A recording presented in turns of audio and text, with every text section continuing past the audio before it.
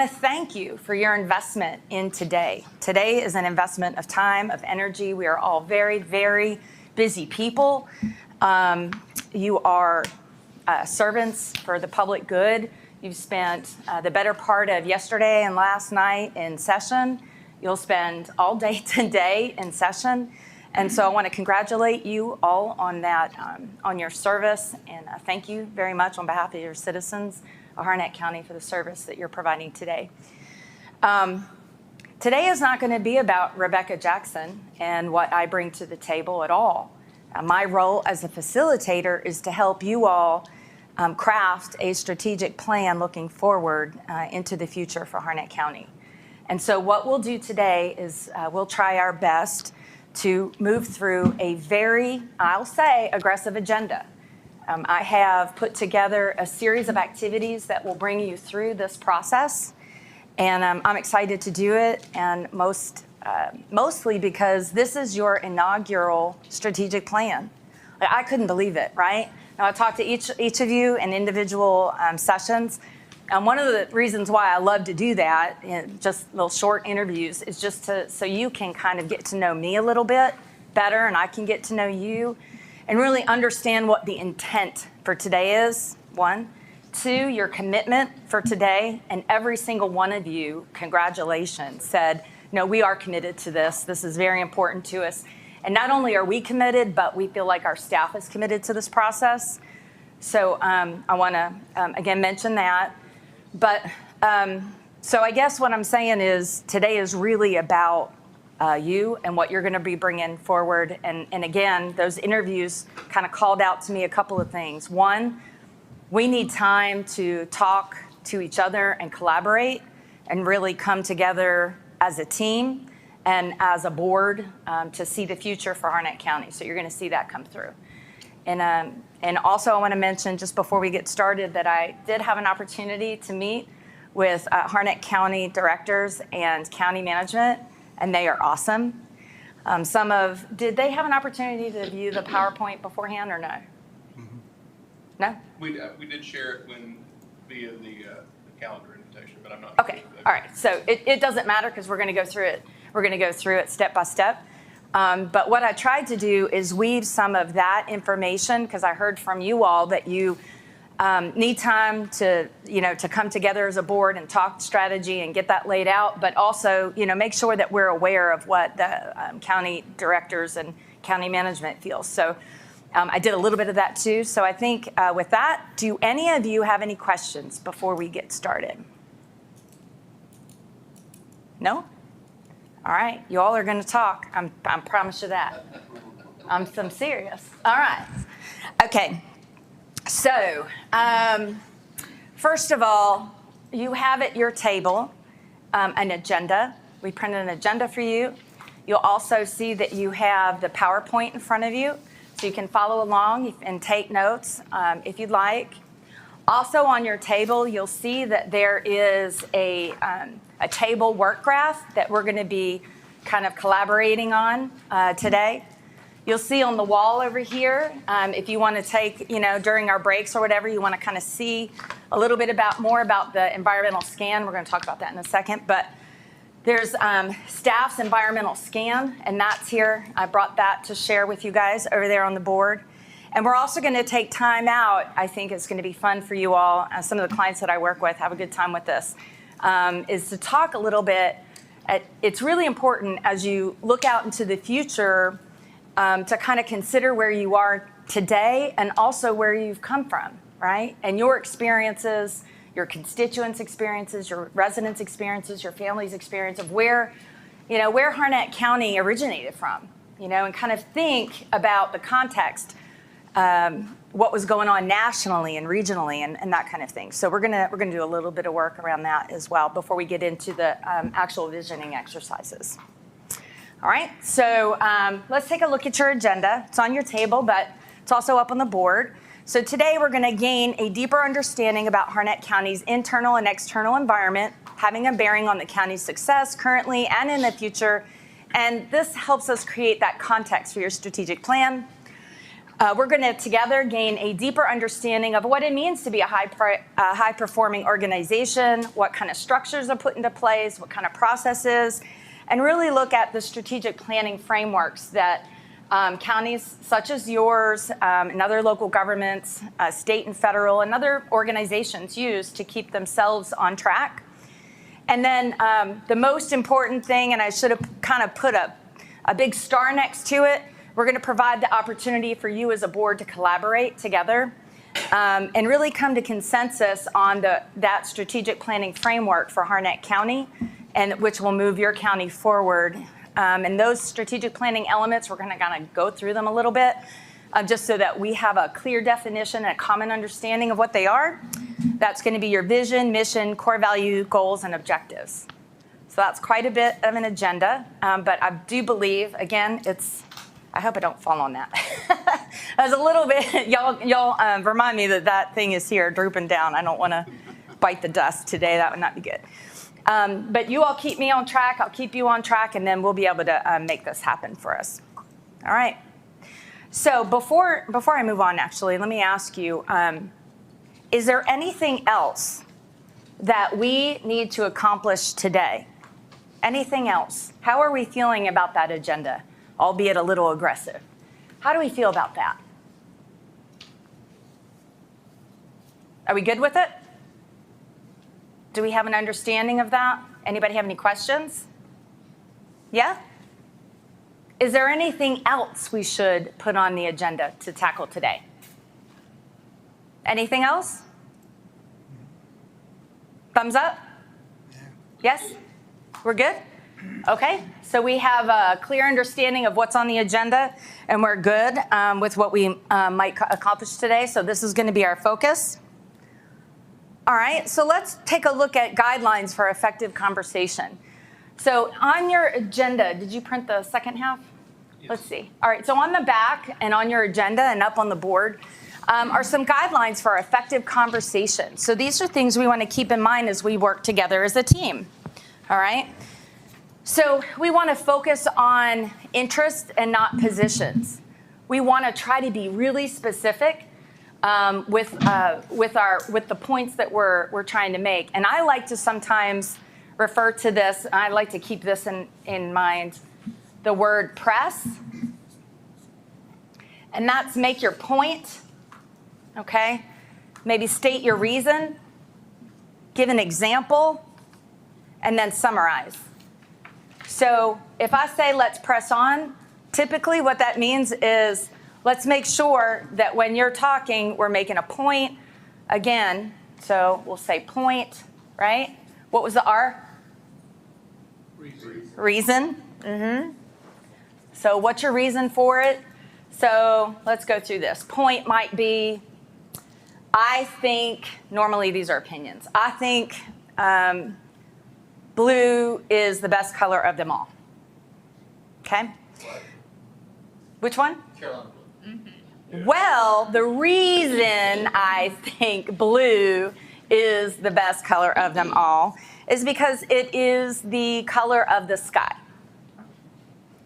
All right? An example that I will give, all right? My example is when I was at the beach over the summer, and I had my week with all the kids that I had and the grandkids, and we were all, all together, all 16 of us in a nice big condo. I would go out to the beach, and I would be very relaxed looking at the sky, right? The blue sky. Love it because it relaxes me. So the summary might be, what was my point? Blue is the best color of them all because it is the color of the sky. And my example is I love to sit at the beach and look at the sky, and therefore I believe we should use blue as our color. Does that make sense? So what that helps us do is really look at interest, right? Your interest in that color blue. And it helps you be very specific in making your point. Because ultimately, right, Chairman Matthews says Carolina blue. Well, someone else is going to like Duke. I know it. Anybody here? See, I knew it. right? I do. Somebody else is going to like the Duke, okay? I know this, not because I'm Carolina or Duke, because my husband is, all right? So, and he's Carolina blue, but he has family members that are Duke. I really don't care, right? I'm Amazoning, shopping, whatever. It doesn't matter to me, but it's very important to them. But this is a good example, actually, of why this kind of press on, make your statement is good to keep in mind because, ultimately you're the board. You have a lot of different competing interests. You're going to see that here today. It's going to come out today. And you're going to have to explain your interests without, with an example and then being okay to disagree and okay to hear other people's press their statement as well. Everybody good? Also, another thing I like to keep in mind is that let's assume that we're all coming at this with good intent. What I heard from each and every one of you is that we feel like ultimately as a board, we all have the best interests of our citizens at heart, right? They may be differing, but we feel like ultimately we have the best interests of our citizens at heart. So I want to make sure that as we move through our agenda today and move through our discussions, that we really bring that out in each other and we help each other not only by pausing and listening, but really trying to understand where the other people are coming from. Does that make sense? Coming together as a board. Okay, now, what you see on your agenda and up on the board, those are guidelines for today's conversation and in any effective conversation. It's just a briefer on it. Can we agree that this is how we're going to proceed today? Everybody, thumbs up? Good deal. Is there anything else that we might want to keep in mind today that I didn't cover in terms of just communicating effectively together as a team? Your thumbs up? Or you have something? Unity. Unity. Yes, ma'am. So what's important? Can you say a little bit more about that? I believe in unity. I don't believe that we all have to agree. Right. I give an example of the previous board. I've been here going on, past my second term. We didn't always agree, but we found a way to come together for the benefit of the people of this That's right. county. And when we walked away, everyone was satisfied with how we used that strategy. And that kept us all together. There was no friction. Everybody was included as somebody. I don't see that. Okay. So this is something that we're going to work on today. Anybody else have anything to add? All right. Thank you for sharing. So what we'll do today is we'll work on coming together for the benefit of the community and that just understanding right off that we're not always going to agree. But I think the activities today will help kind of generate that collaboration. And what might surprise you is that you may have very similar, maybe some similar things in mind, and we just have to have some time to kind of collaborate and come together on that. Does that seem fair? Good intent? Thank you. All right. Okay, so here's your warm-up. This is what we're going to do. Did we bring a parking lot? Yes. Can you put that up? He's going to put up our parking, okay, thank you. We're just going to kick that over there. I don't think I need it so much. Thank you. All right, so we're going to put up a parking lot today, and do y'all know what the reason for a parking lot is? No. No. What's the reason for a parking lot? Is to park a car.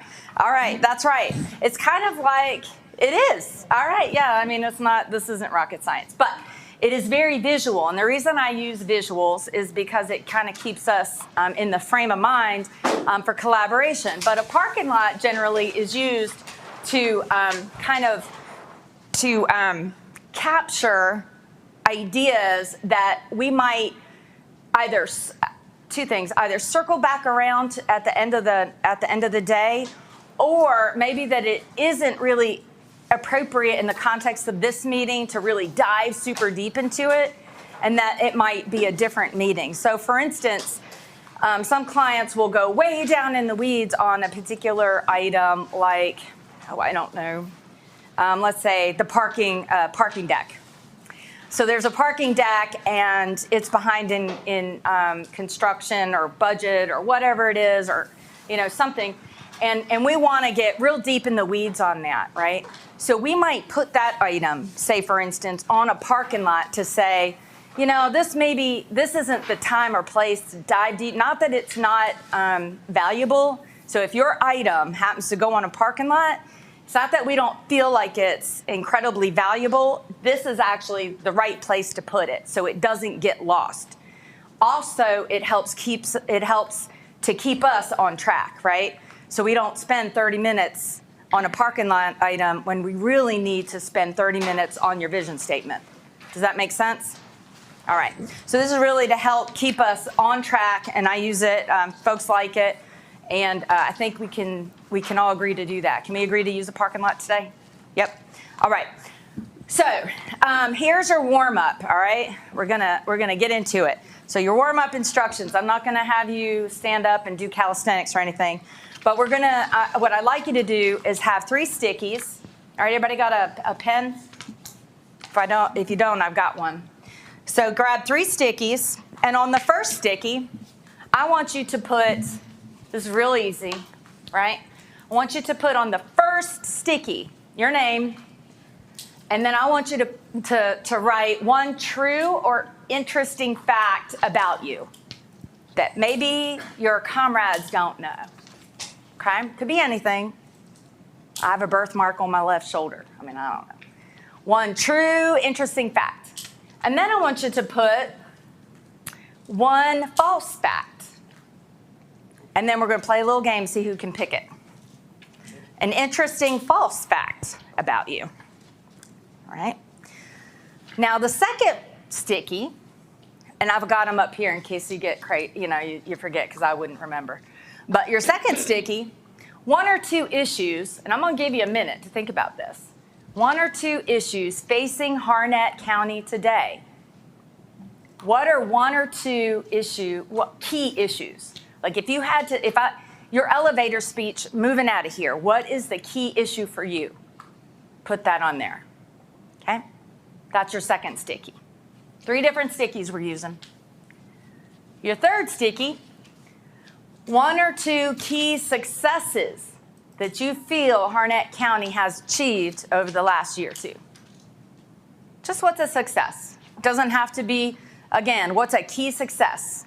Doesn't have to be too deep. It just, what are the things, like if somebody were to say to you, what are you proud of? What are you proud of with Harnett County staff or the organization or the county or the citizens? What are you proud of? That's your third sticky. Let me give you a minute.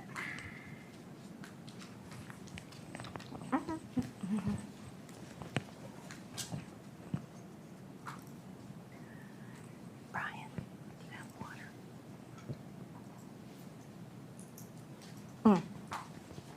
Thank you. Appreciate it. Oh, that's right. You have water company.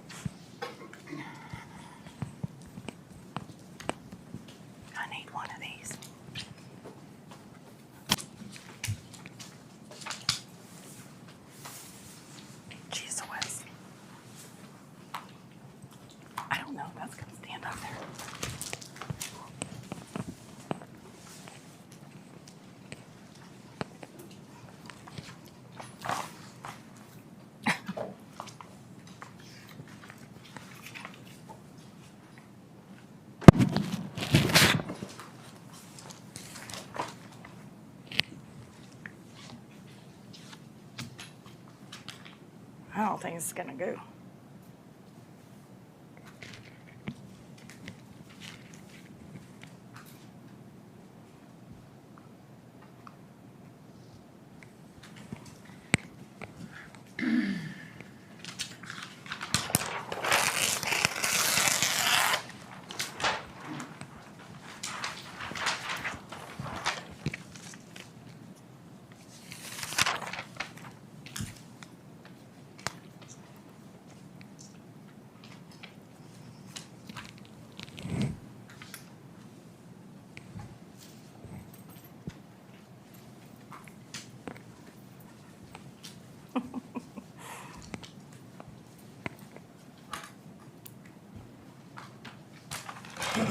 All right, how are we doing?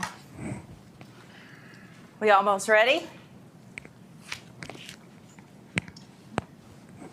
Is anybody done?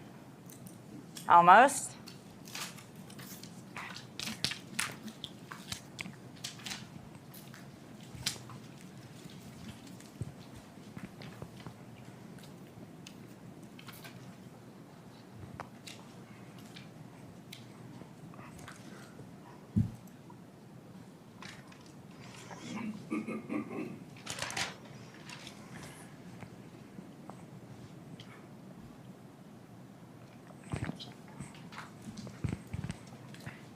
So quiet. Vice Chairman, are you ready? You are. He gets the sticky for being done first.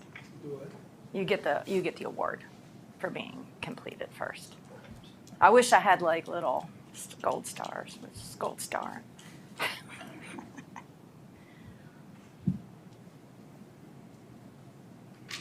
Commissioner Johnson, you ready? You good? All right. So who will volunteer to go first?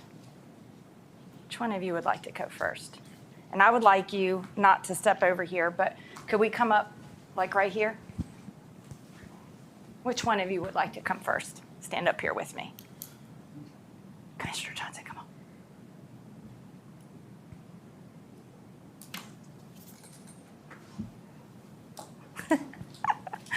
I appreciate it, sir. Gosh, I was trying, I know everybody tries to not make eye contact, but I promise you.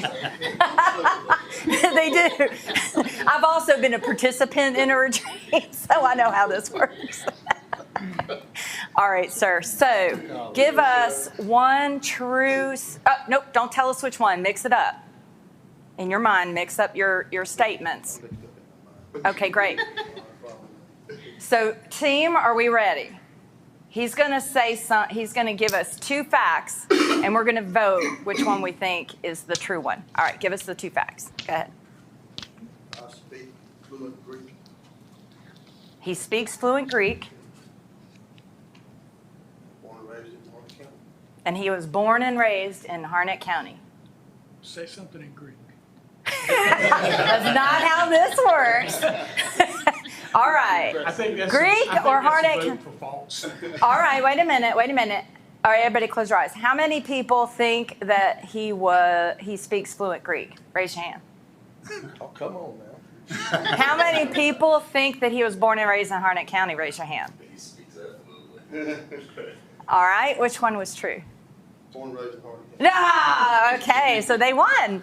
All right, thank you, sir. Okay, wait a second. So tell us one key issue for Harnett County to address. What do you think is one key issue for Harnett County? For me, and I think all the rest of us, is economic development. Economic development. So you feel like economic development is one key issue. All right, let me see your sticky, the economic development. All right, and how about successes? What do we have there? Is that behind there? Grab it. Yeah, there you go. Tell us a key success. What's a success of Harnett County? Well, I believe part of that is we're getting more economic development than we had in the past. We have plans to develop key areas in Harnett County and develop them for businesses to come to Harnett County. Invite them here, make it more inviting to come to Harnett County than other counties. All right. Okay, sir. Thank you. All right. You are relieved. See that? It wasn't painful. There you go. Give your comrade a round of applause. He did great. And he was the first one up. Okay, who's next? Who's next? Who wants to come next? All right. Thank you, Chairman Matthews. All right. What you got? So what you want? All right, so mix them up in your mind so they don't know which one's what, and then Okay. just state the two facts. I love the outdoors. I'm an ice cream addict. Ooh, Oh, man, that's a hard one. ooh. Now, you're supposed All to right, do all one, right, two. all right. Okay. All right, now everybody got their choice.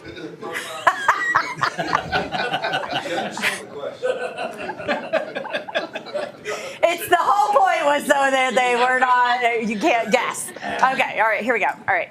So he loves the outdoors. How many people think that's true? Yeah. He's an ice cream addict. How many people think that's true? Which one is it? I love the outdoors. Oh, all right. Okay. Take or leave ice cream. All right. All right. Now, Here's a little tricky. yeah, what do we need now? All right. Okay. Two things. What are two issues facing Harnett? Population growth and, of course, these work hand in hand, job creation, economic development. All right. Population growth. We heard a lot about that during your director's retreat. Population growth and job creation. Thank you, sir. All right. And then your successes. What do you think? I think county regaining management or control of our airport. I put Okay. as one, and addressing or beginning to address our school construction needs as the second. Okay. All right. So we've got, thank you, sir. Give him a round of applause. We've got regaining management and control of the airport. And we have addressing or beginning to address our school's construction needs. Celebrating success. All right. Who wants to go next? All right. Knock it out. Come on. It's really not that terrible up in the front. This one's tough. Okay. Now remember, mix them up so they don't know which one's what. It's hard to jumble two things. I know. All right. All right. I'm a father of 5 children, and I was born and raised in Raleigh. Okay. Is he a father of 5 children? At least 5. Or well, 5. That was very specific. And born and raised in Raleigh. All right. 5 children. Who thinks that? Okay. We got 1, 2. All right. Born and raised in Raleigh. All right. 3, 4. What was it? I got 5 kids. Ah! There you go. All right. Grew up on Leesville Road. That's a lot of kids. I wasn't born in Raleigh, though. Oh, okay. I thought you had 45. Did you? So you were born. Where were you born? I was born in Pennsylvania, but I was raised in Raleigh. Oh, since it's I a was trick. about 7 years old. Wait, it's a little tricky. Okay, all right. That was the point. That is exactly the point. Okay, key issues facing the county. What do you have? Economic development compared to surrounding counties. We have a lack on 87 corridor. We constantly lose money to other counties because of that. We have many rooftops, but not enough commercial and retail. We're basically humans on a tax farm. Oh, humans on a tax farm. All right, thank you, sir. Oh, I got 2, right? Oh, okay, yeah. The airport is underutilized. Undeveloped. Key issues. So we've got the economic development piece, but you went into great detail about the corridor and exactly where we are in that. And then the airport is underutilized. Oh, you have 2. This is your father. We don't need that. Do we not have a? There's another one. Yeah. Uh, Key successes. What do you think has been a key success for Harnett County? Something that I've seen that I think is a big success is the Harnett County Virtual Academy. Got started right at the beginning cusp of COVID. That killed so many birds with one stone. I mean, our schools are overcrowded, or they were, and utilizing the Virtual Academy is alleviating some of those class seats to where we actually kind of don't really, we're not at or maxing capacity anymore. And I think that is one of the biggest reasons on why I ran. So it's, I think it's Okay. a great success. All right, thank you, sir. All right, round of applause. Okay. Vice Chair, all right. Thank you, sir. Watch your step. All right. Okay. What's your facts? Pardon? What are your facts? Okay. I grew up on a farm in Wake County, and I'm from Morrisville, North Carolina. All right. Grew up on a farm in what county? Wake. In Wake County.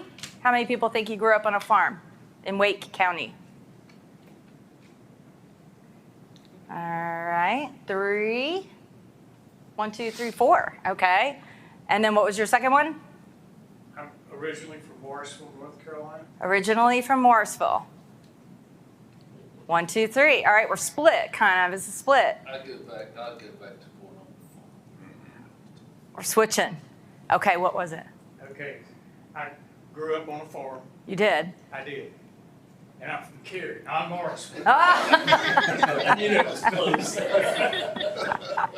And right. that's what Morrisville said, we're close. You're close. All right. So We what? offered to make them closer. All right. So what are your key issues? What do you think Harnett County needs to address? I've got, and it's already been stated, economic development, more jobs. Okay. Key issues like broadband throughout the county, overcrowding in schools, and poor customer service in some of the major departments. Okay. All right. Thank you, sir.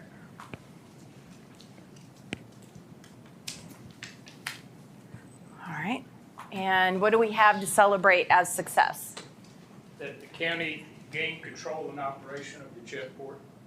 Okay. That's key to the success of economic development. All right. Excellent. All right. Give him a round of applause as he heads back to his seat. And Ms. McCoy.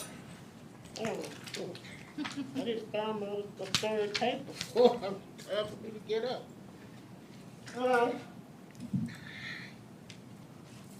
Spilled all over there, so. All right. Your 2 facts. What are your 2 facts? Mm-hmm. 2 facts about me. Yes. I'm a very truthful person. Okay. I speak my mind. That's a true fact. And one thing that's false about me is that sometimes I work forward for things that I should let go. So Say that again. sometimes I just put myself in and work forward for things I should let go. Gotcha. All right. Thank you for that. So, what's the next? Key Harnett County issues.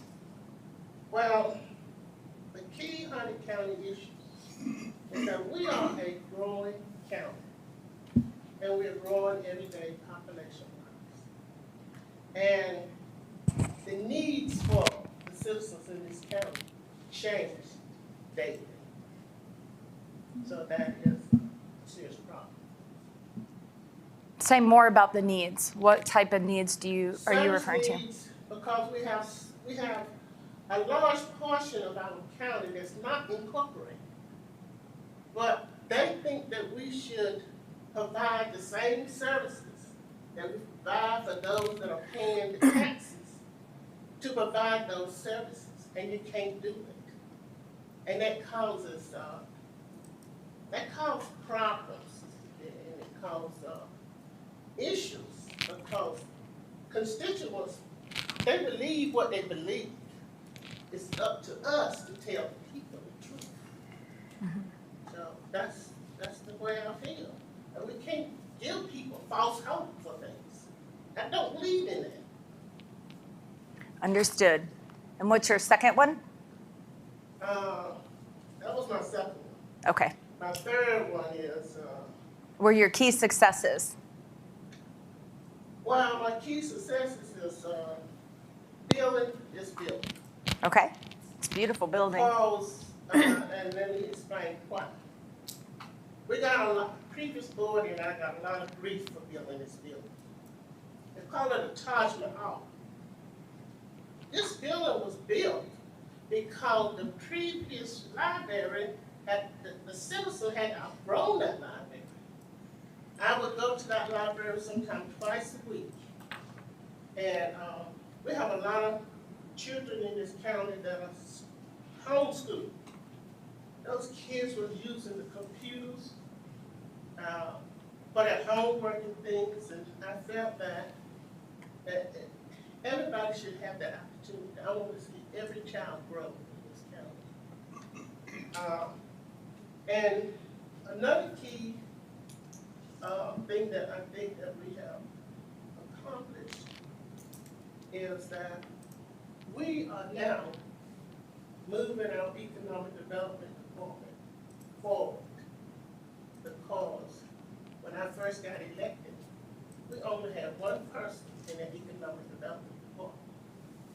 And one person can't do anything. So we worked hard to try to create an economic development department here that would serve the needs of the county. I know we knew that it wasn't going to happen overnight. It takes work to do that. Right. But that was what we was working for. Excellent. And I see some of that work come to life now. So. Thank you, ma'am. All right, so this one is, this is the issues, the key issues. So we've got population and service expectations, ma'am. And then building a new building, and then the economic development. Okay, all right.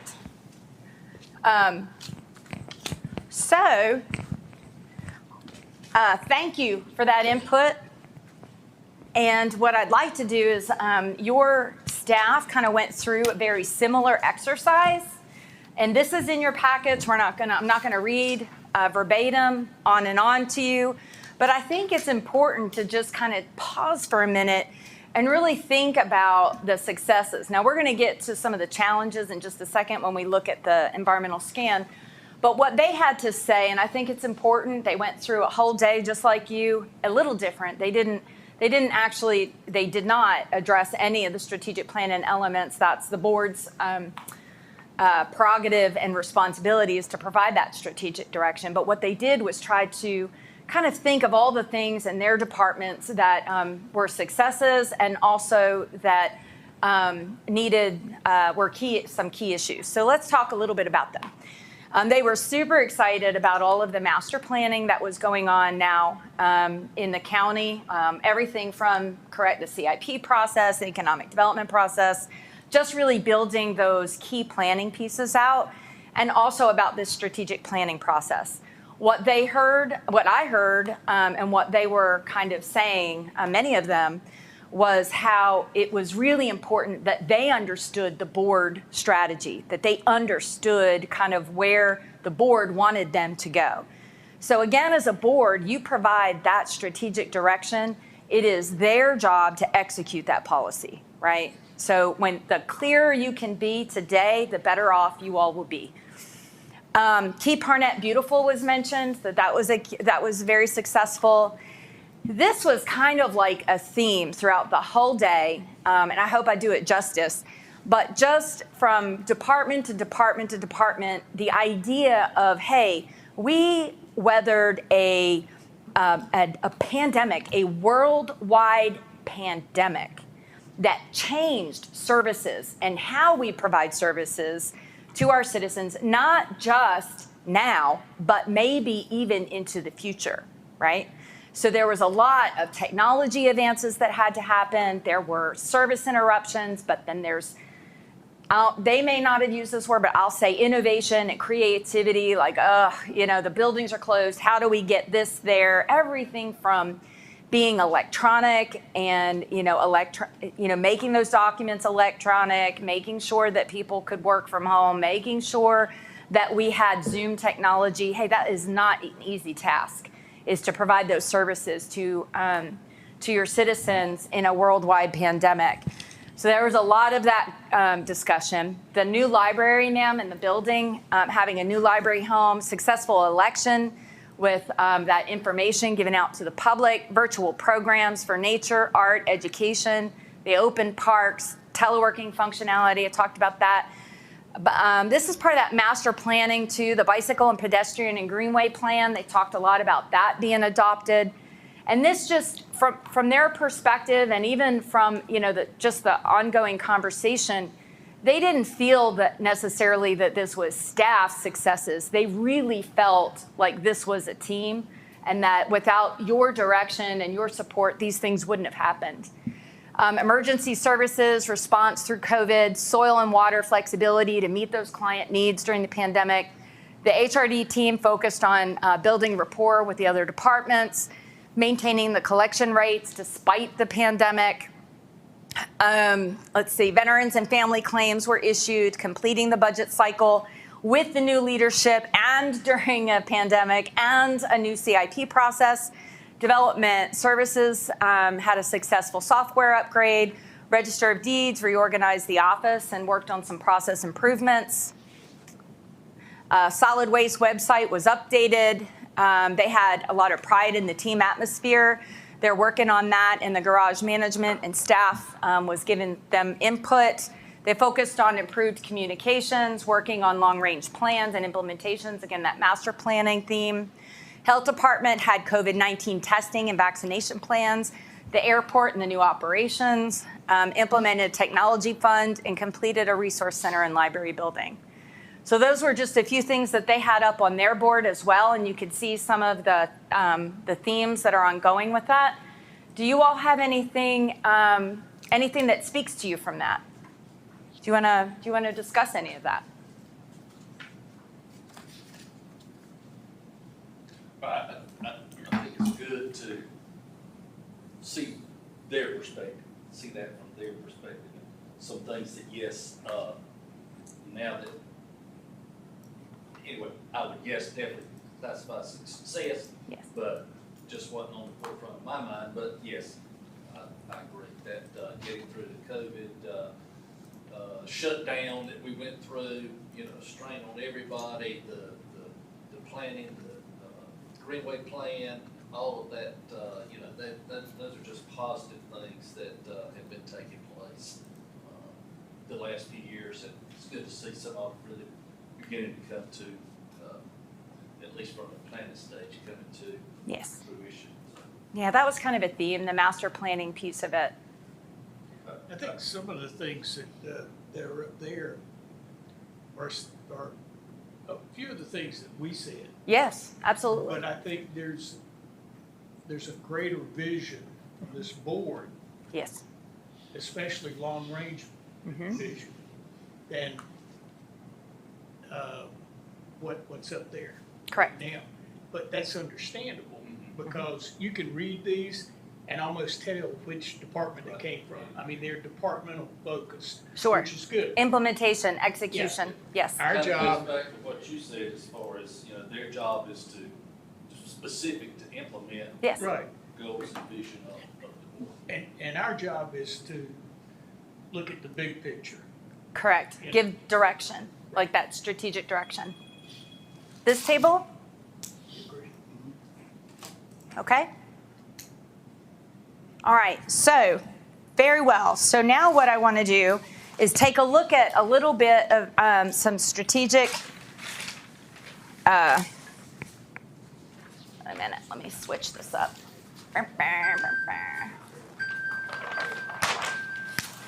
All right, change in times. So keeping in line for what you were saying, Vice Chairman Weatherspoon, just talking about the difference between moving along every day, getting things done, seeing success, executing, looking at your departments, looking at the operations, and really looking forward to changing how we're actually approaching things and looking at that directional, strategic direction.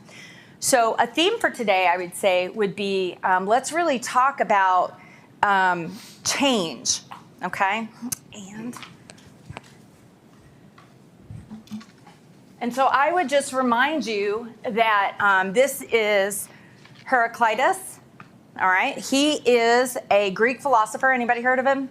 I didn't. I was Googling. I'm just saying I'm not that smart, so I was Googling changing times. That's right. He does. Where's our Greek interpreter? Okay,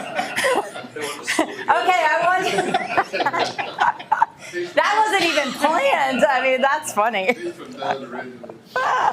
Okay, so he was a Greek philosopher, and he maintained that change is the only reality in nature, right? And we hear this sometimes, like everything flows, nothing stands still, right? And we have seen so much change in the last year or two. It's really super unbelievable. We have good change, we have bad change. We have had people that have gotten sick, maybe those that have passed. We have seen operations change. We have seen a new board.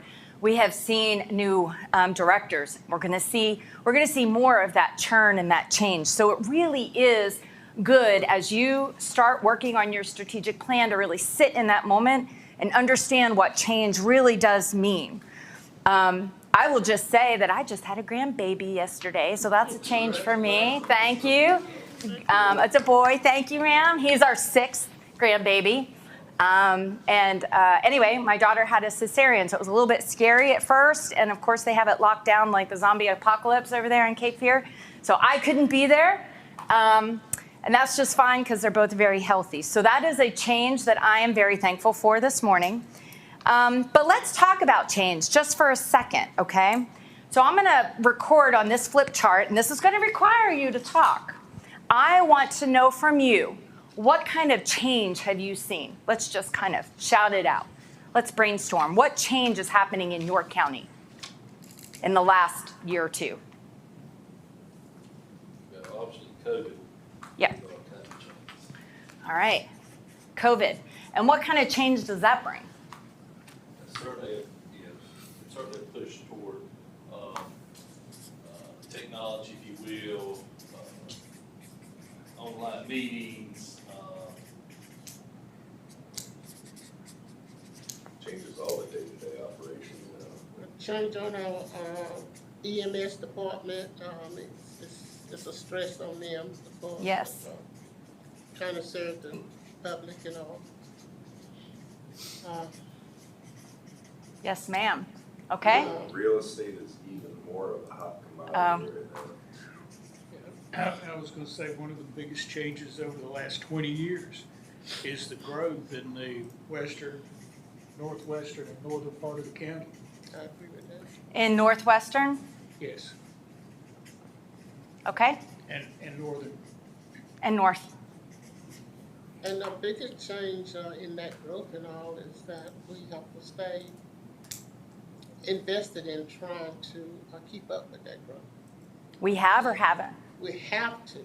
You have to. We have, but we need to do more of that because it's a constantly change every day. And, you know, it's a stress on the board. Yeah. It's really a stress on us trying to move forward and trying to keep up with that change.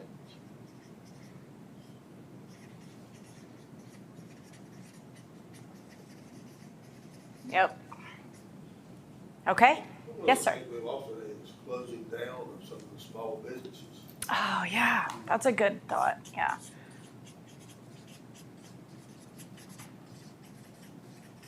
Who'd have thought, right? You think about that. Like just a couple of years, like 2 years ago, we wouldn't have really thought about that kind of a thing happening, really. And I see, to me, one of the biggest change in our county is a change in citizens in this county. We have citizens, I don't know how to express it because of COVID. We have citizens playing against each other. when we should be concerned about the safety of the citizens. And that should be our main concern, is the safety of all our citizens. But citizens get involved in it, and it causes some problems and friction in how you represent people. Politicized. Politicized. If I It's might political. try to, It's I mean, I don't want to political. put words in your mouth, but Yeah. what I'm hearing you say. That's what kind I'm of. saying. It's political, Yeah. and it's not about the safety of the people. And we got to get above that. Yeah. We got to get above that. I mean, we are here for the people. We serve the people, not ourselves. Yes. And it should, nothing like that should be, help should never be politicalized. That's all I'm saying. Yes. Anybody else have any major changes for our county? Shall we see what your some of the directors said? It's very similar, I think. Let's take a look at what they said. Again, it's like a theme, right? New electronic processes. They talked a lot about the loss of institutional knowledge with long-term employees leaving or retiring.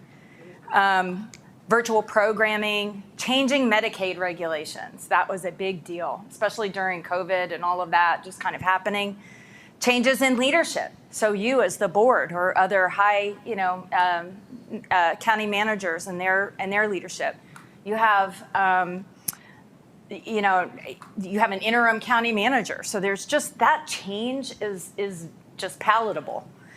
Lack of trust from the public perspective. So just in general, and I hear this a lot with a lot of clients, is just the general lack and apathy of citizens.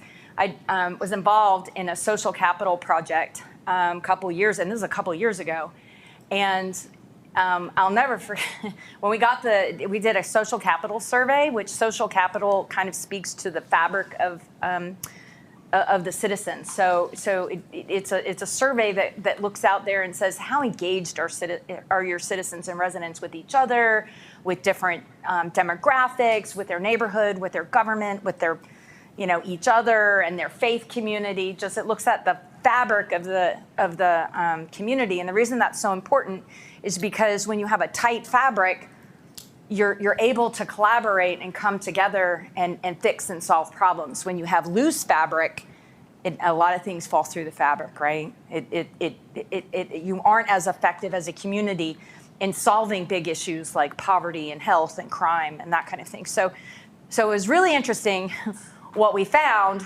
and then I started Googling it to see if other places, and yes, it's true. Being involved civically, so with your government, is actually less important and is done less frequently than giving blood. I mean, that's big. So I don't, so it was one of the very smallest percentages. Like if you asked how many things, actually at the top was faith. People are involved in their faith communities. And then it went down from there, and civic was way down here at the bottom. So this doesn't surprise me at all. This isn't specific to Harnett County. It's, I guess, a long way of saying that. But it is a big deal when you're a board of a government and your staff of a government, and how do you connect with your citizens and make sure that your strategies are important to them and that you're hearing and understanding what their priorities are. So another thing, a changing time, is county services feeling the pressure of increased demand from the rapid growth of the county. Same thing you are saying here. Disaster relief and programming. So we've got hurricanes and lowland pushing farmland preservation and the increased need for residential drainage. We got the airport functionality, worldwide technology, new building, but with that comes new processes and resources, new CIP process. We have more board and commissioner involvement, the ability to accept credit card and debit card payments, high turnover and retention issues with that recruitment piece, expansion at the landfill, increased transparency in how we operate. Yes, ma'am. High turnover and intention issues. Yes, ma'am. That's increasing problem here in this county. Yes, ma'am. I really do think that, and I may be the only one that's thinking this, but I really think that our employees are important to this county. And I know at one time we had so much people leaving the county. Yes, ma'am. Coming into the county, getting trained to do our government jobs here in the county. And as soon as they got trained, they were leaving, going to Wake County, Cumberland County, and other counties. And so it bothered me, and I brought it to the board's attention at that time. Yes, ma'am. That we gotta do more to retain our employees in this county. And I want to say this, and I'm not stressing this, making a fact for anyone personally here, is that we got to make our employees feel that they are valued, and I don't see that. Okay. Well, that is one of the changing things that we're going to Changing address. things, that's right. Yes, That's ma'am. one of the changing things we need to do. Okay. All right. So we are going to run till 10:15, and at 10:15 we're going to have a break. Does that sound fine? Making sure we're good on time. All right. So an environmental scan. So keeping in the same context, right? We talked about change. We talked about some key issues. What we're going to do now is sort of lay the context for the work on the vision statement, all right? So just looking at your agenda, today we're going to look at the environmental scan. We're not going to go through an environmental scan. We do not have time today to do that. But we do, what I did is kind of captured some main themes for you on your in your PowerPoint, so that you'll be able to take a look at that when you get to your work groups and doing some strategic planning. But I did want to kind of talk about the importance of that environmental scan and why we do that. So one of the things that we want to do as a board before you even start working on a plan is kind of look out and about, right? It's that idea of providing context to your strategy. Super important because, and folks use this, sometimes they'll call it, they'll go through a context called a SWOT. How many people have heard of a SWOT? Like a strengths, weaknesses, opportunities, and threats, right? We could do that too. One of the things I like to use for a local municipality or a county is the idea of an environmental scan. And that's because it brings in those political factors and uncertainties. And it really kind of focuses us on that. So some of the things I want to just kind of point you over here to the environmental scan that your county leadership did, your county management. They went through and they looked at the internal trends, some external trends, political factors, the economic climate, some customer needs, their technology focus, and then a few uncertainties. Okay? And what I want you to do here is I want you to kind of think about those things as I kind of talk through them. And I'm going to pause on each one of these, and we're going to kind of talk, we're going to capture what you heard on here. Just some of the main points, like one thing that really speaks to you. All right, this is the environmental scan. We just talked about that. So when we talk about an internal trend, they're really looking internally for them. They're looking at organizational change, the employee climate, maybe their resourcing. And what they said was it was hard to find and recruit and maintain the staffing levels. They had staffing for jobs with a safety component, because we talked a little bit, like what does that really mean? So staffing with a safety component, or where they're like outside, that kind of a job where they're, maybe it's machinery or that kind of thing, that it's very challenging to find. And this is not unique to Harnett County at all as well. They talked a little bit about the new generation, right? The culture of that new person coming in. It's a little different, okay? People are, sometimes people want to work remotely now. They want to continue to work remotely. Sometimes you have the newer generations bop around a little bit more than what we would be accustomed to doing. And then also looking at the pandemic and how that might also impact those strategies. So from an internal perspective, does anything kind of speak to you all? And I know, ma'am, you talked a little bit about that, talking about how that, the staffing piece of it kind of worried you a little bit, right? Right? The recruitment and retention. Anyone else? Anything else to add to like an internal perspective? Since then, I actually have one that I thought I would bring up to you. What do you all think about the budget, the ARPA budget and that funding? So maybe resources. What do you think the resources will be doing?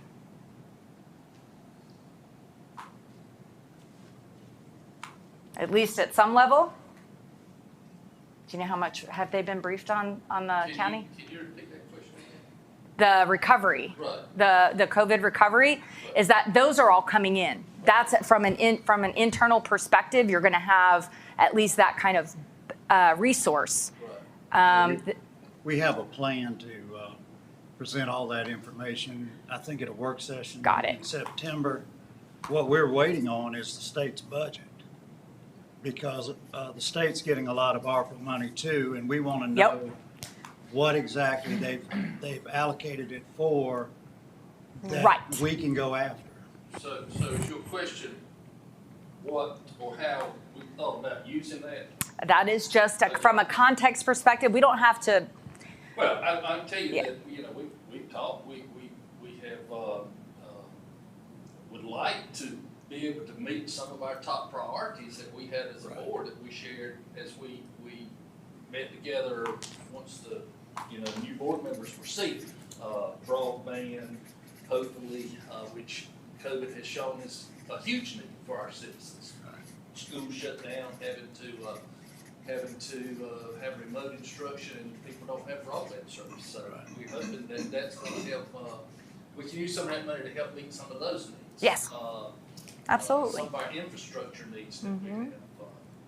Yeah. So yes, to answer your question, yes, we have thought about that, but as Mr. Wood said, we're Very new. waiting for the details as to how we can use it and how we can't use it. So Understand. So what all we're doing right now is just kind of understanding that that's in there, that's there, yeah. and that should be kind of part of your process when you're thinking. Right. So how we use this environmental scan, I got you, ma'am, hang on, is that we're just thinking of the things that may or should be on your mind as you do your plan. Yes, ma'am. I agree with our chairman, but then two, those funds are federal funds coming into this county. And we should use those funds for the needs in this county, like broadband. We have a growing need to build another water system in this county because of all the new citizens that are moving in this county. But my vision of what we're gonna do with that money, what we should do with that money, is spend that money on needs in this county where every citizen can see that they can benefit from those. Yes, ma'am. We're going to talk a little bit about that. So equity. That is my vision. Because I don't ever want to hear any of our citizens say that we as the board made the decision how to spend that money. And that money go into certain different areas of this county.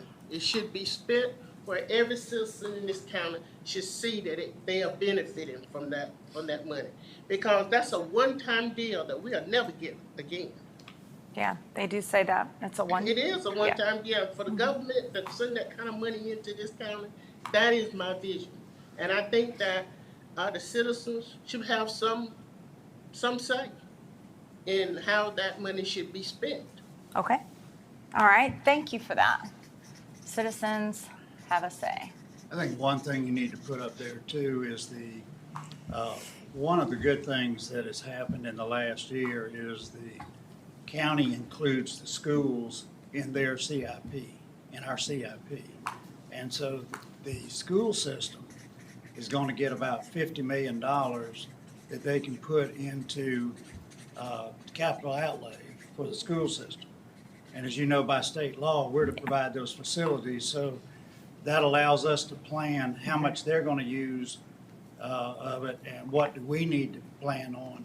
So all of this coordinated planning, I think, is excellent, because this Yes. is a one-time Yes. shot in the arm that nobody expected. Yeah, yeah.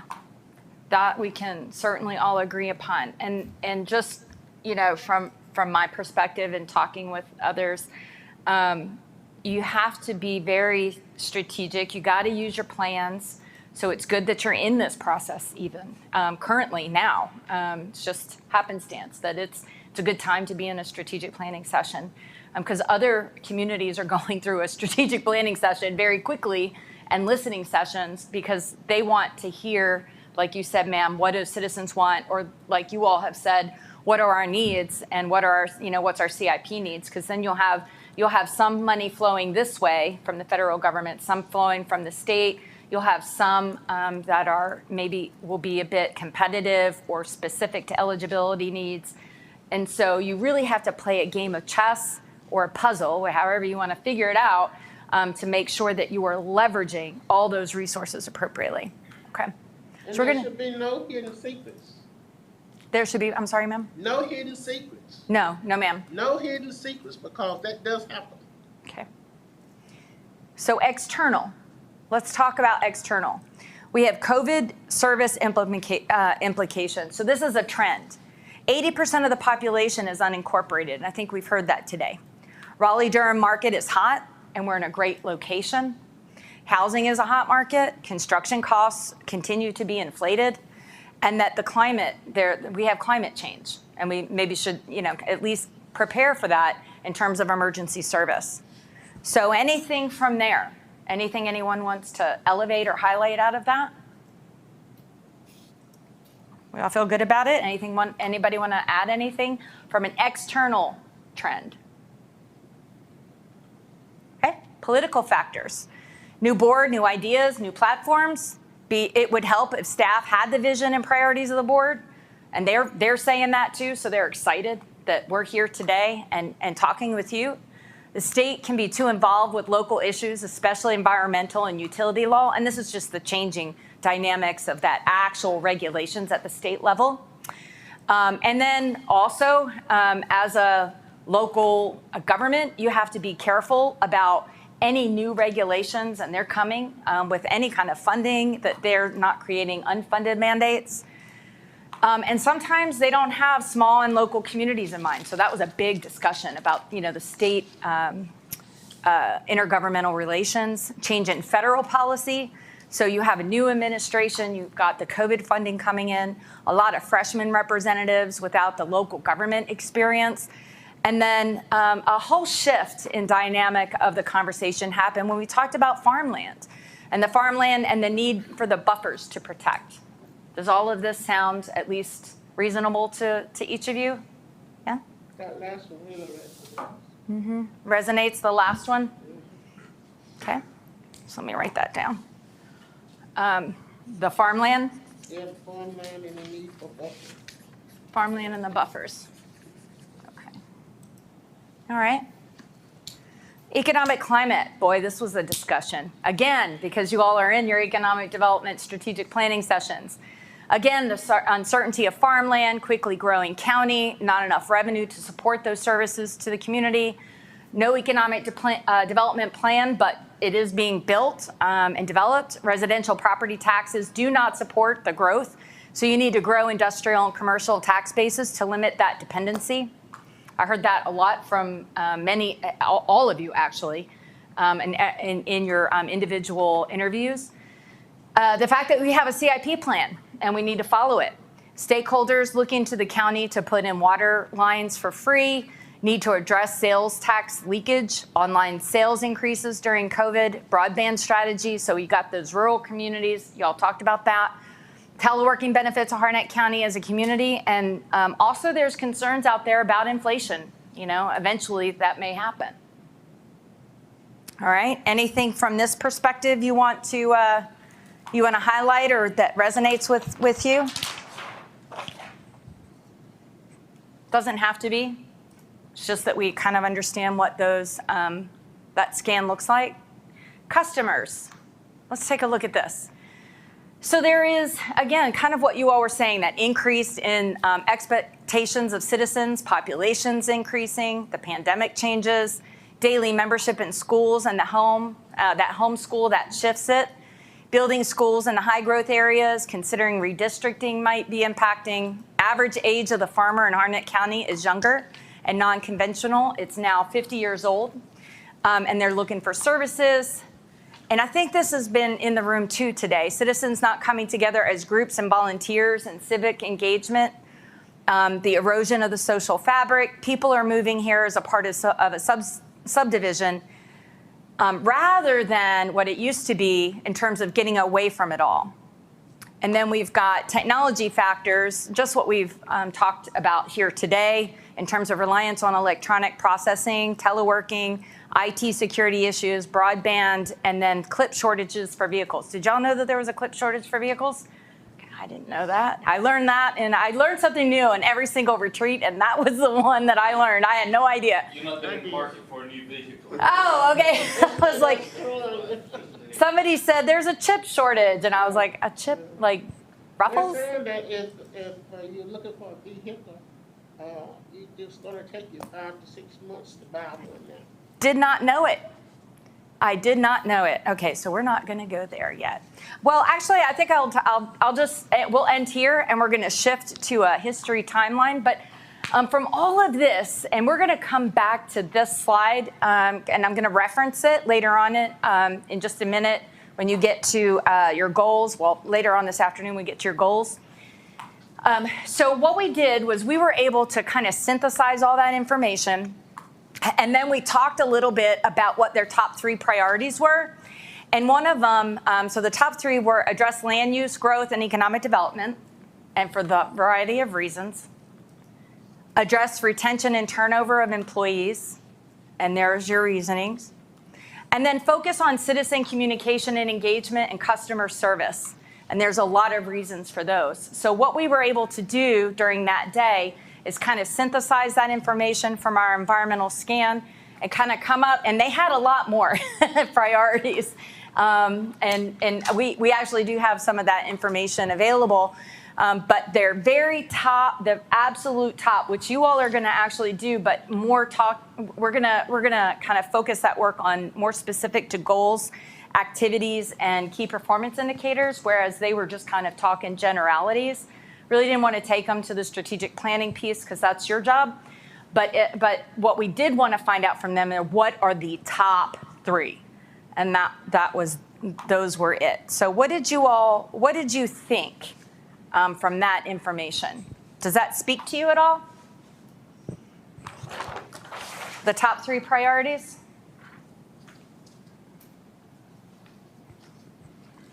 Certainly, we obviously all of us talk about growth and economic development. I can understand the employee turnover, retention, etc. We're seeing the same thing in the school system, businesses, all the help wanted ads, everybody's seeing the same thing. Yeah. So I can understand that really being something on the forefront of the director's minds. And then, of course, citizen involvement, communication, understanding, transparency. I understand how that could be something very important to those directors and their staffs who are constantly involved in providing customer service for our citizens. Right. Looking at different ways to get information out. Again, that kind of all speaks to that environmental scan. If you have those trending shifts in how we communicate with citizens, right? Not just what we're communicating, but how. That's something that they're really invested in and understand that needs to be a top priority moving forward, especially as you come out with your strategic plan. And I'll just say that we're going to talk a little bit about a high-performing framework and strategic planning framework. I'm not going to spend a ton of time on it because I want you all to spend as much time talking and collaborating as you can. But one of the things, if you learn nothing else, what I need you to understand is this plan coming from here should not be put on a shelf, right? It should not collect dust. It should be brought out. It should be used as a foundation, not just for the board and how they actually make decisions, but in how you're communicating with the citizens. So if you're not using your plan to communicate to the citizens, we've done that wrong. If you're not using your plan to, if your plan doesn't change and shift, then we've set up the wrong expectation, okay? So use your plan to communicate to citizens, to help organize your thoughts, and then also to help drive those business decisions along the way. I think just if you do that, that would be very, very helpful. Don't sit that plan on the shelf. All right, so we went through quite a bit of detail on and just so I think we should give ourselves like a 10-minute break, if you don't mind. And then what I want to do is come back and talk a little bit about high-performing organizational structures. And then we're going to move right into visioning before lunch. Does that sound okay to everybody? I mean, we're a little ahead of schedule, and I'm glad because it's an aggressive schedule, and I want you all to spend as much time on that poster as we can possibly get it. So let's take a 10-minute break, 15-minute break. So what time is it? 9:56. You want to be back no later than 10:15? No later than 10:15. Let's come back. We'll talk a little bit about high-performing structures, strategic planning, and then we're going to come over here and do a history timeline. So during your break, do me a favor and think about issues and events in Harnett County's history that have influenced where you are today. Okay? Could be federal, could be, we were born on, start Googling it, I did, just to make sure we had some information, okay? What's important in Harnett County's timeline? All right, see you back at 10:15. Thank you.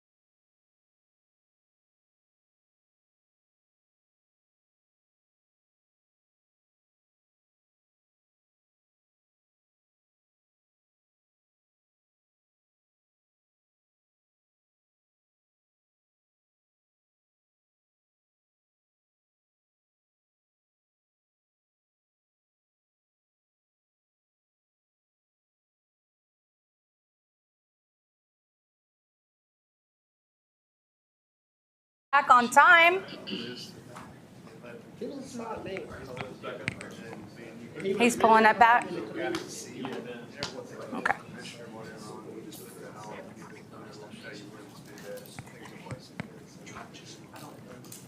All righty. So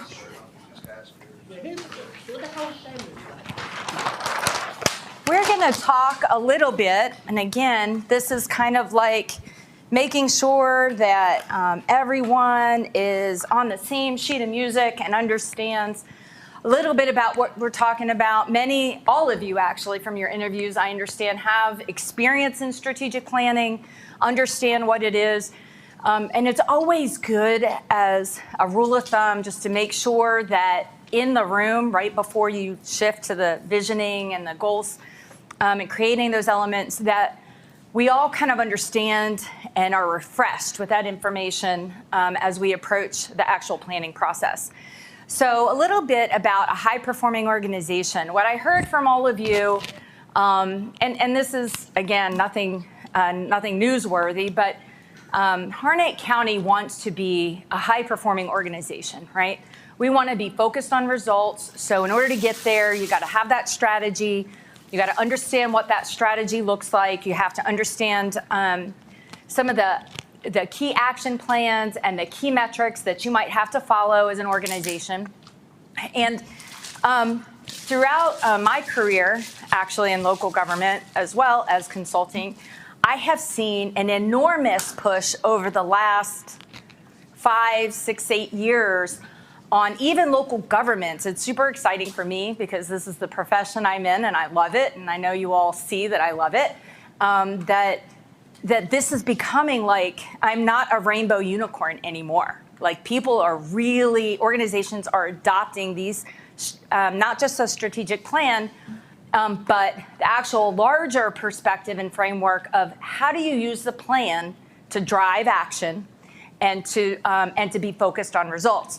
And so what I want to talk a little bit today is just in terms of strategic planning framework and the larger perspective of high-performing organization. And so I'm going to just point to this little piece up here. What are these? This is like random arrows, right? No direction whatsoever. They're the random arrows. We get them every day, right? Random arrows. If you're an organization and you have those hitting you every day in terms of directors or boards, or you're putting out fires and you're this and you're that, and you don't have a strategic plan kind of pointing your way to what that success looks like, you're never gonna hit the bullseye, okay? So we wanna make sure that we are all aligned. And organizations that focus on high-performing frameworks that include the strategic plan, oftentimes this is the case. It really isn't enough to have a strategic plan. It isn't enough to have a fancy reporting process or a fancy dashboard. That is, or a fancy spreadsheet or a fancy report. It isn't enough. What you have to really do as an organization is to look at the culture of the organization and your community and say, hey, how do we as managers and leaders move the organization into a culture of performance? So really looking at how are we performing as an organization. It's a framework that is kind of born out of that business agility place. So if you're a local business, or if you're more of a involved in business, you understand that, at least from that perspective, because businesses have been doing this for a long time. Local governments are gaining speed in terms of understanding what those structures look like and developing the culture within their organization for performance. So there are 5 things that I want you all to think about today as you move forward that high-performing organizations all have in common, okay? 1, visionary leadership. So that's what we're doing today. We're looking at providing direction to our organization and leading from all levels, including yourselves. 2, they demonstrate results, meaning that they focus on not just the larger strategy, but how to get there and whether or not they're meeting the mark, okay? 3, they have a satisfied and engaged workforce. They have 4, they have a satisfied and engaged customer base and vendors. And 5, they are always looking for ways to improve. All right, so this is Alice. This is today. We're leading with vision. We're on the number 1 today, right? And Alice, I was actually at the movies when I kind of figured this out. You remember the Alice in Wonderland movie with the Johnny Depp, the weird one? You know what I'm talking about? Okay, so there's a movie, Alice in Wonderland, and I took my kids to it years ago. And it occurred to me that when Alice fell down the rabbit hole, she asked the Cheshire Cat which way she ought to go. And the Cheshire Cat said something like, well, that depends a good deal on where you want to get to. And for me, that is in and of itself the essence of strategic planning. So any road's going to lead you there if you don't know where you're going, right? Kind of the same thing. You have to understand where you're going, and we're going to talk about that first. Where are you as a board going to lead Harnett County to? In 10 years, where are you going to be? That's going to help us to determine the path you have to take and the things you have to do today. All right? Data. This is your number 2 for high-performing organization. All right? This helps. If you're looking at your strategic plan and you're not talking about data at all, we've kind of missed the mark. We have to understand what strategies you're putting into place and what data you need to make those decisions, okay? Doesn't have to be a lot. It could be like 5 key data points. Now your operations department, they're looking at a lot of data. But what do you need as an organization, as their leadership, to understand whether or not you've hit the mark, and also when you might need to improve? So I feel like, and I'm sure maybe all of you are too, that you're drowning in a sea of data. Like, we can go anywhere and find data, right? Lots of it. The census, you can do all kinds of pivot tables and Excel to download stuff and open data, and there's all this data out there. But we are drowning in a sea, we are drowning in that sea of data and thirsty for knowledge. So when you're looking at your plans, I encourage you to really think about the vital few pieces of data that you need to make decisions, not all of them, not all the data, just what do you need to know to make the decision. And the reason that's so important is because you will drown. And it's, you need to have, see, data is in and of itself is meaningless, all right? In and of itself is absolutely meaningless.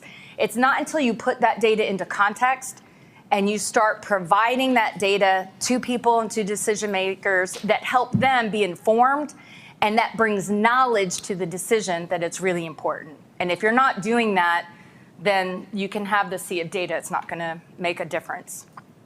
Employees are engaged. This was your number 3. This is super important, and organizations who are high performing recognize this all the time. There's a growing body of evidence that says that if your employees are not engaged, if they are disengaged, if they're not empowered, then you're not high performing. You're probably not high performing. And if you could think of it in this way, rowing the boat. So if you're a business and you have all or Harnett County and all your employees are in a boat, okay? Think of the boat divided by 3, all right? You've got a third up there, a third behind you, and in the middle. A third of you in the middle, they're just sitting around looking around. And I bet you all recognize this, both within Harnett County and within your own business and in your businesses. So a third of those employees typically are just sitting there looking around. They don't have an oar, they're not rowing, and they're not trying to dunk you either. They're just sitting there, disengaged. A third are up front rowing. You've got a third of your employees who are absolutely committed and they're rowing hard, okay?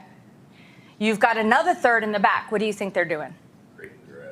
They're creating their drag. They're like going backwards. They're maybe trying to, push in the water if we're trying to drown y'all out, right? And then, that's true. You have a third of you that is actually disengaged to the level that they're trying to drown the boat.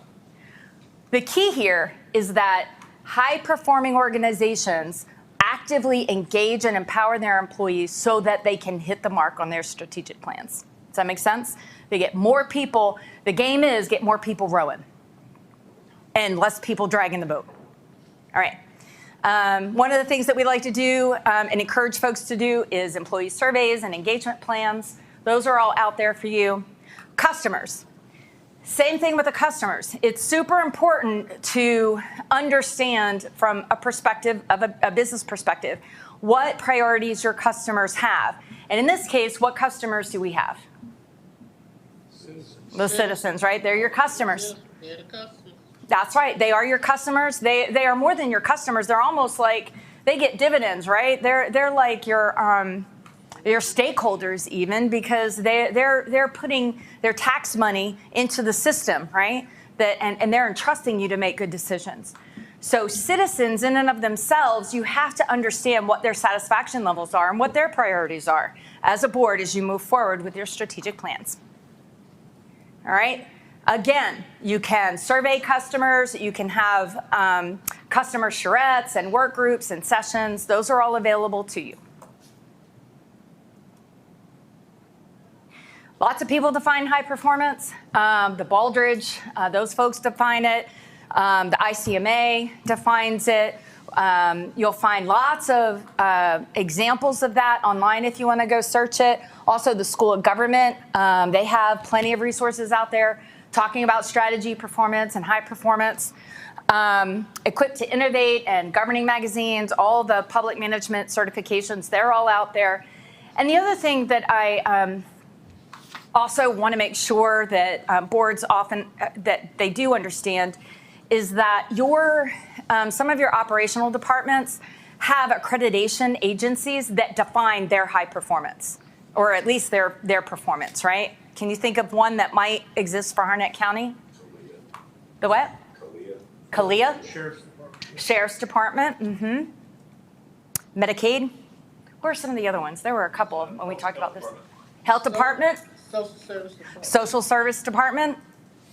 Yeah. So anyone who your departments have to report to, they define what that performance standard is.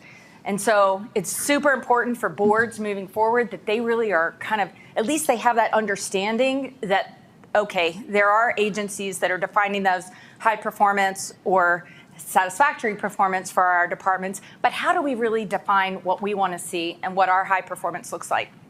So I'm going to ask a question. That was High Performance 101. Quick. Visionary so here's the 5, remember? Visionary leadership, results, satisfied and engaged workforce, satisfied and engaged customers, and continuous improvement. I'm going to ask the board this question. Now, I want everyone to think of it in their own terms. No, there is not a right or wrong answer whatsoever. I want you to think of first, which one of these, of the 5, do you think Harnett County does the best? Don't say it yet. Just think. Hold on a second. You got your answer? Okay. I'm going to go down the list. Raise your hand when I hit yours. Visionary leadership.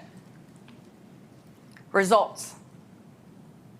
Satisfied and engaged workforce. Satisfied and engaged customers. And continuous improvement. 1, 2, 3, 4. What do you think Harnett County does the best? Which one of these?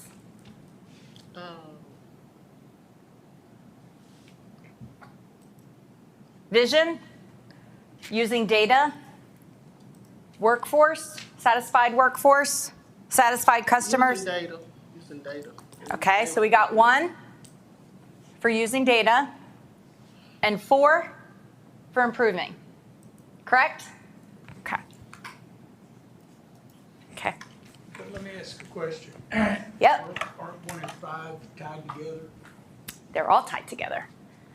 But I mean, specifically 1 and 5. Yeah, You can't have continuous improvement without visionary leadership. no, you can't. What you can,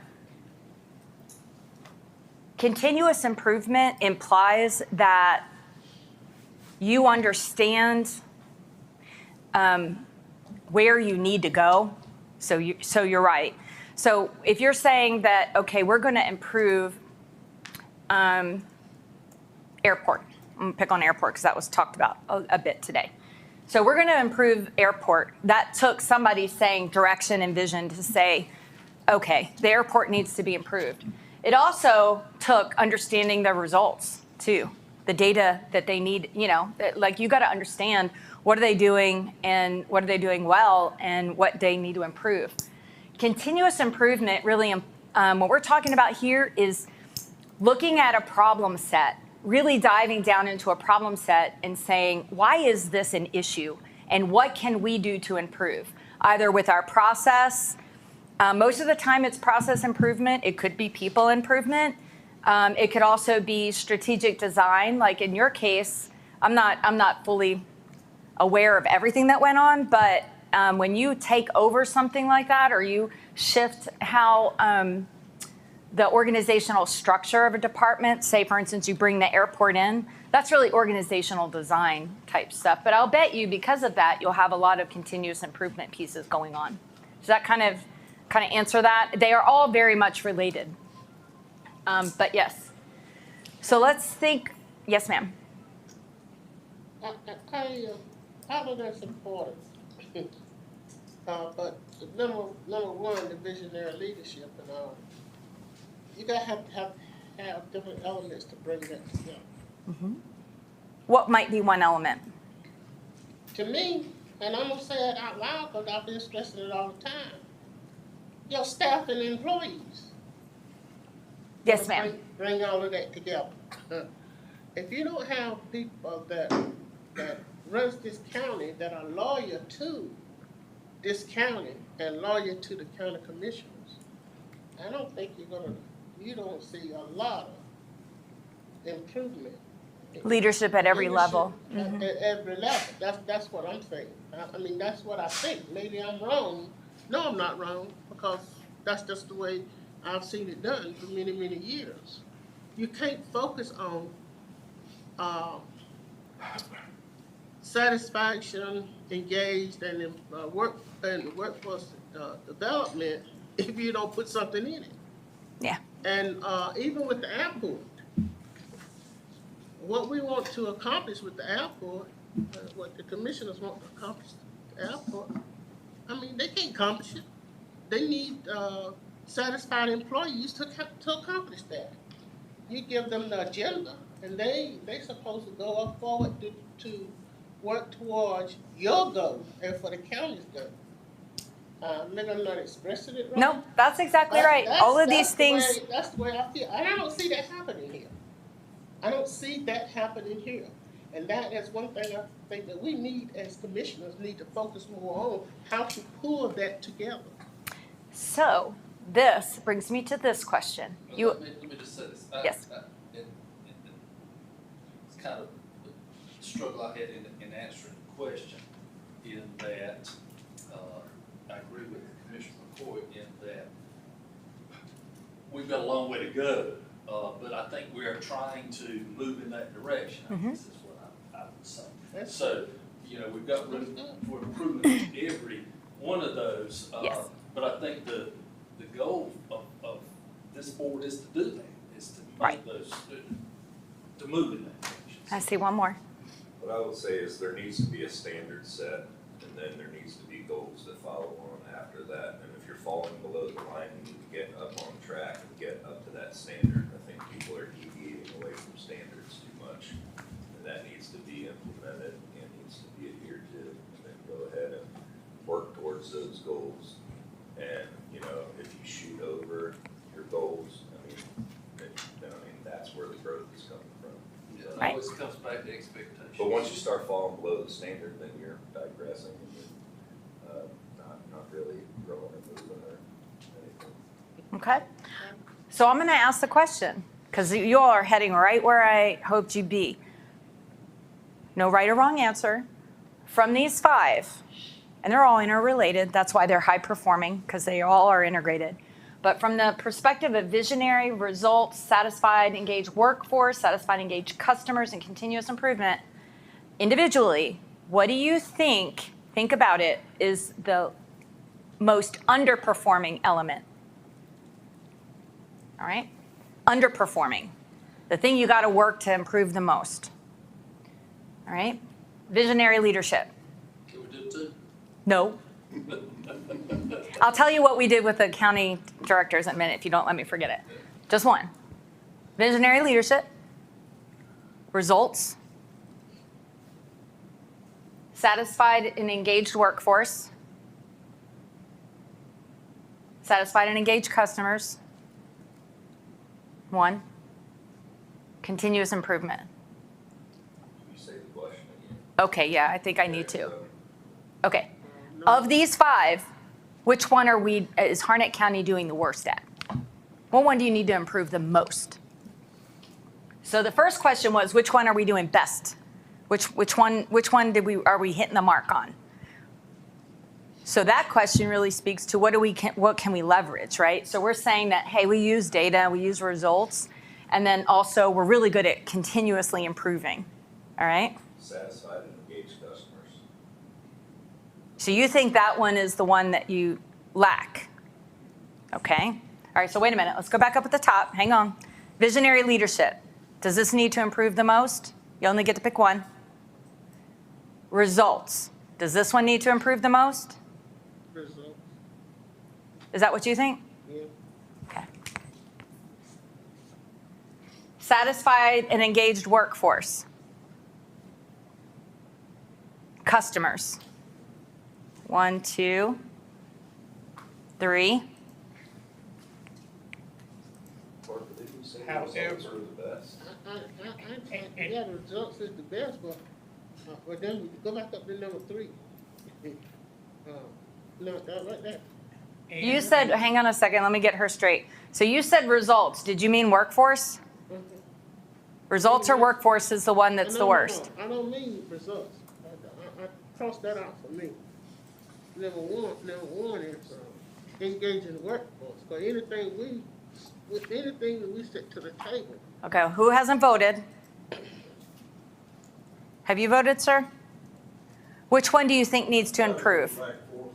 Maybe it's translated Greek. Do you need it in Greek? He's really picking on you with this Greek thing all day long. It'll be a theme. You're settling on 4? I'm sorry. Getting us all, okay. Now, And an aside to that, yes. if you improve 3, you're gonna automatically get improvement in 4. Right. Oh, Amen. Yeah, but which one's going the You're worst though? Well, right now, 4 is worse, Yeah. but that's a direct correlation to 3. Yeah, that's why I said, can I pick 2? Because 3. you was- can't. You can't achieve 4 without achieving 3. You're right. You're right. And to your point, you can't achieve this one without having that. That's right. So there's no wrong answer here. Really, the point of this exercise was to get you all talking and really thinking about it. That's what I said to start with, that Yeah. 4 is dependent on 1. It is. I know. I was Way harkening back back. earlier, earlier this morning. I Yes. said 4 is dependent on 1. It is. It absolutely is. They're all interrelated. Absolutely.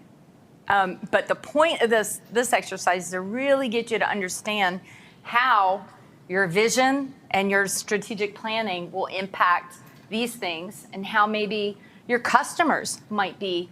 They should also impact your strategic plan. They'll also impact your results.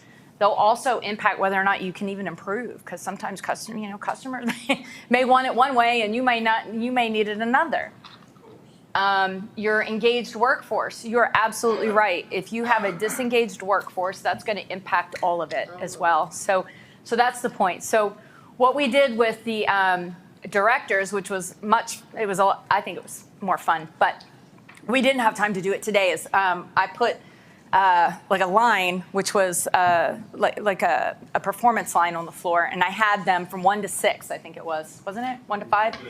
And I said, okay, as a group, where do you fall on visionary leadership? And they all kind of duck waddled around until they figured out where they might fall on that.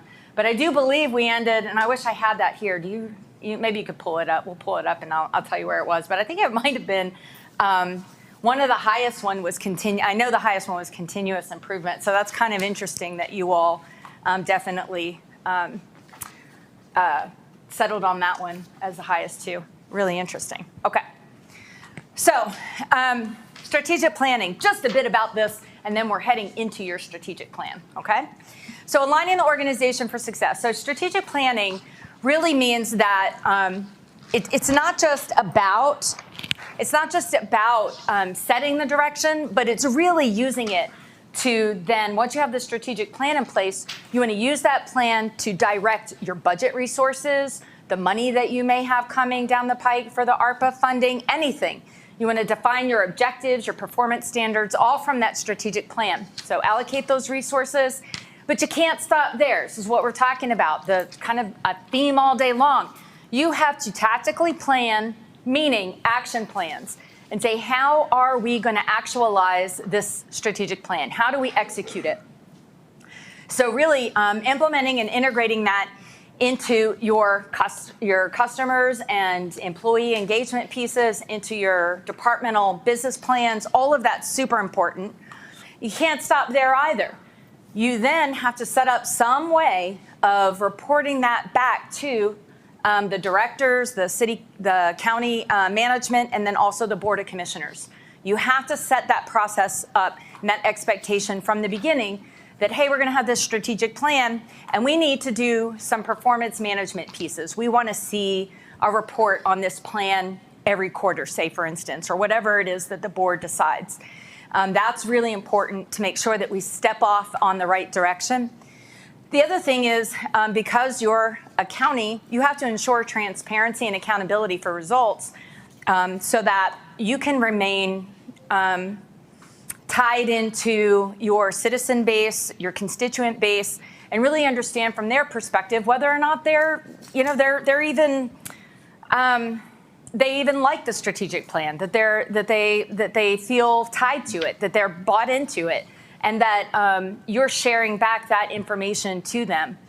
And ultimately, if you continue to do this, each one of those pieces will feed into your next strategic plan. And you should look at that strategic plan, I think, on an annual basis. Maybe not a huge, planning retreat, but you should touch that strategic plan on an annual basis. Yeah, and I'm glad you mentioned that, because Yeah. that's one thing I wrote down to ask. I agree that, not from the county's perspective, but in my day job, so to speak, going through this, as I told you on the phone, going through this process numerous times. Yeah. And I don't want it to be just a check the box off. Because Right. too many times I see that plan develop, and then 5 years later, we say, oh, it's time to update our Yeah. strategic plan, so we pulled off the shelf. A lot of factors for that, changing leadership, whatever it may be. So I guess my question is, should we not, if it's once a year or twice a year, should we not schedule something in our timeline where we sit down, look at it, refocus, say, what do we need, how are we doing, what do we need to tweak, what has changed since this was developed, Yes. that sort of thing. Absolutely. On track. Right. That track. is Yeah. not- The track needs to be tweaked at all. That's the way it was. Yeah. Because Yes. I would think this would be, as you said, something that will change, because You will. we don't know what's gonna happen in 6 months. No, it's a visioning. We'll have a vision statement, but oftentimes and the other thing is that this is your inaugural strategic plan. You're not going to get it absolutely right this time. And today, boards usually take 3 days to do this. So it's aggressive and we're going to get it done. But I believe that you're going to come back to this too and say, this is great and we're going to tweak it this way. This is great and we're going to do it, and really kind of invest yourselves into that process a little bit. It doesn't have to take 3 days. If you have a board that's invested like you all are, just one that takes it seriously and wants to be a part of that and wants the community and the county management to really be a part of that process. And I feel like each one of you do. I think it doesn't take a whole lot of effort, but it does take investment. So you're absolutely right.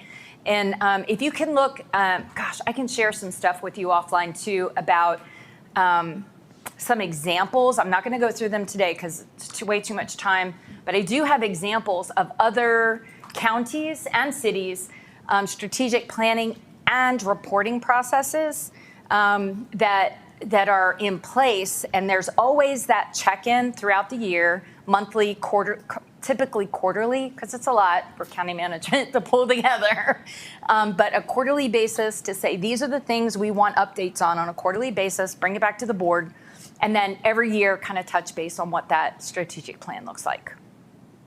Absolutely. So here's a long-term strategy. It's a basis for your performance. Vision. What we mean by vision is that what does the city or county look like for future generations? What's our purpose for existence? What's our beliefs, or our mission statement is what is our purpose? Like, what's our role? Values. What are the beliefs that we're going to use in order to, this is really our how and how we're performing and how we're providing that service. Our strategy is our goals. So what needs to be done first and when?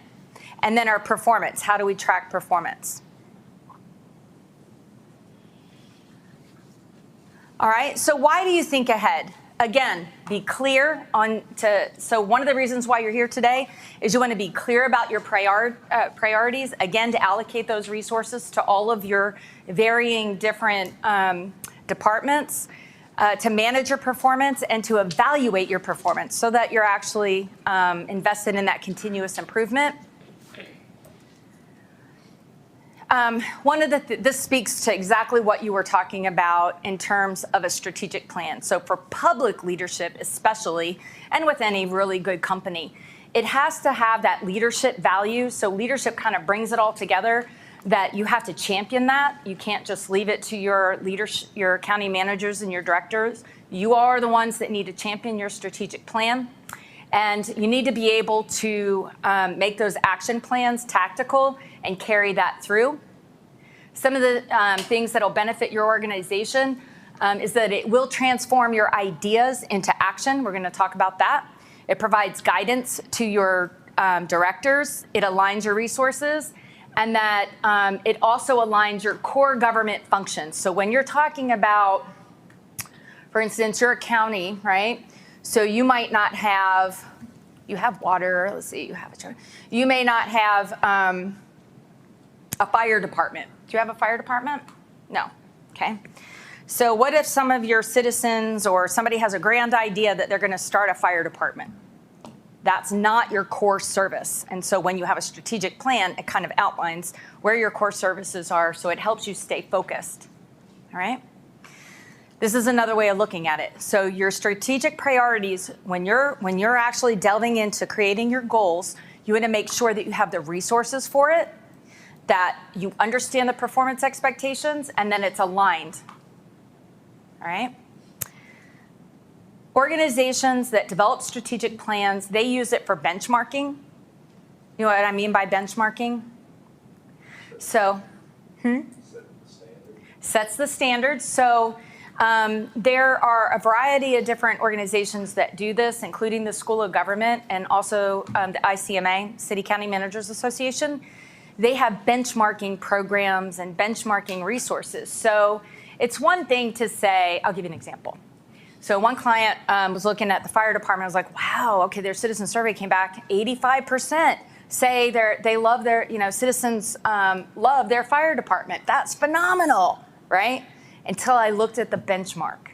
The benchmark was 92%.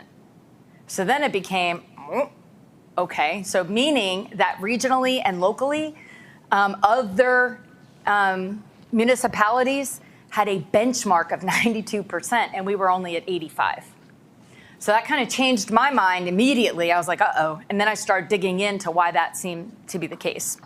So benchmarking is looking at other peer cities and counties. What county do you think you all are comparing to, if you were to compare yourselves to?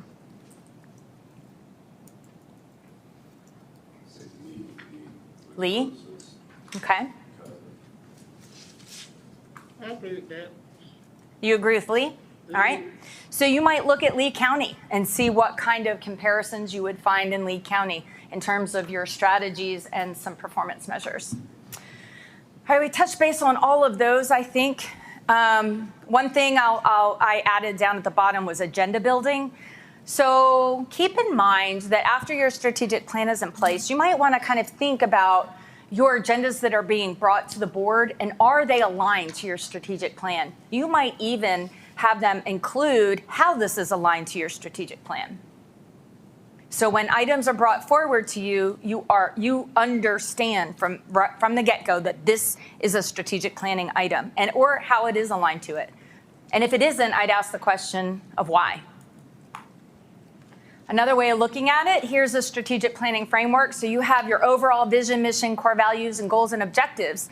But then you have either program budgeting and performance budgeting. You'll have your departmental programs, and then you'll have your PMs or your KPIs, your performance measures. And all of these things interact with the other. And so they all influence each other. And over time, you'll see that coming forward. So tips for success: use discretion, incorporate that flexibility. We talked a little bit about that, especially because this is the first one Harnett County's done. So understand that we have to be flexible in our strategic plan. Keep it super simple. Try not to get too bogged down in every minor detail. Keep it simple, especially at first. And then make sure that your strategic plan is linked to other organizational efforts. So for instance, especially now that you all have your economic development plan coming along, it's not quite, I don't think we quite have it together to where we can present it, but what you want to do is make sure that your plans are incorporated and aligned to each other. Some guiding principles that the School of Government brings into play is just to make sure that we have meaningful engagement, that you have a professional facilitator and facilitation and leadership, that you have a shared learning experience, that we're flexible in responding to emerging needs, hence the environmental scans and some of that changing time work that we did, and that we set up the correct strategy to really get to your accountability and transparency piece. Performance management, just a little bit about that. This is where you're actually looking at the data to improve. So you got to analyze it, you report on it, and really want to start getting to a place in terms of continuous improvement where you're looking at the data and understanding what it means and how to improve operations. I'm not going to read this to you, but performance measures, they're KPIs, key performance indicators. We're going to make sure that our strategic plan includes those as well as objectives. Now, I include this slide toward the end because this kind of is an example of what change looks like in a typical organization, all right? So when you're bringing forth this strategic plan and performance measures and the expectation that you're going to, have these action plans and reporting pieces, this is what it looks like typically, all right? Little bit of dental surgery without Novocaine, all right? So you're going to have some people who are going to push back on you, right? It's going to feel a little bit like that. As leaders, we get it, right? We may say, as a leader, I know that this is the right thing, and I say we're going to do it, and this is the path we're going down. Be prepared for that. You're going to have some that are going to cry like babies. You're going to have some that are going to whine and say, you know what, I don't know, this is so hard, I don't have time for that. And that's true, that's going to happen, and understand that it will. You're going to have a few folks that are going to hide from you, all right? You're going to have people that are just not even going to look at you, all right? You're going to go by and the report's due, right, county manager, and they're going to go, I'm not even going to look at Mr. Wood there because I know my report's due and I hadn't given him that update, all right? And my favorite is you're going to have some people, most people do this. What? You said what? What did you want from that? You wanted an update on what? I didn't understand exactly what update you wanted. What data did you want? I didn't understand that data, right? We're human, all right? I'm a staffer, do the same thing. Everybody is human. And you're going to get some folks that might not understand what you're doing. You're going to get some folks that are going to whine a little bit about it because it's change, right? And how do you combat that? Change. All right? The most important thing is you got to have a champion, multiple champions. You have to have a board champion. All of you should be champions of the process. You have to have staff champions. You're going to have constituent champions, all right? And you have to invest in them. So this is me. I'm usually the buzz, if you can tell. I love this stuff, okay? And this is just about everybody else when they see me coming. They're like, oh, my gosh, she's going to talk about strategic planning or something. I don't know what, right? Seriously, truly, truly, this is what it looks like. But just, I encourage you, I'm trying to be funny here to keep your attention, but I encourage you to truly get your champions on board with you the second you get this strategic plan out, okay? It's going to mean all the difference.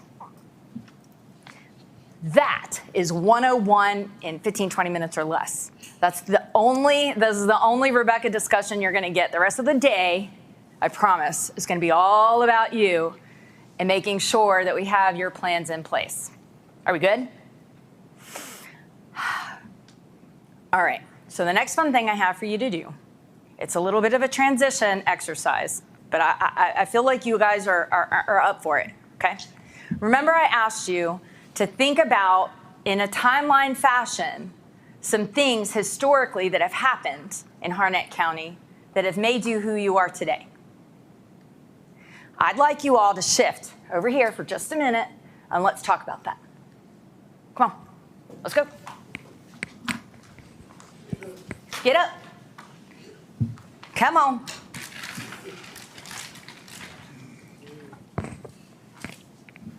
All right. I can feel the excitement of the room. All right. That's all right. Okay. There you go. I don't know what happened here. Can you smoosh that over? See? Don't you like how it gets all out? Okay. It's intentional. Anything comes up, you need something. Okay, Harnett County. This actually looked pretty good. I did this last night. I was wondering about that. I just want, yeah. I tried to measure it out and everything. Yes. I did, but look how good it looks. Okay. All right, Harnett County. I was a grandma yesterday. What do you want? If it was my dad, okay, I'm going to get personal. My dad's a mechanical, well, he's retired now. He's a mechanical engineer. He'd have this little thing. You know what I'm talking about? What is that thing called? Chalk. Whatever. Yeah, his chalk line. He'd go, he's like, see that? You should have just done it that way. But I didn't. I used a notebook. Okay. Harnett County timeline. Here we go. 1700s. What happened in the 1700s? Yeah. Nationally. Well, better say Harnett County, but we had down in barbecue coming across the creek, late 1700s. What? I don't know what that was. What? Harnett County coming across the Cape Fear. I'm trying to think of who it was. I don't know what you're talking about. You didn't know you'd get history. Now I really, no, I did. I was hoping I would, but this is important. They came across the river, and that's where barbecue got the town, or the township name from, is because, well, it's not township, but that area of barbecue, when they came across the river, they used to, there was smoke and stuff coming up off the hills and all in the tank, and it reminded me of barbecues. Late 1700s? We're gonna have to Googleize it. You're going to have to Googleize this stuff. All right. And then what happened over here? We became a country, right? We don't have to get really specific here. All right. We're a country. Barbecue came across the river. I don't know anything about that. Do you know what he's talking about? There it is. No I have heard idea. about it. Okay. All right. What else happened? Anything? What was going on here? What do you think Harnett County might have been like? Rural agricultural.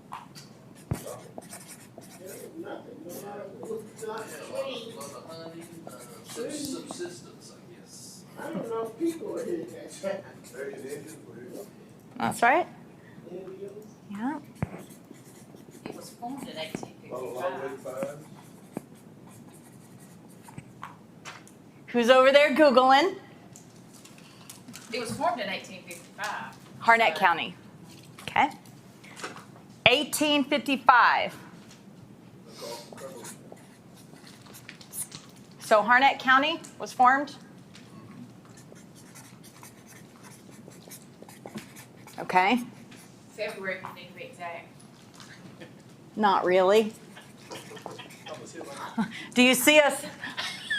we're just, this is a Yeah, context you've been settings context. issue. All right. What else is going on here in the 1800s? What else? So I got an issue. Yeah, kind of like in the middle, right? So what does that mean? What kind of what did the area look like? What's going on?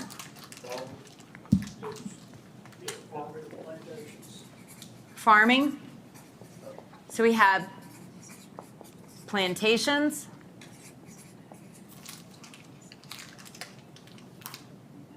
What else? What's it look like for us? We got a river still. I'm pretty sure. I mean, I don't know. I'm pretty sure we still have the river. Am I right or wrong? It's Cape Fear, right? Okay. Cape Fear River. All right. So, as you can see, I'm sure, this is by the hundreds. But as we progress, we're going to get shorter in time. Okay? So these increments are actually going to get a little shorter because we're going to talk a little bit more about what really is going on. So nationally, what's happening here? We got the Civil War going on, but as we progress here, what's happening in the 1900s nationally? We got some. I got it. Industrial Revolution. Right. So industry, right? 1750, go back. That's what I was talking about. So. Oh, it was 1750? In western Harnett County, the Upper Little River was named by Red Neil McNeil in 1750. The mists that were rising from the stream in the early morning reminded gosh. them of smoke rising from barbecue pits that they saw in the West Indies. A fit of culinary just out here. He named the stream Barbecue. Appears as Barbecue Creek on the Colbert map in 1770. Well, there you go. He was right. You're our Google representative. Okay. Was there really a mayor of barbecue? I mean, that's crazy, right? All right. So we have industry coming up, right? What happens in the 19th? So you got the 1920s, so you got roaring over here, but then what happens? Like right around here? I don't imagine it was pretty fun. How about here nationally? What's going on here? 1960s. World War II is going on, right? Right here. That's right. Civil rights movement. What do you think that looked like for Harnett County? Well, what did it look like? And tell me why. There was no struggle here. I mean, I was a child, but there was no struggle here. Oh. Schools were integrated Integrated, in I mean, 1970. there was no struggle. I mean, people work together. All of that, that was no problem. I mean, people were worried about it, but it all came together. I guess we all were worried about how kids were gonna be accepted in school when black and white kids came together. But everything was really smooth. Kids handled it really well. So you don't think that's the case now? You think it's worse Oh, yeah. nowadays? Yeah. What do you think are the issues on that? Do you think it's the rights or do you think it's an economical reason for that? Do you think it's racial or economical? It's in both. I mean, I'm not gonna say out anyone thing, but we have a lot of problems. To be honest. Do you think it's, say a little bit more about that. Do you think it's Harnett County specific, or do you think it's something that America is struggling with in general? Or a little of both? I'm not putting words in your mouth. I mean, this really is a I question. think it's a little of both, but I think Harnett County is struggling with it too. But it's a little of both. We're going to get to that in a second, so hang on to those thoughts. I told you wrong, 69, actually. Where? 70 should be 69. Oh, no. You did. Sorry. Okay. I was worried I was putting in your new walls. They got to repaint it. Okay, what do we got over here, guys? What's going on? So in 1969, schools are integrated. You've got civil rights movement going on. How about industry here? The industry in the 2000s, and it goes back to the 1949 or somewhere along in there, we had industry here. People had jobs. What is it? Say more. Big mills. Urban Mills was a big, huge plant here. What was it called? Urban Mills, ERWA. And from that grew small, garment plants. And Small other what? Garment plants. Other industries came in. People had jobs here. In 1980, that's when everything started collapsing with the economy and jobs here in this county. In 2000, that's when the mill closed. So that's what I'm saying, I think it has to do with a lot of economical factors of the division that's going on. So you think industry collapsed in some way?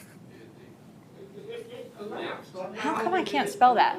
But it caused grief in the community, economic development here. Sorry, I couldn't make that out. And I don't think we never gained from that. Thank you. And then, that's good. This is really good to kind of understand where you are. You go from farming, plantations, industries and mills are happening. You've got you've got the Roaring 20s kind of in that same, and the Great Depression happens, the World War, Civil Rights Movement, Vietnam War, and then in the 1980-ish time period, you got some collapse here. Early 2000s, you had 9/11. Yep. So 9/11, Fort Bragg, the whole western side of the county started exploding with an influx of troops coming in, keeping more so. And Exploded with Right? Bragg. Right, came in. Oh, Fort Bragg. Fort Bragg was kind of born over here. Where was Fort Bragg? That came in somewhere. Like- Like right in here? I'm just going to go like this.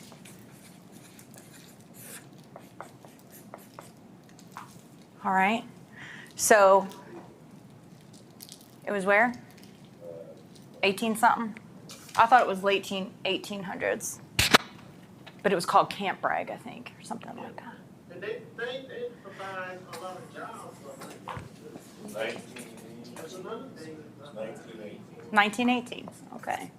The founding date of Fort Bragg was September 4th. All right, so 9/11, Fort Bragg exploded, BRAC, lots of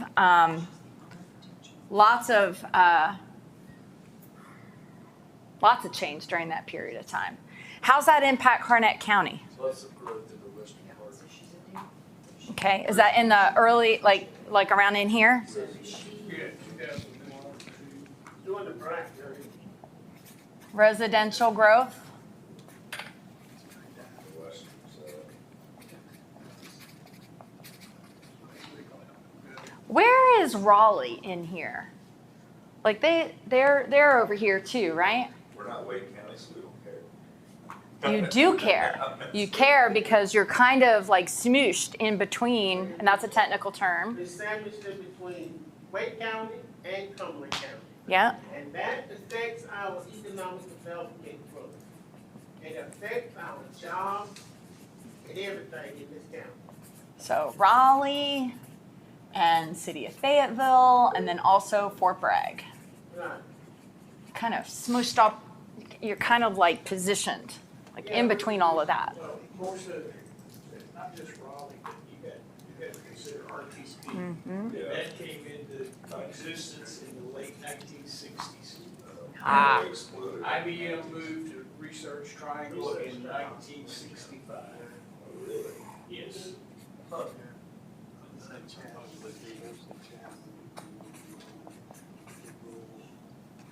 It's like I remember the day.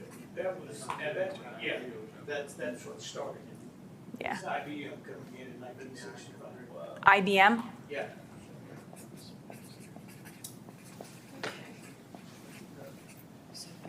Okay. How about moving beyond that? How about after 2010? What's happening during that period of time? Really important for Harnett County. 2008, you had the Great Recession.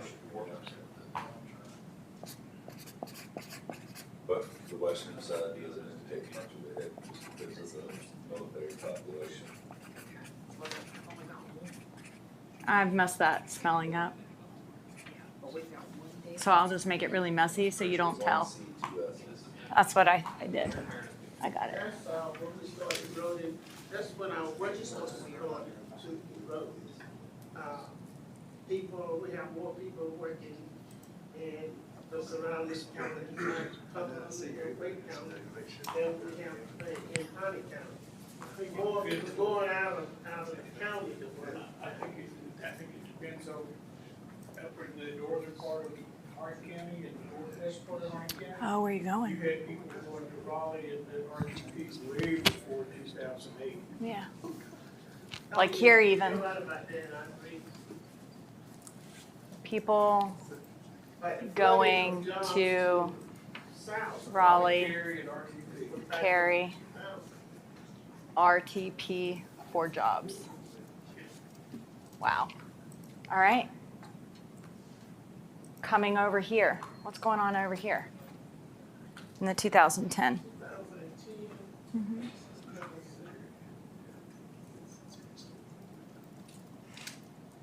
That's about all. Not a whole lot, just kind of trucking along. It's just day-to-day operations for a little while. All right. 2020. COVID. COVID. So what does that mean? We talked a lot about that.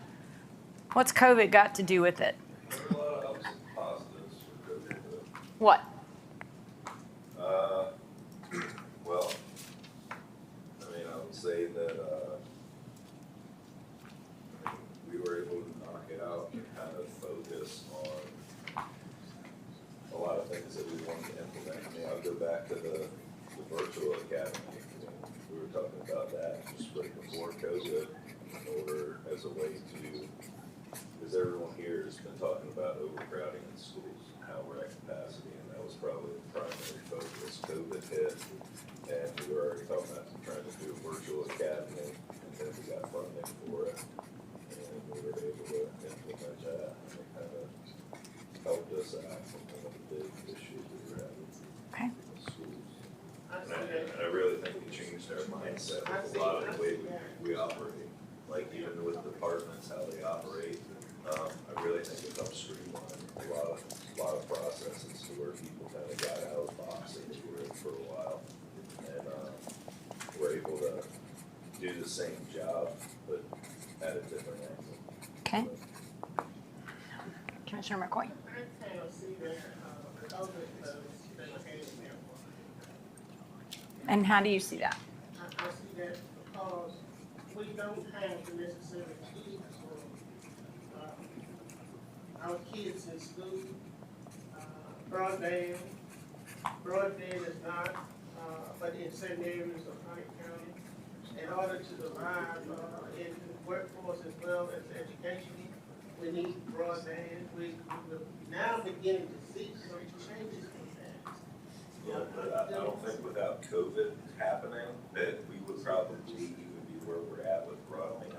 Like our first phase starting in a couple I months. agree. It would be great. Years I to- agree with So that. funding? I agree with that because the reason I fully agree with that is because we were not looking at that. No, Yeah. I mean, we were talking about broadband and how badly we It need it, wasn't a high. but it wasn't a high priority, and I think COVID has put it on the top check. And another thing is that, the government, state government, as well as, federal government, see the need for the change. So we've been Yeah. talking several times. And they fund it. Yeah, and That's what I'm saying, correct me if I'm wrong, Even even if the need was recognized, there was They no way to fund it. No way to No fund way it. to fund it. No way to And fund it. now, we've had some things. Amen. We've got some funding. Okay, looking at the positive, but let's recognize some stuff. How we got to the positive. Yeah. That's what I'm saying. So let's look at something that isn't so positive. We also saw it's not just COVID, but many people struggled. They got sick, they died, family members. Oh, the quarantining, all of that, right? So the stressful. I think it's important to recognize stress in this environment when you're talking about, the quarantine. Right? And then what else is happening during this exact same fear? Okay. You got some people. A lot of people that's living in fear because they're worried about what they're gonna see tomorrow. That's true. What else is happening during this same time? Elections, presidential, big change in power in the world and leadership. Okay. So I'm going to put this up here. So change Well, I think in power and leadership. Say more about that. What else is going on? put on the local level, We had riots in the streets. Right. So civil unrest. yeah. Say more about that. Did that happen? I don't know. Did it happen here? No, we didn't have that Okay. Nationally then. nationally. And regionally. That's where I think we're doing it well. That's why I don't think we're as divided as a few select people want to make it out of it as a county. In 2020, 2019, 2020, and early 2020, well, even until today, Yeah. you've had a tremendous economic explosion in Lee County and Johnston County, which are right on either side of us. And we have done nothing. I mean, absolutely nothing. We are so far behind. Okay, hang on. In Lee, where? And Johnston, And we've done nothing? in southern Wayne County in the last 2 or 3 months, Holly Springs in particular, has gotten $1.6 billion of taxable investment. Two companies, 1.6 billion. So keeping the glass half full. We got nothing. Hey, residential sales went up. Real estate Yes. agents did well. I agree with what you said, and I agree with, Nicholas, what he says, But I think, my personal thing, Harnett County is stagnant. And in the way that we think, in the way that we do things, in the way that we approach things. Until we change society here and change the way we are thinking, we're not gonna gain those industries and those jobs. A lot of that comes together. They go straight back to the economic development program. Exactly. Second, That's what I think. I may be wrong, but that's the way I'm thinking. I think you all are saying the same, absolutely the same And thing. I'm gonna say something, and I don't mean to offend you or Mark, but the previous boards did nothing to improve the economic development in this county. they Well, wanted to They keep I'm- paid it, good service, they paid good service. they wanted to keep it Let me small. say this. To some degree, what you're saying is true. But I won't say it for the last previous board. The last previous board had a vision, and they start working towards that vision. But it takes time to pull it all together. And now that you all have came in as new leadership here, the groundwork was already being planted, but you don't see it. But it was a lot of groundwork already planted by the previous board that I know of to get us where we are today. I'm not saying that what you all did, you all coming in, and you all had a vision. But the framework for that vision was already being laid. And That's all I'm saying. now where are you in that process? I think we're moving. You're moving? Yeah, but what was Lou was saying was, he's talking about economic development wise, and we're trying to grow the county. The previous board did not do that. They still didn't have anything in place. We actually don't have anything in place right now.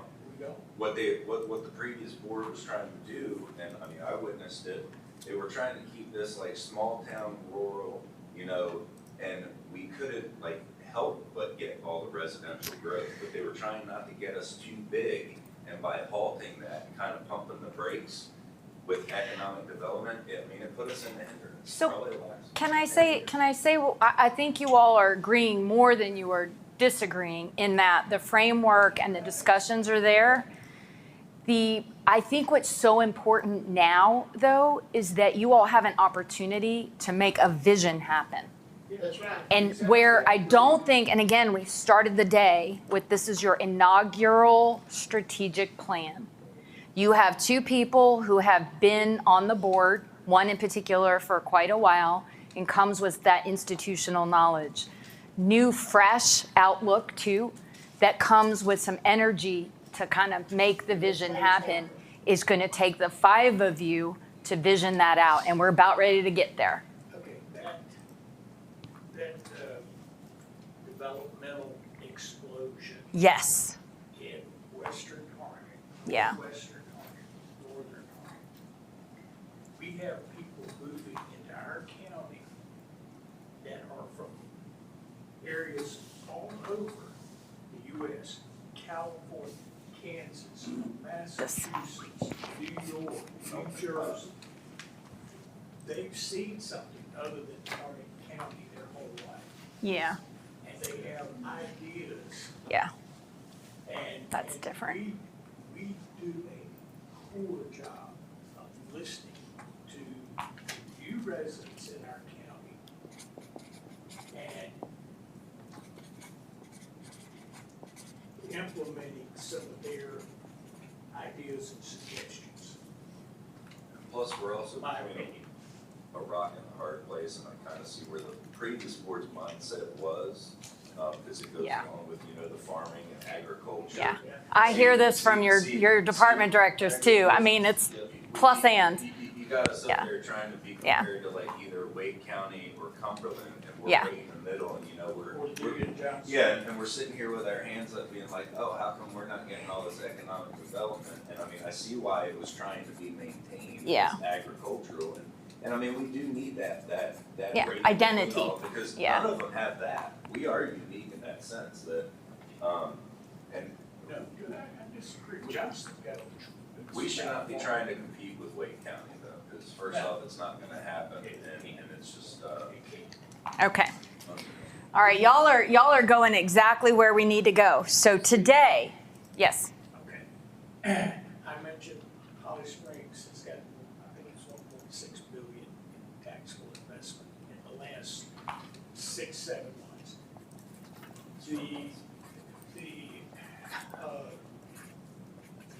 Used to be all Those two, farmland. yeah, it used to be all farmland. Those two companies are going to have tremendous number of support companies. We are in a perfect position to supply or to become the home of those support companies. However, we have no problem offering them. Okay. So strategy. So here we are today we're coming out of COVID, right? We have good things. We have also civil unrest. We have fear. We have people coming out of quarantine. Oops, maybe back in quarantine. There's still a bit of that, right? You have political change and power and leadership. Any kind of change, remember one of the themes is, change makes people uncomfortable, most people, right? So now you see communities around you growing tremendously and taking advantage of some of that investment. So what would today, part of what we want to do is talk about in 1 year, this is just 1 year now, okay? So now we're up to 1 year. In 1 year's time, toward the end, not even a whole year, but a whole year, toward the end of June 30th, fiscal year 22.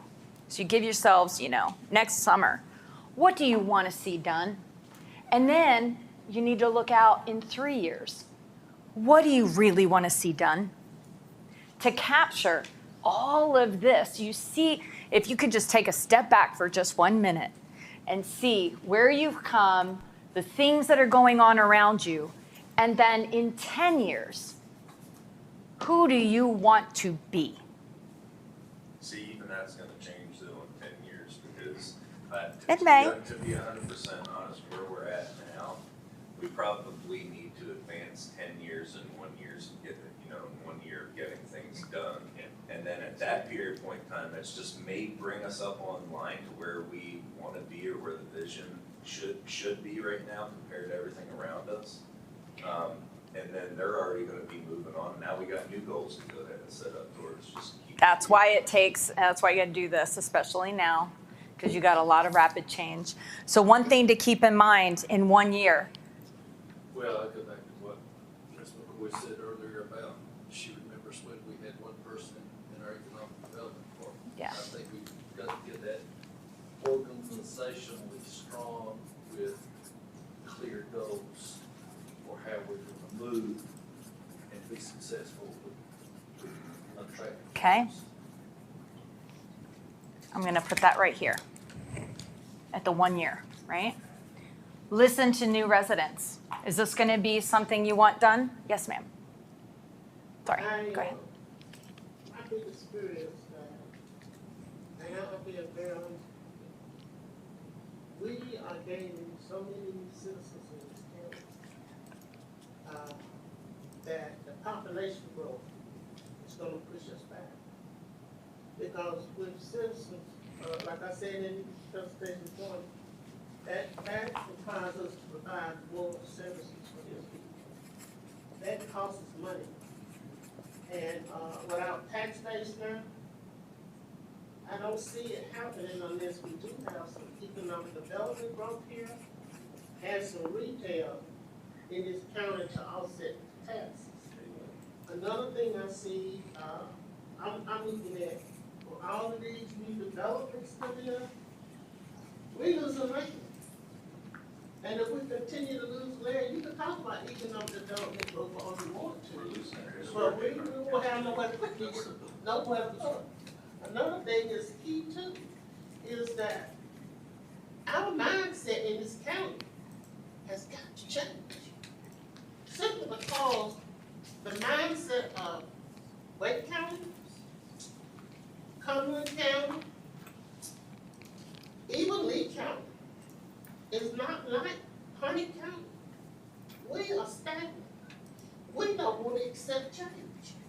And new people coming into this county, that's what they're wanting, to see new change.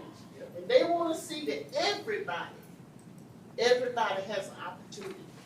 And there's no reason that we can't have companies come in that will offer jobs to a lot of this population that's moving in. But they're not coming if things don't change with the community and with us. So I was going to ask that question. So when you say mindset is stagnant, the old versus new, are you talking about the community, like residents in general, the I'm talking culture? about the whole county. And let me tell you why I feel like that. When Apple came to Wake County, I listened to I look at the news, I really study the news and how things are done. The commission, the head of the commissioner board, made a statement before the public of how they gain those industries in the Wake County. And all it had to do with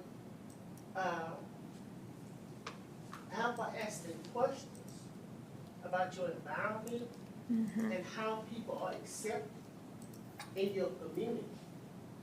All of that plays a part in these companies' mind if they wanted to come into this county and set up.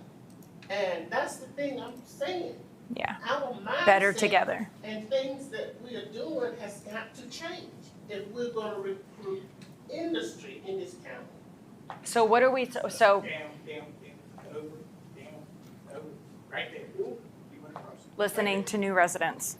Listen to that. Listen to the resident, because they come in with new ideas That's, and their lifestyle is different than ours. So what strategies can we, so when you go back to your table, and we are, when we do goal setting, I'm gonna encourage you all, there's a reason why we do this, is to make sure that you're covering some of these items that you're discussing. Because if we don't, then you will have lost that energy and that momentum around really being able to strategize. So let me pull you all up. This is where it gets really hard for you all. Come up to like 3-5 years. I know, because you got to get a vision statement. Now, when you're talking vision statement, because you're about ready to go down and work at your tables, when you're thinking of vision, think about for a minute how in 5 years and in 10 years, how do your residents get around? Now, hang on. It's the airport. Not just that. What about transportation? What about your infrastructure for transportation? Where are your cogs? Not literally the council government, but where are your... we have, in Harnett County, we have no 4-lane road Here we go. going into Wake County. We need Now, another that's- first crossing. Now, that's a change, the bypass around Andrew. We will then have, supposedly, a 4-lane highway going into Harnett County. But we've Yeah. also, And not to going wait. into Wake County. Yeah. We've also got to improve, 401 corridor that goes from Lillington to into Wake County. That needs to be 4-lane. Okay. We've got other sections, look, 540 is kind of within 10 miles of our county. We have got to have 4-lane roads that will get people and allow people to get out of Harnett County onto that, and not just people, that will allow industry and transportation hauling products that are made in Harnett County. You've got to have 4-lane highways that will get them to 540, which will take them to Interstate 40 and or 95. So what you're saying is in 10 years, you have to be a connected hub. Yeah. All right? But In the ten- problem is, we have set back for so many years. Let me finish. We have set back for so many years that we're not even on the radar with DOT. Okay. DOT. We've got some of these needs that we just talked about. Yeah. They're not even on the 2050 plan. Wow. Okay. That's something to think about. It's pitiful. That's something to think about. All right? So think about schools. How are your people going to work and go to school? Like what are their behaviors? What do they look like? What do your neighborhoods look like in 10 years? Change is the mindset. Like, what do they look like? I mean, there's no right or wrong answer. And in fact, when you're doing visioning, bigger's better. Well, Greenway plan, connecting these neighborhoods together. mean, Okay. I think it'd be nice to see this part, and I mean, the more populated areas and maintaining the agricultural areas that we have. I mean, we already have a lot of population in pockets that surround that, but being able to, Like celebrate it even, The green ring. or save it. yeah, Bring- but bring if that we can back have, over. you know, the green areas.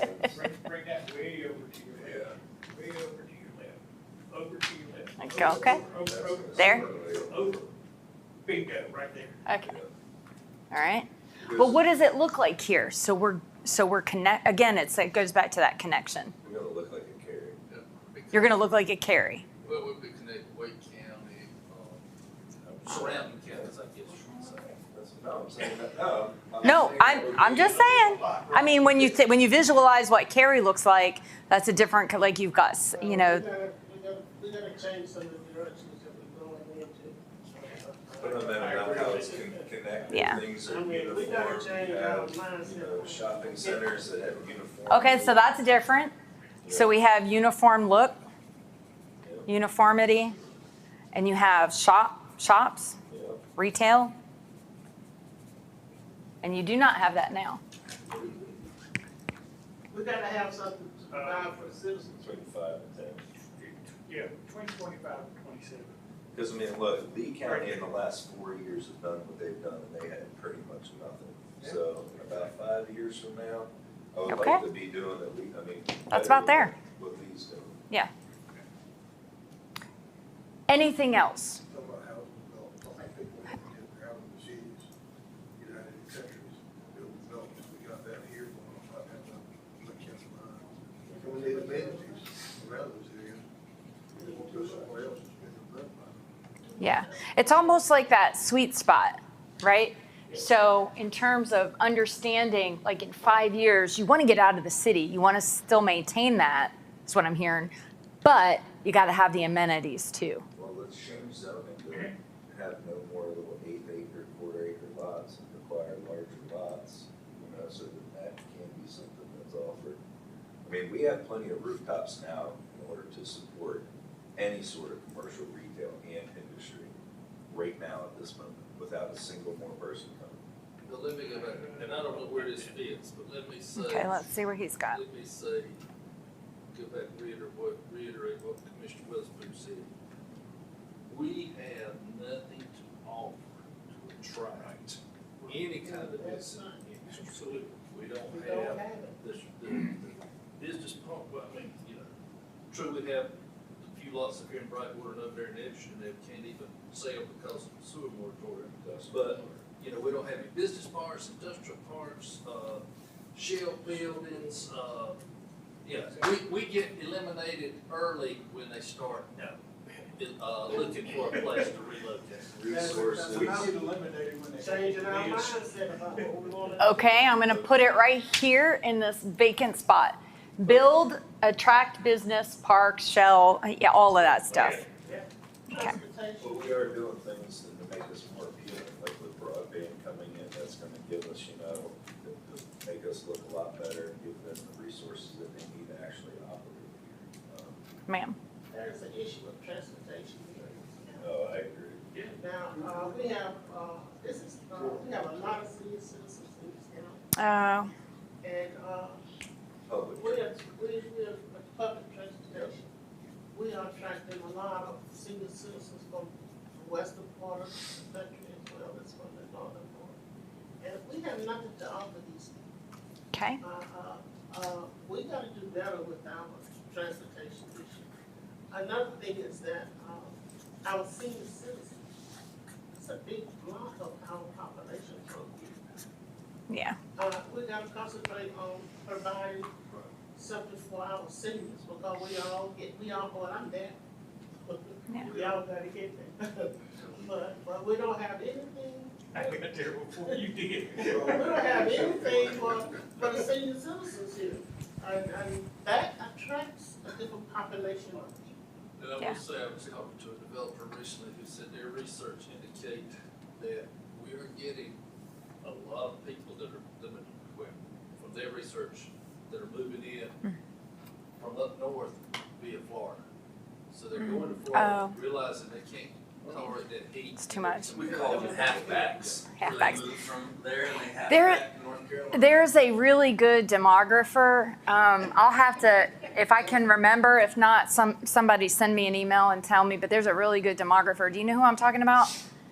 At the state level, he talks about the different like tsunami changes and the demographic changes, the racial changes, the age, Jim Johnson. Yeah. That's exactly the We've had one. him here 3 times.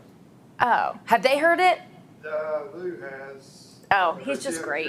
Anyway, but it gets you in that mindset of, oh, okay, this change is really happening and it's occurring. Okay.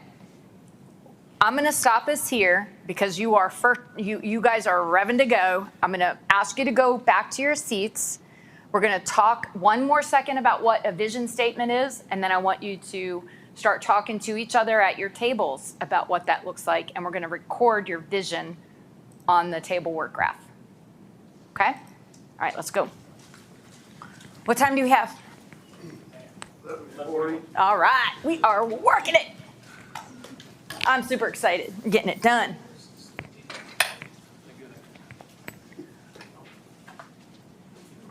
All right. Well, okay, there we go. So this timeline exercise, it really, really does, it illustrates that the more you know about the past, the better prepared you are for the future. That was Theodore Roosevelt, okay? So you got to really consider where you came from, what your context is. You talked a little bit about that. On your placemat, on your tables today, we're going to work from this work graphic, okay, for the rest of the day to keep us on track. Again, this is, I'm going to keep us going because we have a very aggressive agenda, and we're going to get through it, I do believe. The first thing we're going to talk about is a vision. Now, we crossed over in that, talking about where we came from and where we are now and where we need to be in the future. For a vision statement for Harnett County or for any organization, it's super important that you make sure that it's simple enough for people to understand, that it's exciting, it's big, it's clear, it's inspirational. It has to be inspirational. You talk about bringing people in, and for your new folks coming in, the population increases, also your developers, the people that are going to come in and bring that retail and bring your commercial. They have to understand what destination you as a board are invested in making, okay? They have to understand that, and this is the beginning of it. So a vision statement, if you will, is your shared understanding of what your future state will be. So let's look out 10 years. Not the 3, not the 5, but the 10. This is kind of hard. The goals are easier because you all have quite a few goals up there already in place, thinking about them. Visioning, it sounds silly, like it may not be that hard to do, but I find in working with boards, sometimes it's harder than the goals. Because with goals, you're focused on, these are the things we need to do to get there to this 3-year or the 5-year, which is why we spend so much time in there. We're comfortable there because we know what we want. But the vision statement is important because it helps you. The vision statement is like where you want to be in 10 years. The goals are the path you take to get there. All right. The 1-year action plans are that 1 year, your goals might be 3 or 5 years long. We'll talk about that when we get there, what you all choose. Some boards like 3-year goals, looking out 3 years, some like 5 years. But I would suggest that we start with a 10-year vision statement and kind of get really broad. All right. So here are some vision themes that I took from your interviews, okay? We've got what it takes. 2 people said something very similar in their interviews. We're well-planned. We need to be well-planned and developed. We need managed and sustainable growth. We need to be connected. It's so funny because you all, I knew what was coming, but you all didn't, but you're saying the same things over there, which is great because that tells me that there's consistency in thought. That you have to be connected with transportation hubs and walkable. That you're a safe and healthy community. That you have an enduring agriculture identity, whatever that might look like to you. That you have a diverse tax base, not just a bedroom community, needing commercial and retail, prosperous and thriving. That you have places for your residents to eat, it's kind of the same thing, play, work, and live, and that you have green spaces to enjoy. That you have jobs for your residents. That you are a unified community. That you have inclusivity and equitable services across the board. And that you're looking at protecting the assets that you currently have, the land that you currently have, using it wisely, as the Girl Scouts or Boy Scouts would say, that you have beauty in the natural resources, your river, your water sources, and your lands, and that you're protecting them and using them to their fullest benefit. I think where we're at in 10 years Yes. is going to be governed by, in a large part, by our economic development. Mm-hmm. And unfortunately, I don't think we know where we're going economic development-wise. We've got the Med-Ed corridor from Lillington to Dunn, to Irwin. And that's primarily because Campbell is in the middle of that pretty much with their medical school, the nursing school, that type of thing. Goes from, the hospital over here. But what about in the other parts of the county? Northwest Harnett, Northern Harnett. What kind of industry, what kind of business are we talking about bringing in? Because to me, that's going to shape a lot of what we do here. It will, just as it would really in any community, county, or city. Well, okay, one of the themes. Yes. Enduring agriculture and Yeah. identity. Are you going after agribusiness? You going after food processing plants? Where you've got an outlet for your farmers? Right. Or are you going after, pharmaceutical plants, that type of thing? Right. Yeah, I mean, I'm not saying what kind of industry it's gotta be, I'm just saying that enduring agriculture identity is not going to happen if we go in a different direction, because it will be a long haul, It would. but I think we gotta define from an economic development standpoint where we're headed. Yeah, it needs to be smart growth. I mean, because we were hitting all around it Yeah. there where, Wake County, Lee County, and Cumberland and all those, I mean, they're growing so much. I mean, when I think about them now, I think like, oh man, they're just taken up. And now like we're like a green space sitting in the middle of all of them. So we kind of need to be smart because that's where our uniqueness comes in. I mean, we can sit here and gripe all day that we are a bedroom community. Yes, that's a fact. However, we're a bedroom community, which means that people want to live here, okay? Yeah. They do work somewhere else. We need to provide them places to work in order to maintain that balance. So it needs to be, we need to embrace the uniqueness that we have, maintain that. And I can see where the previous board, is trying to do that, but it needs to be a lot smarter. We have a vision statement now that's smart growth, or strong roots, smart growth, and it's like, man, we got to do better. Where's your vision statement? That's the On signs. Oh, it's on signs. Okay, it's more like a tags. It's more like a tagline. But It's the motto, it's not. It's a motto. Okay. But I mean, if people would actually understand that, the strong Yeah. roots, what we have here with the agriculture that we're trying to maintain, we're providing a place that people actually want to come and live. they do want to get out of these cities. They do want to have Yeah. the greenway, What the is it? parks and everything, you know? They We don't expect have- it. New- Yeah. But Yeah. we got, They expect broadband, Yeah, greenways, yeah, broadband. but you They know. want to they get out want- of the city and come here, but when you try to build a subdivision beside them, they say, you can't do that. Exactly. I came down Yeah. here for the Okay. for the And this is, I agricultural mean, I don't wanna be offensive with what I'm gonna say here, but I mean, kind of take like the mindset of what I'm saying is, you gotta embrace the uniqueness that we have, or else it is all gonna change. I do understand looking at and listening to new residents, but, one of my sayings is, keep your California out of my Carolina. You know, like if you really, if you wanted to have that Wake County, Yeah, and go live that, in Wayne. you know, like that Charlotte, that big city, you know, feel, vibe, all those things, and guess what? Go ahead and live in Wake County, go ahead and live out there in Mecklenburg County, you know, go out there and somewhere else that already has that built, instead of just trying to completely change it here, so. I have something to say. Okay. And I might, what I'm saying might, offend some. But we gotta lose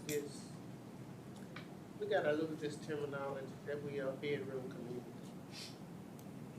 In order for us to recruit the people that we need to make change in this county, in order for us to recruit industry with what little land we got for industry, we gotta lose that bedroom community. For that bedroom community says that we don't want change. We want everything to stay the same. And everything cannot stay the same if we are trying to make progress. And you said, you were talking about the previous boards and all. That may have been the problem. I mean, we didn't want nothing to change. We want things to stay the same. Yeah. After we lost industry here, there was no interest in changing things because we are labeled as a bedroom community. But it's gotta be smart. And I think that in order for us to move forward, we gotta lose that. Well, it's hard to lose that one, that's exactly what we are. So this is our time. But I do get But what how we gonna, How are you going to do that? How we what gonna do what that? label would you put on it? I don't know, I'll be honest with you, but if we wanna recruit industry and new people in this county, we can't say that we are a bedroom community. Well, I mean, Well, currently, it might be like that's what we currently are. But we wanna change that. And that's where the vision themes come into place. So what I'm going to ask you guys to do is in your groups, you're 3 here, you're 2 here, I want you to move your microphones outside of your circles if they are still in your circle. And I want you to use a pen and come together and think. You don't have to get very detailed with your vision themes or even fancy. Just put on paper what kind of vision you see for Harnett County. Like what are the few themes that you think would craft a vision statement? A few things. And I don't mean something that's like, well, we're gonna have this kind of thing here, so it's gonna look like this, but is it safe? Is it healthy? Is it smart growth? Is it a bedroom community? Is it not a bedroom community? Maybe it's, Harnett County is well-connected, well-planned, smartly growing, safe and healthy community for every single resident. I mean, I just made that up. But whatever speaks to you as a board member that you want in your vision statement, I want you to think about it, and then I want you to collaborate with your teammates. And then what we're going to do, write it down. Somebody write it down. The several, it doesn't have to be one thing. It could be as much as you can fit in there. But the clearer you are, the better off we'll each be. And just so you know what the process will be, is once you all come up with what you want to put down in there, we'll have some report outs. And then I'm going to write them down here, and then we're going to prioritize them. I'm going to, at the break, I'm going to ask you to, I'm going to give you a dot, and I'm going to have you dot them and see if we can't come up with some priority statements or themes. Does that sound good? Strong roots. Oh, this isn't part of, yeah. Smart growth is what we currently have. No, It's smart growth or? bigger. A new growth? This- The smart as economic development strategy is what we're Oh, doing with okay. That's where you got that from. Alright. Yeah. All right, so anyway, yeah, that's not part of it. I just wrote that down. Smart growth then, is what we changed it to. Yep. Shh, shh, shh. All right, everybody go. Talk to your table group and write down your thoughts. We have, let me see. Let me give you a time frame. Y'all take about 10 minutes at your table to kind of think that through. And we will talk at 12:10. No, 12:15. Something like that, 12:10.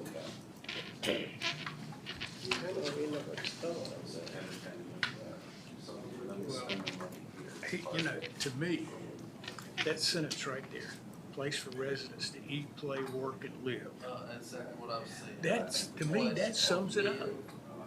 That sums it up. What else is there? Looking at the circle here, we got You know, Wayne County. and this is jobs for residents, that's a And we that's a are- subset. But I mean, to me, that's the whole thing right there. I totally agree.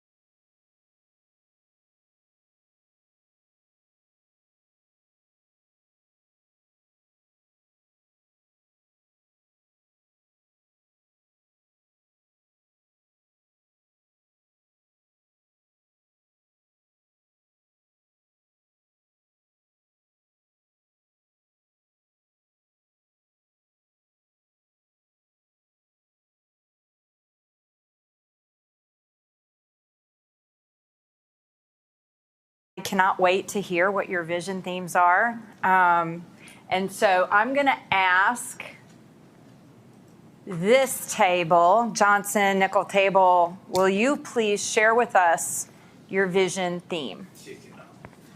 Kick it off for us. I mean, we have a few of them down Yep. here. Go ahead. I was the best. Yeah. No, I don't know. Don't discount your partner table over here. It's probably in Greek. We can't understand it, it's all in Greek. Is where you love to live and you stay to play. Is where you, say it again? Love to live Love to live and stay to play. and stay and play. Okay? Also got, Riverboat. Rather than scared, we you're also not got a careful. place to live, play, learn, and work. That's all here, To live, play, learn and work. learn, and work. I like the lean in on the learn. We haven't talked about this yet, but we are going to talk about partners and collaborators. And one of the things that I'll encourage you to do, and you'll see that on your workplace mat, is when you're filling out your goal statements and you're thinking about your goals, is that you think about your partners and collaborators. So Board of Education would be one, Campbell University, you have a technical CCC, right? CC what? Okay, so I thought. Okay. Yes. A whole lot of C's there. So I like that because they're your they're strong. All of that is a strong partner and collaborator. Okay, excellent. Is that from you all? Is that it, or you got another one? I mean, pretty much what we were going at was that we want to make this more of what it is, a destination county, something where people here may leave Harnett County to go to Target up in Wake County or go to Fayetteville and shop. However, this is the place where they can still come and get, an escape and enjoy the environment that they don't have. So, With their own unique amenities. exactly. You know what? I'm not going to put that there. I'm going to put it down here. An escape. I like that. Escape the rat race on 540. Escape with unique amenities. Spell that. I said amen. AMENITIE. Yeah, gotcha. You know when we're so used to typing and then you go to write, it doesn't look the same. And I second guess I do. I was like, what? All right, so I captured their two statements, but then also a destination county and escape with unique amenities. Okay? Good job. Give them a round of applause there. Excellent. Anything more to add from yours? We could add somebody, we'll let them do something. Okay. I just want to make sure you fully explained it. All right, Commissioner McCoy, or who's going to speak for your table? Sharon Matthews, that's you. All right, what you got? Well, we just wrote the whole thing out. Oh, You gotta get up for it? We said, I had to write sideways. okay. We said a unified community with inclusive and equitable service, a place to live, work, and play, while enjoying our beautiful natural resources. Wow. Okay. All right. You're gonna have to slow it down just a minute. Okay. Unified community. Go ahead. Inclusive and equitable service, Okay. a place to live, work, and play, Mm-hmm. enjoying our beautiful natural resources.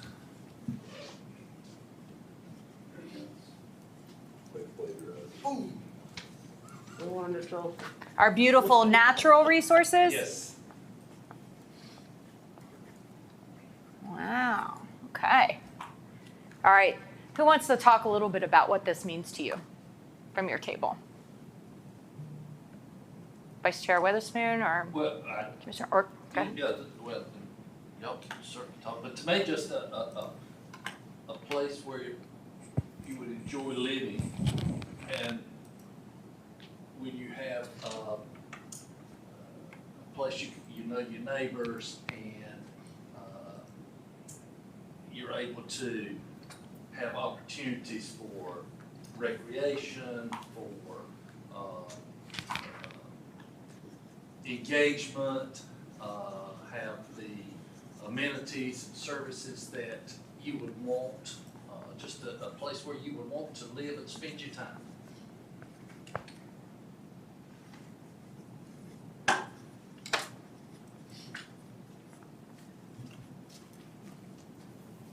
Okay. Thank you.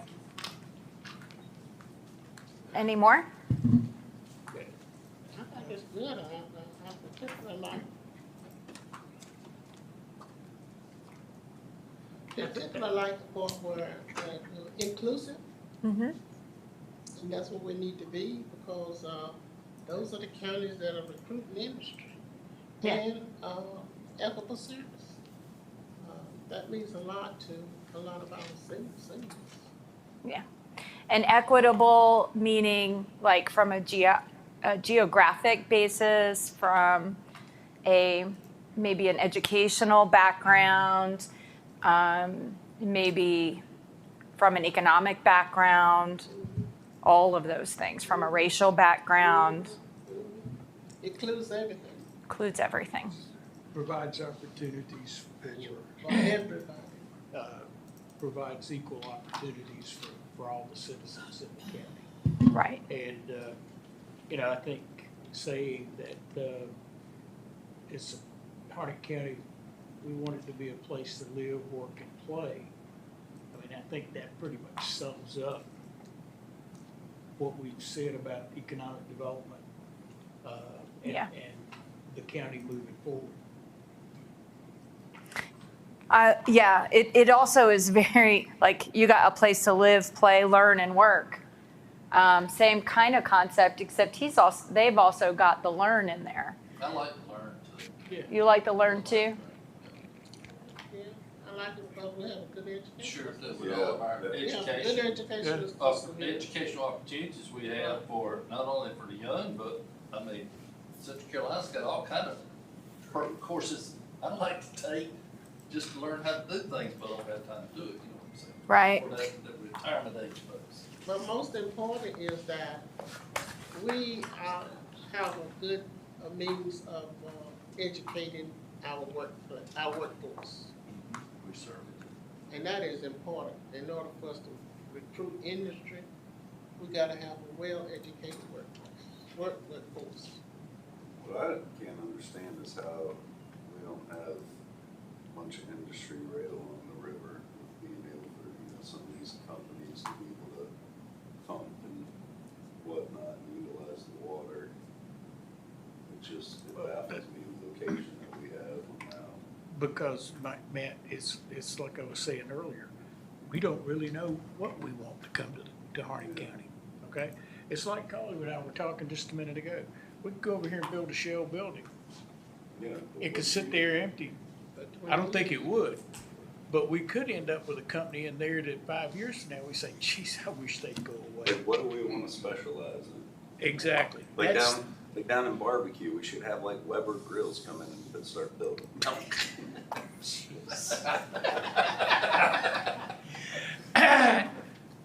All right.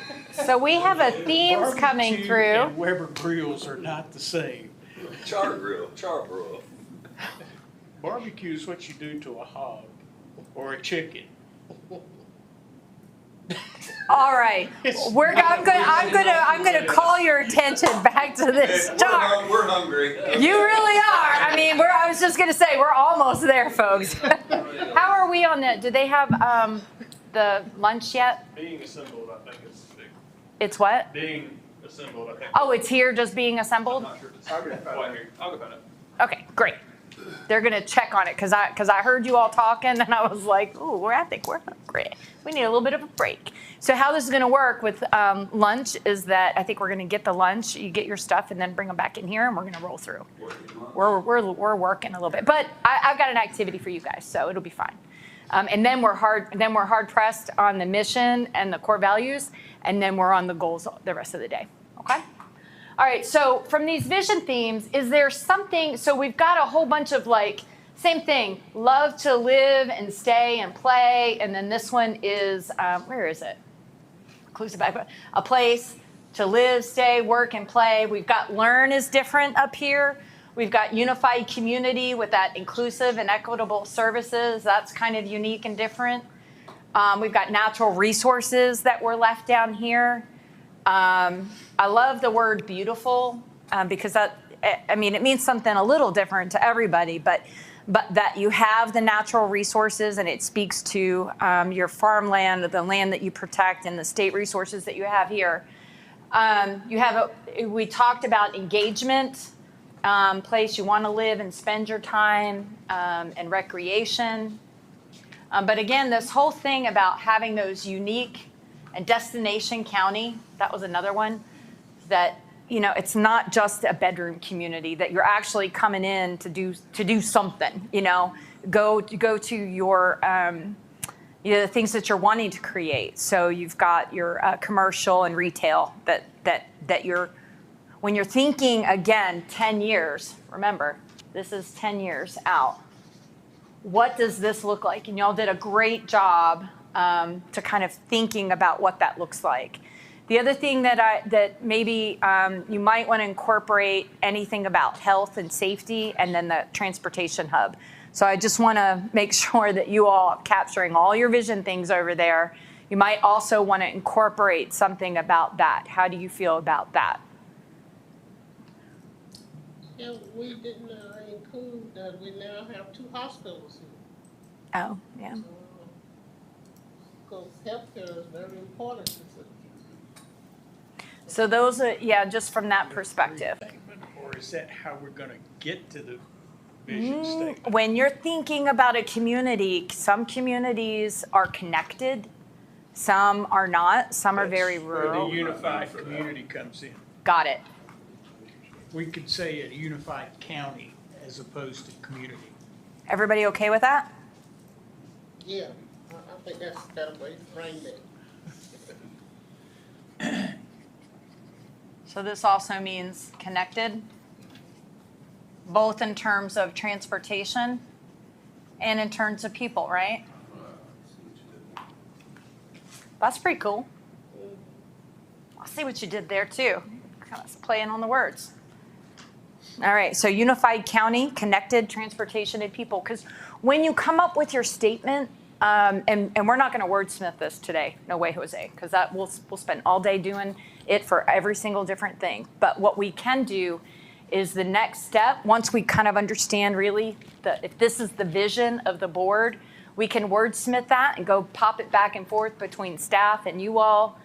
Don't have to get in front of you again, just kind of popping it back and forth. And then that way we can draw it out. Yes. How about if we say a unified destination county? And Everybody combine good with those that? two. Combine those two. Not bad. We don't want to make it too wordy. That's why I'm trying to get some of them out of there. Unified, what was it? Destination county. Okay.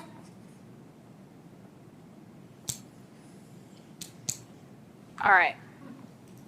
So if you could, before we shift, are we good? Yes. Okay. What I want you all to do is I'm going to give you some dots, okay? And when you stand up and you go get your lunch, as we're all needing lunch because we're talking about barbecue, put 2 dots. It doesn't matter what color. We're not doing the colors today. 2 dots. You get 2 dots to spend. Put 2 dots on the words that you feel are most important to you. Where? On there. Up there, okay. Whatever word, phrase you feel is most important to you, put a dot. So you get two choices. So let me be clearer, because I don't think I was clear. You get two dots. So just to see where we kind of fall in terms of priority of language and what's really important to you, put a dot next to the word and or phrase that's the most important thing to you to have in a vision statement. And then put your second dot next to the second one that's most important. So you get your first importance and your second important. Does that make sense? You get two choices. And then we'll kind of see where we fall out when we go get our lunches. Doesn't mean that nothing will be on there. I just kind of want to see from a priority perspective where the board is in terms of the language. Does that make sense? Y'all are so seriously thinking. I'm happy to think about it. Study the words. All right, let's go. And then, Brian, can you tell us where the Yes. lunch is?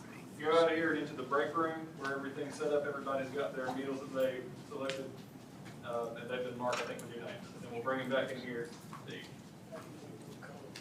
It doesn't matter. We're not, usually, sometimes I use colors, but we're not today.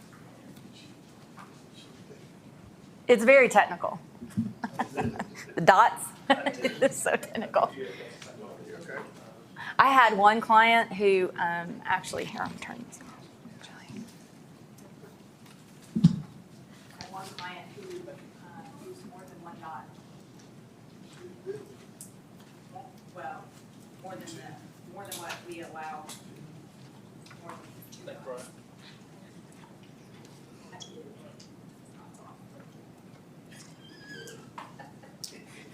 I'm gonna watch all dots.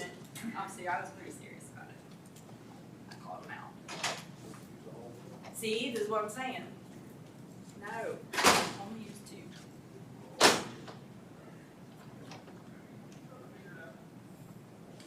Did you use two dots?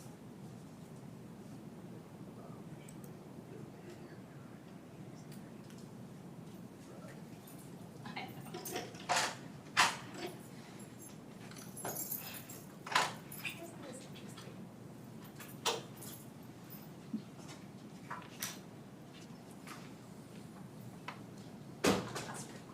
Thank you, ma'am. All right, can we cut the mics a little bit? Yeah, sure. What you doing, adding up our rooms? No, ma'am, I'm approving all those shares. You cut them over Oh, there. really? Yeah, I got mine. I think they Well, cut. I gotta say the deputies and all that. Brian has been telling us They're trying to, well, get back through it all. to make sure he's cutting the feed. There you go. You going in there? Oh, is it in here? Yeah. go up to the-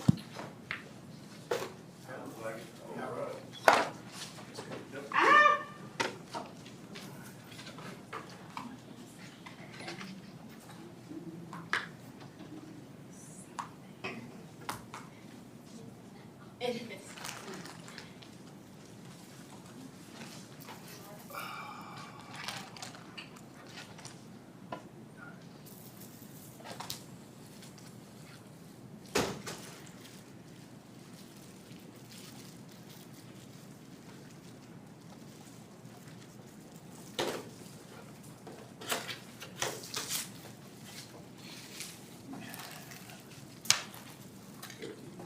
All of this.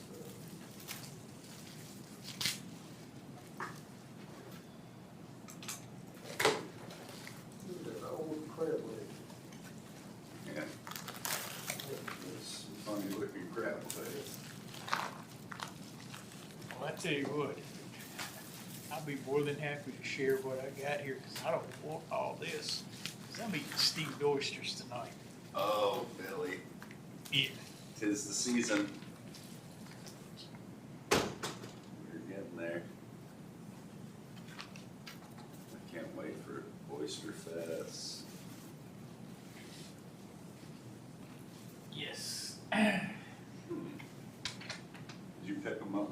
down there? Are you serious? You do? No. Oh.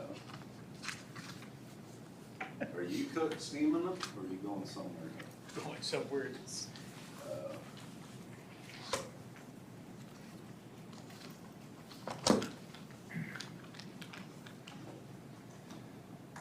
I wouldn't think the North Carolina ones aren't gonna be good for probably another month or two.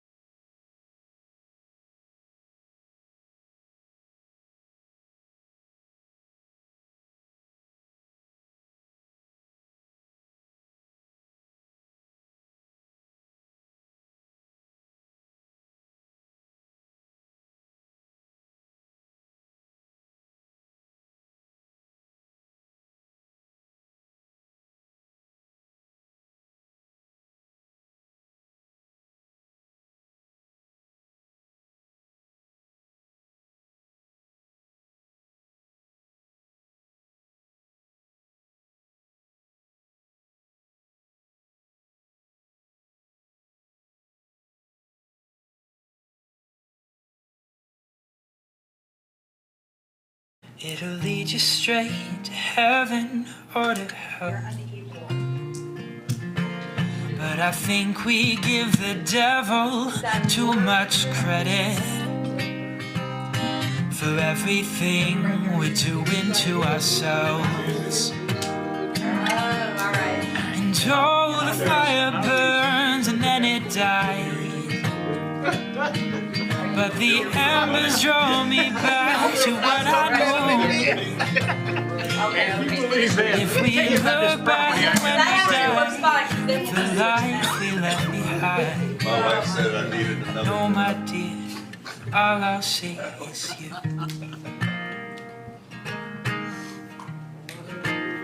She said you can't enjoy your retirement. You need to go ahead I mean, he getting about tired of that. and keep working.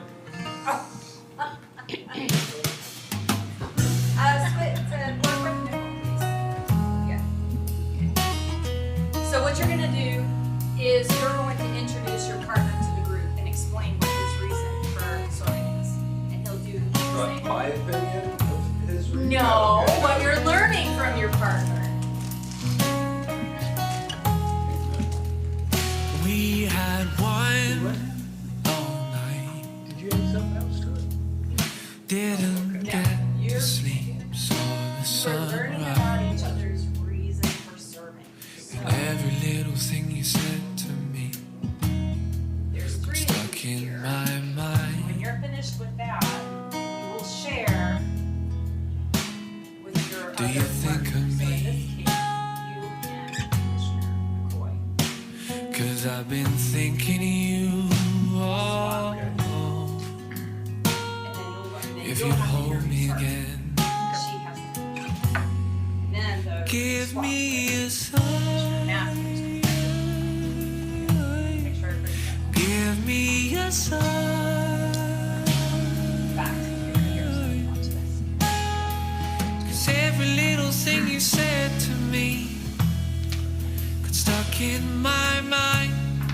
So shine me a It's light. like writing a whole. Give me a The sign. whole strategic plan. Be frank That with I started to tell you. Give me a sign. While we're, They're giving you some work. What are they doing? Yes, like There's one love. Hey, that's We got lost finding each other so deep. And the thing is that Put your heart out by another. No, I shouldn't, but I've got to see. If you think of me, Can y'all buy your county manager?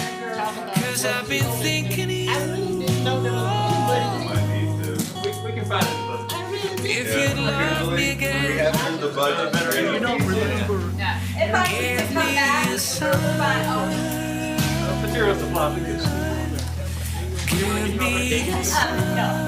There's a spit. There are no people. 'Cause every little thing you said to me Obviously, look stuck at in my mind. We have So shine me a light. flip charts. Give me a sign. And let me love This is you what I brought from home because this is not my first rodeo. where I need you to. Went down and made this, bare elbow. And let me Okay. hold you. All right, Brian, 'Cause it feels so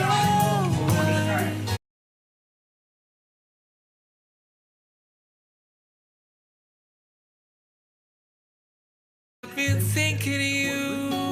Was one day, because Tim Neal went to a funeral. If you'd hold me He again, came back and turned into voucher. Oh, yeah, that was. if you love me again, No, watch what's happening. Watch. I didn't know it was like give me a sign. I'll be honest. Yeah. And with Gina, when I came in and talked to Gina, I didn't, this is what you be getting for the price of, each month and all that stuff, but I didn't know, I was so dumb, I didn't even know there was many years. I had, Either Barbara killed halfway through the campaign. Somebody was It's fine. I don't think you Maybe it's a good idea. blasting me on Facebook about something, how that works. Okay. something, somebody came to my defense and said, I don't Gotta see give why him my my side of the back. this much money to this kid. Are they gonna turn the mics back I on? think they may be. Okay, so the mics are gonna be back on. I just wanna let you all know. May Okay, not be live. are we live? We're in the process of getting there. Okay, so good. Assume we are. Welcome back from our lunch, folks. As our lunchtime activity, I've asked everybody to kind of learn something new about the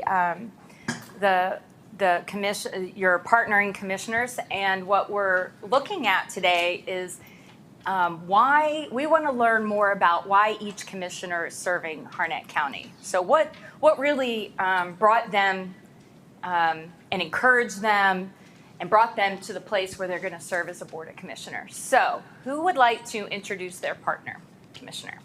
Who wants to go first? Okay. Introduce Commissioner Matt Nichols, Okay. District 5. Okay. And why is he serving? Harnett County is my final stand. Okay. Nowhere on this earth for me to run to. That's what I'm sharing something. Nowhere to run to? Nowhere to hide. Nowhere to hide? Okay. Nowhere to run to for freedom and to raise my family. Okay.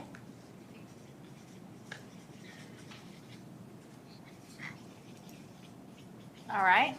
And being the change I want to see.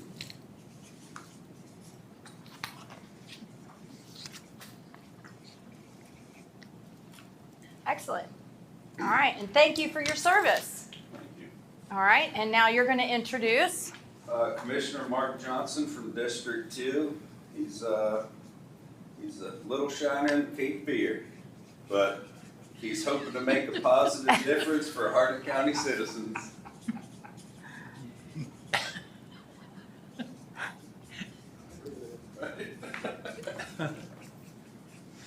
All right. Gotcha. So he wants to make a positive difference for Harnett County citizens. Did you ad-lib the first part of that? I did. That's what I thought. All right. Thank you for your service, I know she sir. didn't write that up on I thought he had ad-libbed it, so I was watching out for Commissioner Johnson. All right, you, sir. You can understand, and that's a good thing. Commissioner Vice Chairman Witherspoon serves because he wants to make a difference in Harnett County.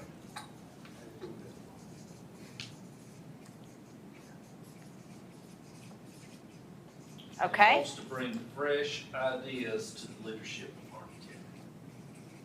Fresh ideas Yes. to leadership. To the leadership of Harnett County. Very noteworthy. Thank you, sir, for your service. Okay, ma'am, who do you have? I have Mr. Matthews. He says he has worked in the educational field for 40 years. Over 40. Over You've been in 40 where? years. Educational field for And I guess I have developed a service mentality. He had the mother who worked at Campbell College University for 65 years. Oh, my goodness. And she was a true, excellent example of service. So when asked to consider running for office, I decided it was time for me to quit complaining and try to make a difference. So, got dry eyes, I can't see much. So, mine is very simple for Mr. Woods. Excellent. And what do we say? Thank you for your service. All right. Who's next? I'm introducing Commissioner McCoy. Commissioner McCoy says, "I serve because I want to make a difference in my community and my county. Also, I have a need to help people." Thank you for your service. Thank you for your service. Ooh, there we go. And county, and then We catch on. I'm sorry, what was the last part? has a need to help people. To help people. Thank you for your service, ma'am. All right. So I like to sometimes do that for folks because when you're involved in the day-to-day activity and your board meetings and even this meeting, sometimes it's really nice to just kind of reflect back and think, okay, why am I really doing this personally, right? Because, you know, it is not easy being a board member of any board, especially of a diverse, changing Harnett County. So again, I encourage you to reflect back from time to time and really think about why you serve your citizens in the capacity that you do. So that's very good. All right, so when we left and we were breaking for lunch, yeah, we were talking about the vision statement, right? And we talked a little bit about these different ideas that you had at your table. And then a few of the things that really came, I asked you to dot the priorities or the things that really spoke to you, that called to you. And we have some dots on these words, amenities. So I would say, shout out, if you were, what does the word amenity mean to you as a board? Services, okay. Products and services. All right. What's available? What's available, okay. Inclusive and equitable services. This is different because this, I'm running out of juice on that one. Let me get the other orange. This is really looking at Harnett County services, right? So the services that you're providing to citizens.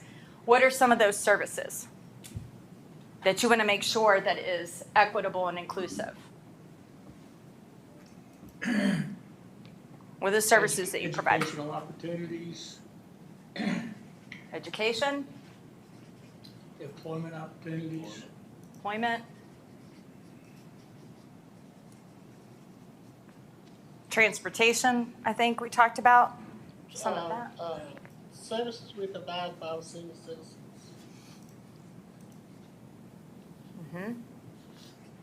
Seniors. What else we got here? We got a airport. You have a public health, do you not? So that's part of it, health. Health services. Health services, okay. And we've got inclusive over here. So inclusivity meaning all, we kind of covered that before. All the demographics, geographical, I'm gonna put that here, and demographics. And then we have a place to live, work, and play. We've got enjoying our beautiful natural resources. That actually has 3. That's the one that has the most dots, which is interesting because we've grappled today back and forth between being, progressive and economic development and, all these things that need to happen. But then we go back to the same, hey, we have beautiful natural resources here, including, our agriculture and farmland. So it's interesting that that 3 dots is quite a lot for a 5-member board.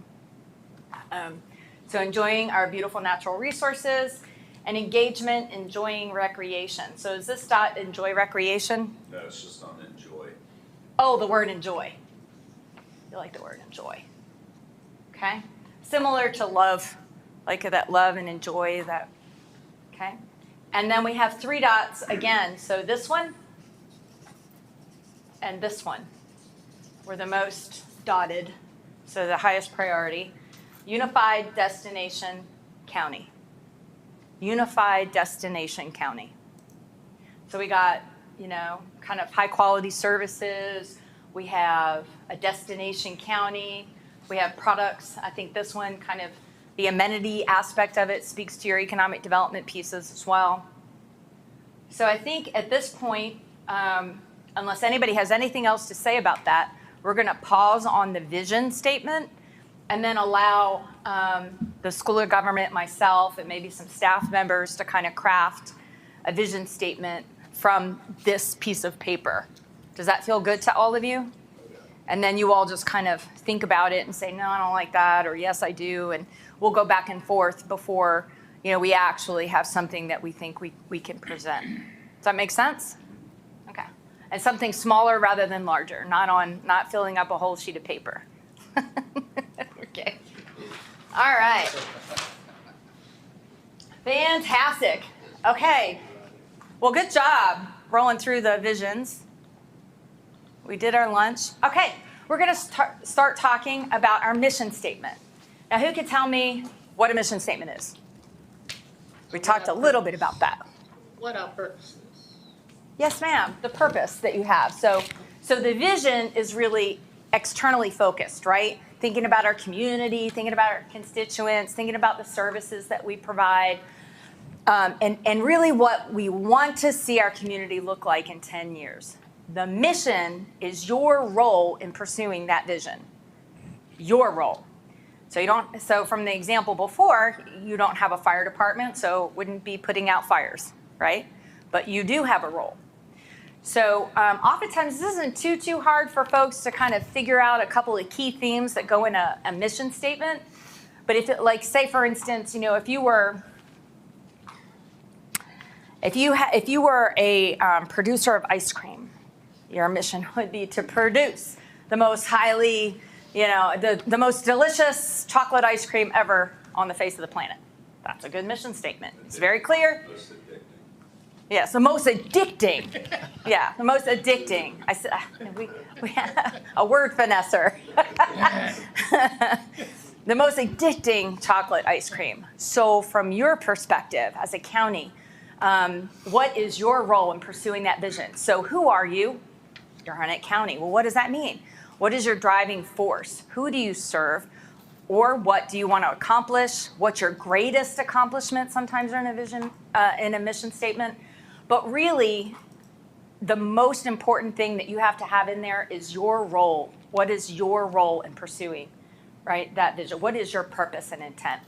So I want you to spend a few minutes in your teams and come up with a couple of themes, and then we'll download those and see what we can get from there. Is that good?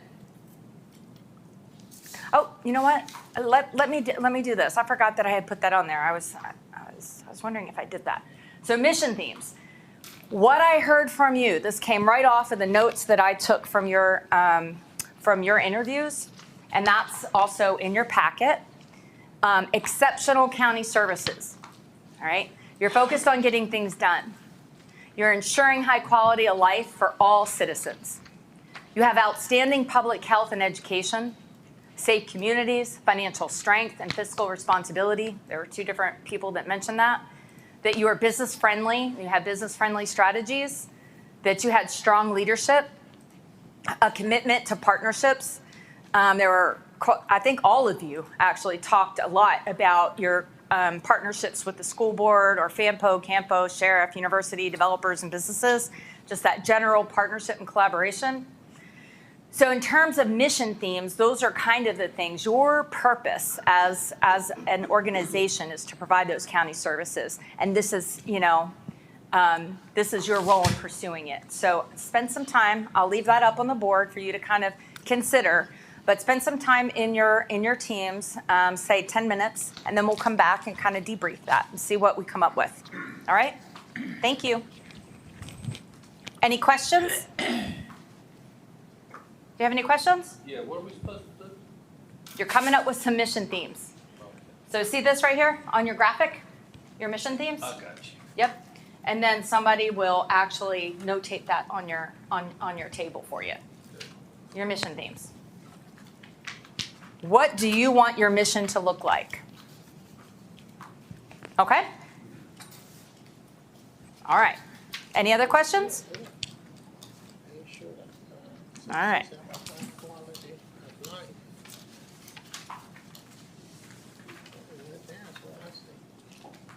What did you say? What'd you say? I see it right there. It's showing high quality for all citizens.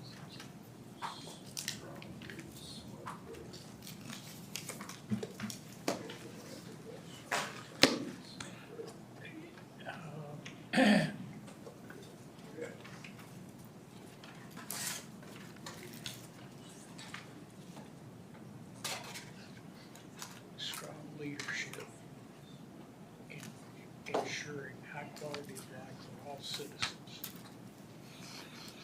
Focused on getting things done.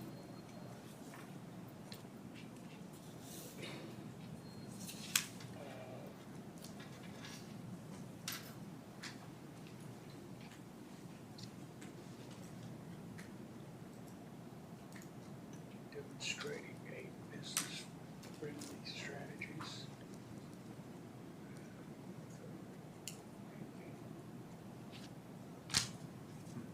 And partnership.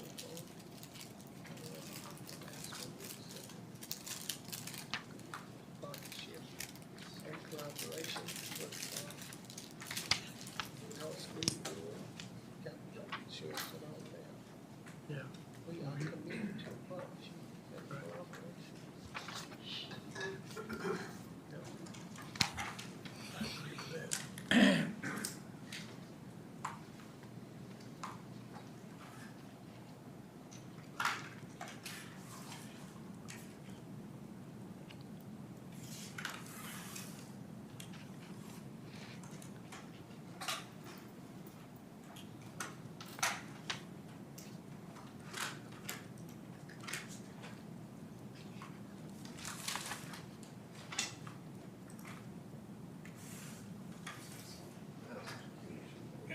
I'd say working together with external organizations.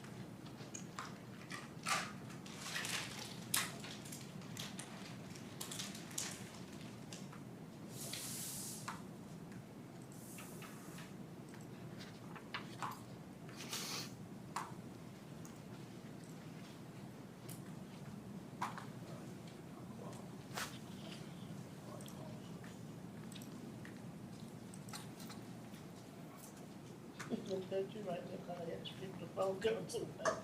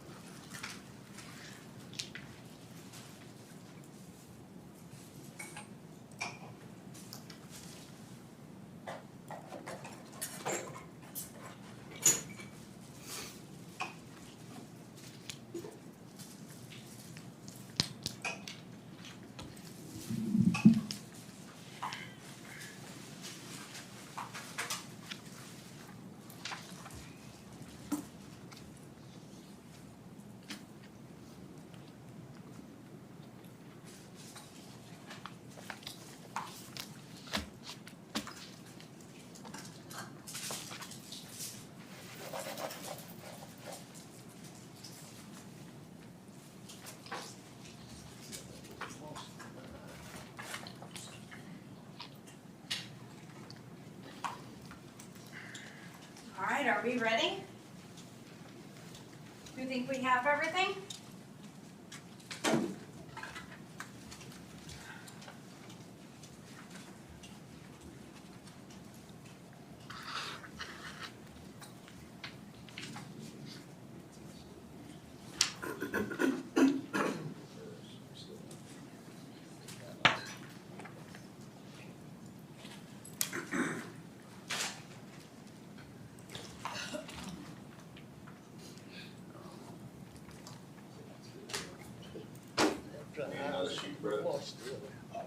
Listen, I understand. I had Same two way. bullets in one spot, but other than that, two of them together. Do you have glaucoma, cataract? Just had dry eyes. All right, They said that's what. Here we go. Well, did somebody call me?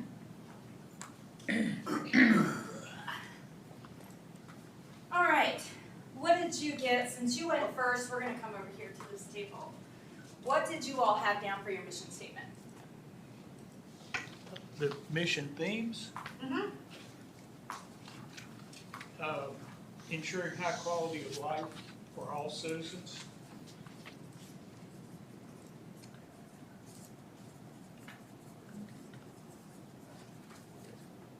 Strong leadership. Okay.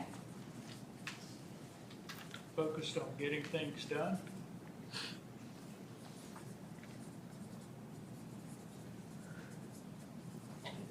Business friendly.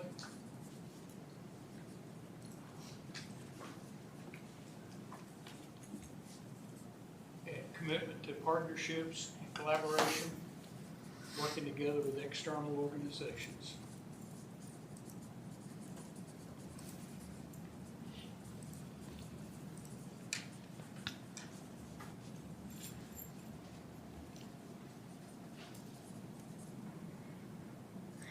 Working together, commitment to partnerships and collaboration, working together. With external organizations.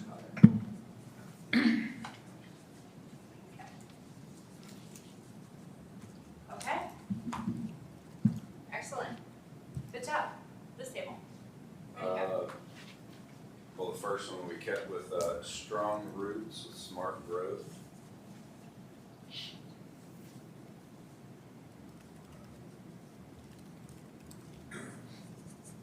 Okay. Maintaining a high standard for the quality of life.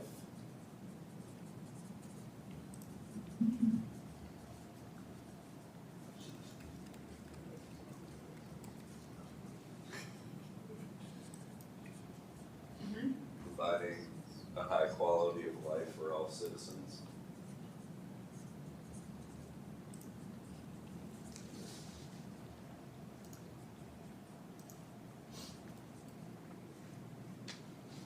Okay. And unique community that maintains cohesion through diversity. By saying that, meaning that we have 5 different districts that are, you know, they're different. And they all have some unique qualities about them. But we're able to bring it together even though, you know, we have different boundaries, like we had geopolitical boundary of the river, and a lot of different things, so. So unique community that maintains, can you say that again? Cohesion through diversity.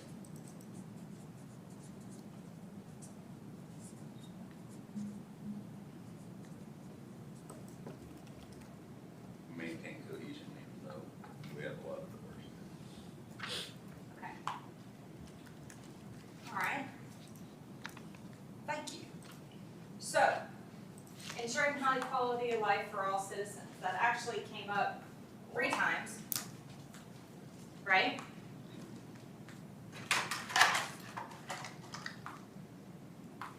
What does high quality of life mean? Can somebody talk to me a little bit about that? Peace and enjoyment, Equal opportunity. freedoms and liberties. Peace. And enjoyment, freedoms and liberties.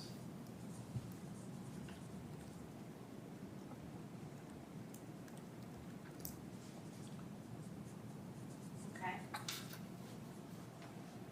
Someone else? I had equal opportunity for all citizens. Just put equal opportunity would be. Yes. Anybody else want to chime in?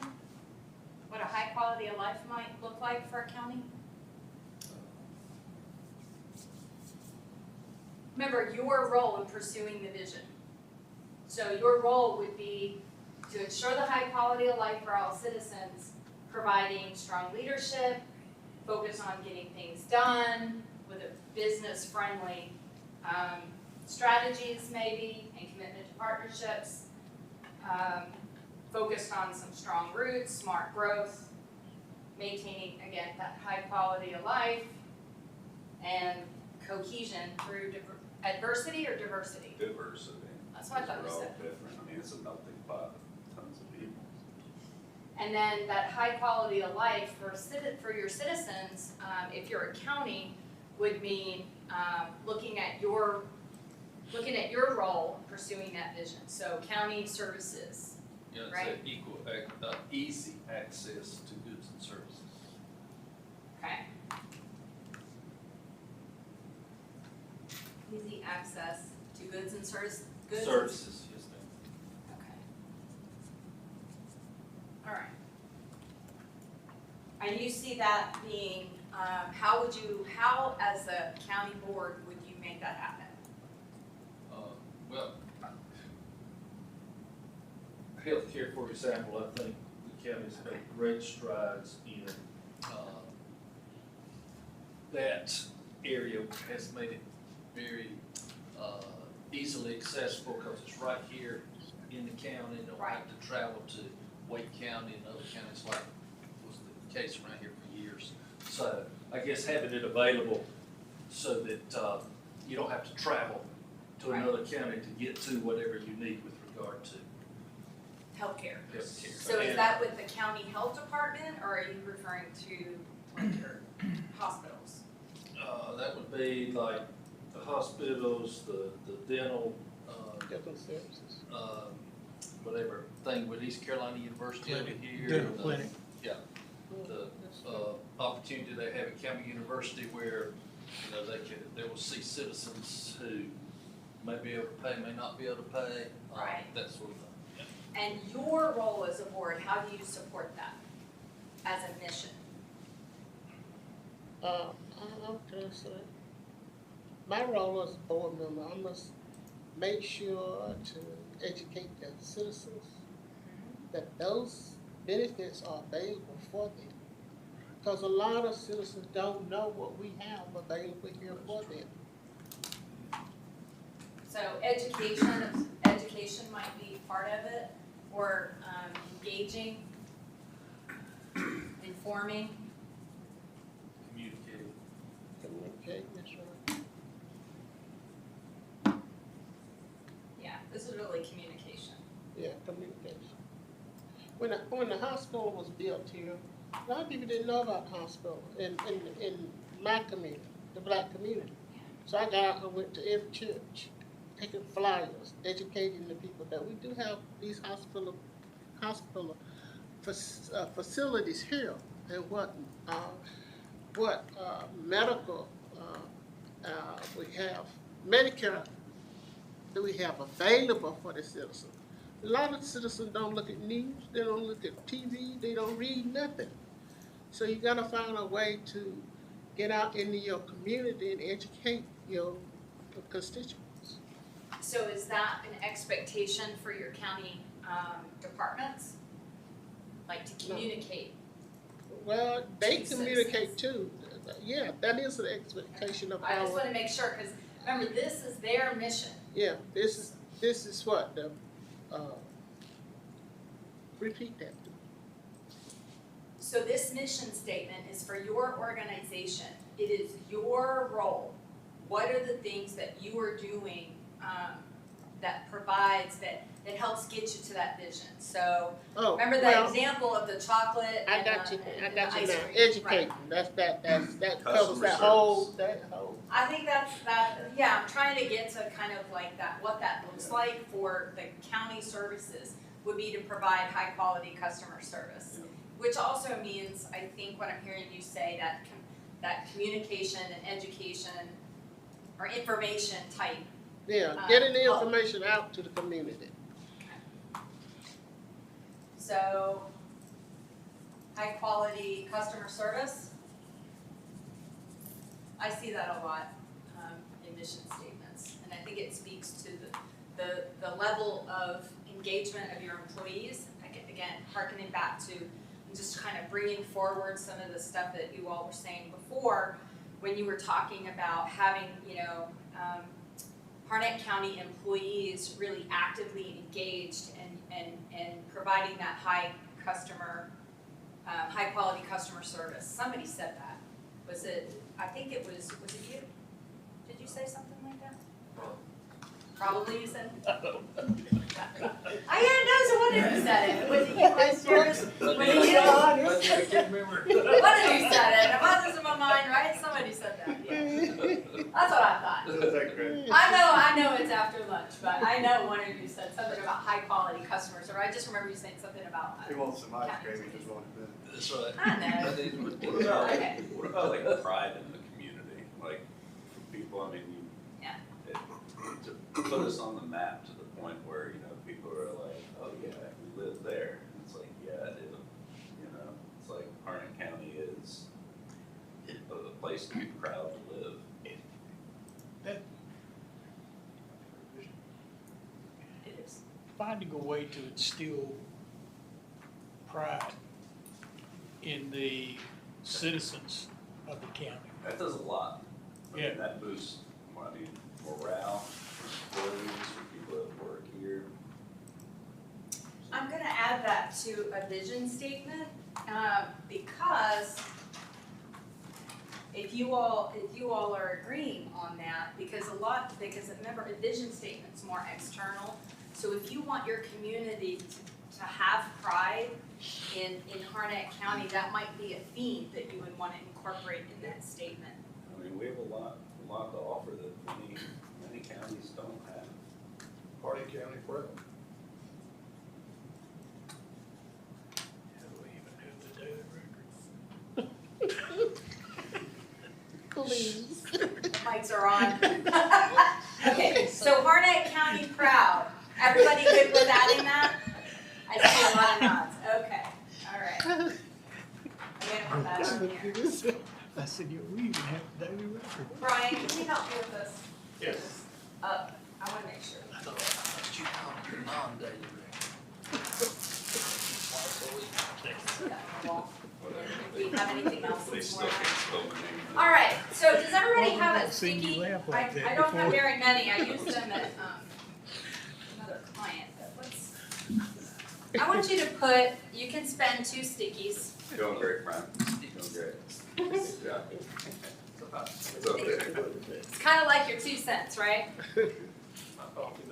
Spend 2 stickies. You And go ahead and, You put, gave me a whole bunch before. oh, good, okay. Go ahead and come up to the board and place a dot on 2 different items that you feel really speak to you. I know, that's why I'm having you kind of narrow it down a little bit. Some of them are the same, very, very similar, because you've got that idea of high quality of life. No. I'm going to correct you if you put more than 2 on there. He's thinking he's gonna put like 3 or 4 on there. That's not the case. Put 2 up there for me, Mark. He's having to translate.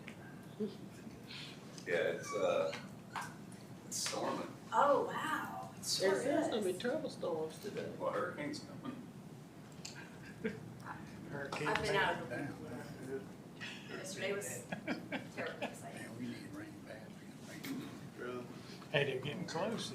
They got Fred, Yeah, my yard is burning. the next 2 after Henri.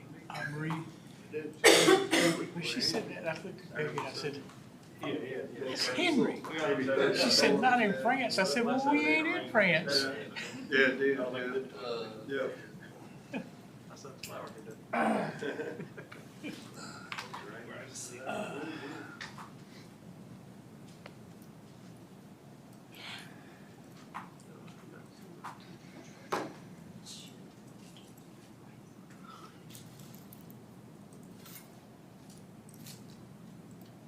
All right, come on. Let's go. See, I wanted to put a few up there too. She walked through like a hole.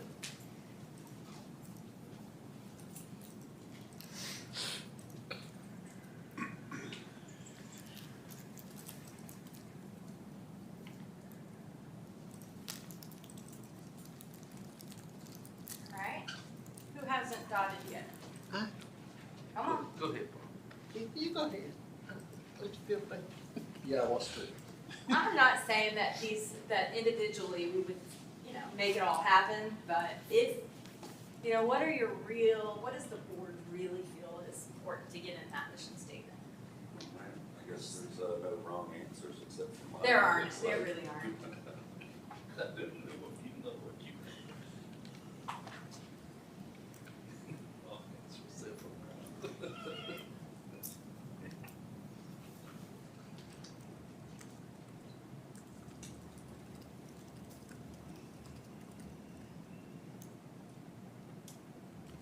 Can I change mine? No, you can't. Did everybody vote? All right, so let's take a look. All right, we have a lot of high quality of life, so ensuring that, and by that, we're looking at providing strong leadership and ensuring freedom and liberty, almost like the national. All right, and 3 dots for strong leadership. So if you were really to take kind of the pulse of the room, it looks like ensuring high quality of life and strong leadership. So it's going to be really important to describe what that high quality of life looks like for the county, especially as it relates to county services. So what I heard was health, I heard communication, and business. So there are several of the different things. So when we're crafting a mission statement, we really have to be careful to kind of not just say high quality of life, but really kind of explain what that is just a little bit. Ensuring high quality of life, that would include the educational system from the public schools, K through 12, but also community college and Campbell University. Right, because you're gonna remember, we also have that whole, where is that? I thought it was on here. Oh, commitment to partnerships and collaboration, working together with your external organizations. Because even though that's not, you know, you're not Campbell, what you're saying here in your mission statement is that you feel, you know, this is our commitment to the community, that we're gonna do it. I mean, Yeah. I think we've talked about this, staff and the commissioners. Campbell University is a major force in this county and has got to be recognized as such when it comes to economic development, telling people about the quality of life in Harnett County. Campbell's got to be a major factor in all of that. And especially since they have opened that medical school over there. Yes, ma'am. I mean, that's worldwide. I mean, everybody knows about the medical school at Campbell College. They're, in fact, they are turning out interns for the different hospitals here. Right. And they seem to be good doctors. Very good.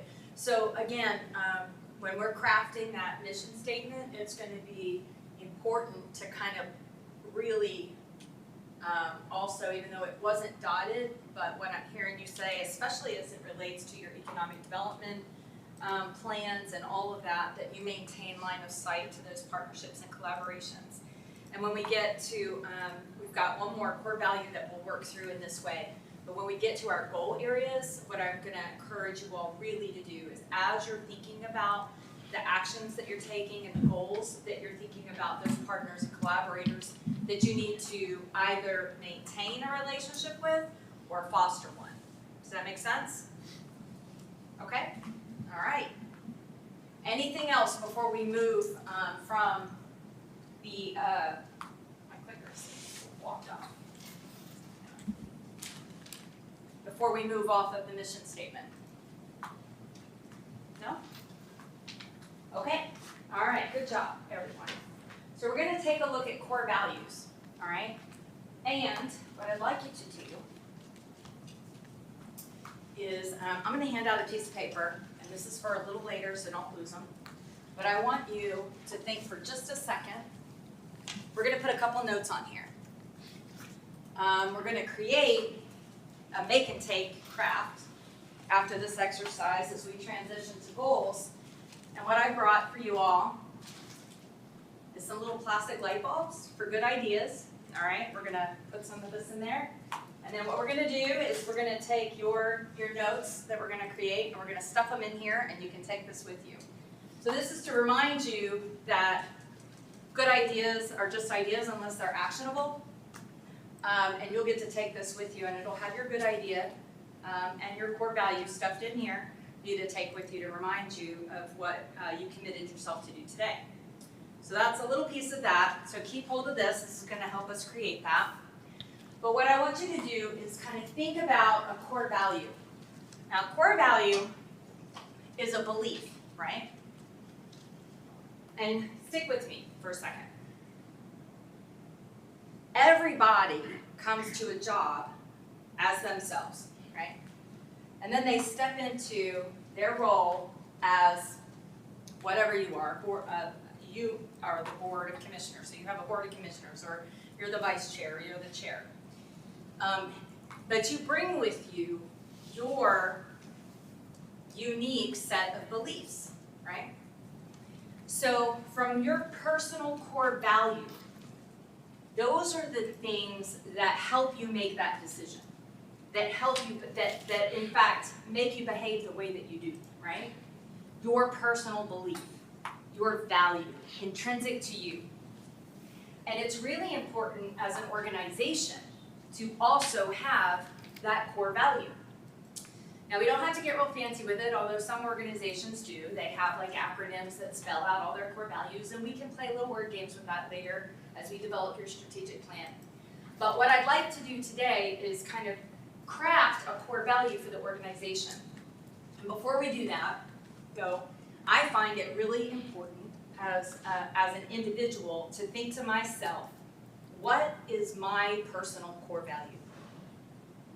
And the reason why I think it's important, it doesn't have to be fancy, it doesn't even have to be shared, but the reason I find it important is because if your personal core value does not match the core value of your organization, what do you think is going to happen? It's not going to work. What? Can't back it up. Can't back it up, right? You're either going to leave the organization, you're going to be one of those employees, remember, that we said was rowing in the, what did you say, was rowing backwards or something like that? Yeah, you're not going to get any headway. Is anybody going to be happy about that? No.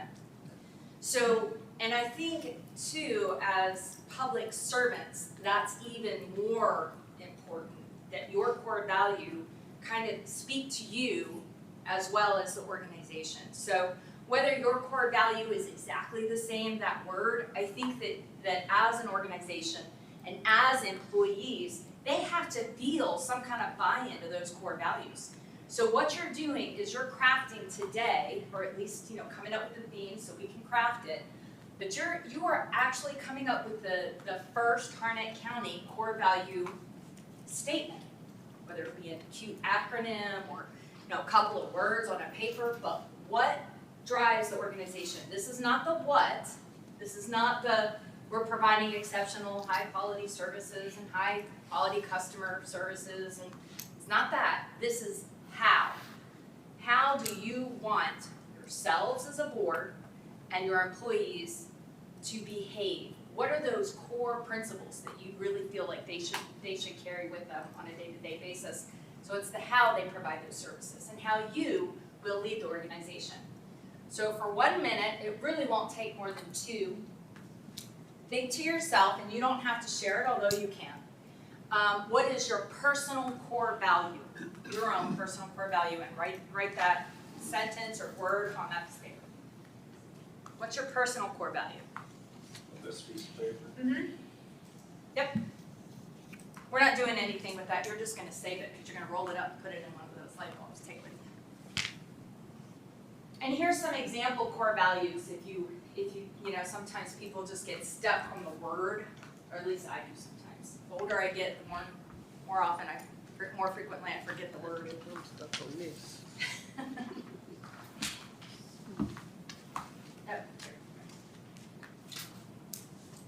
Your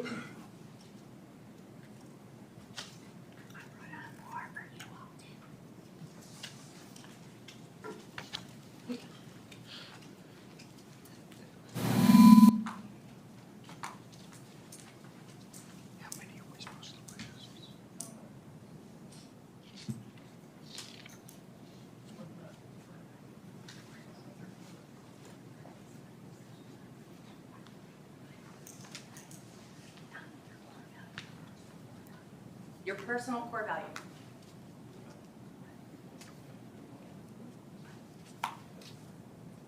Oh, wow. Just one word. You can put as many as you want to keep. This is just for you, really. This is your own personal reflection.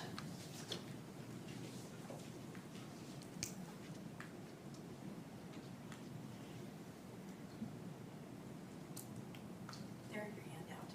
Okay.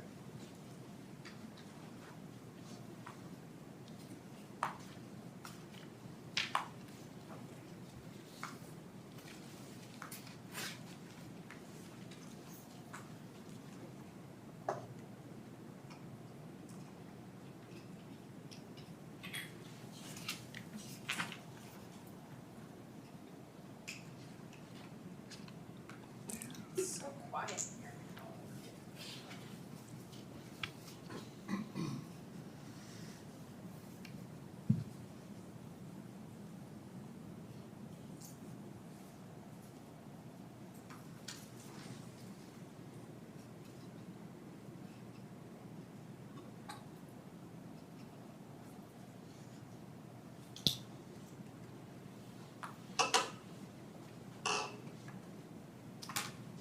Okay.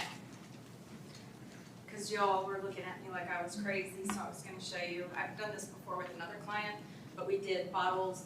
They were closer to the beach, so we did little bottles and I put sand in there, and then they have the little, and they put them in here. So for you all, because it's your inaugural strategic plan, I got some plastic light bulbs because good ideas have to be actionable, remember? So we'll, when you're all done, you can put that in there, and then we'll make some, we'll stuff it in here and push some more in there, and then you can take it with you. That'll be your own personal little light bulb. Alright. Now y'all were looking at me like I was absolutely not. Some of you still are. But I promise you, hopefully, We're when just tired after lunch, that's it. well, that's why I have little cracks. You gotta get up, you gotta put more energy in the room. Okay. Don't have to, but does anyone want to share? Anyone at all?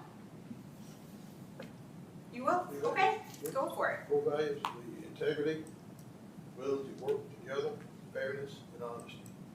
All right, integrity, willing to work together, Fairness. fairness, and honesty. Very good. Nice set of core values there, sir. You want to? Okay.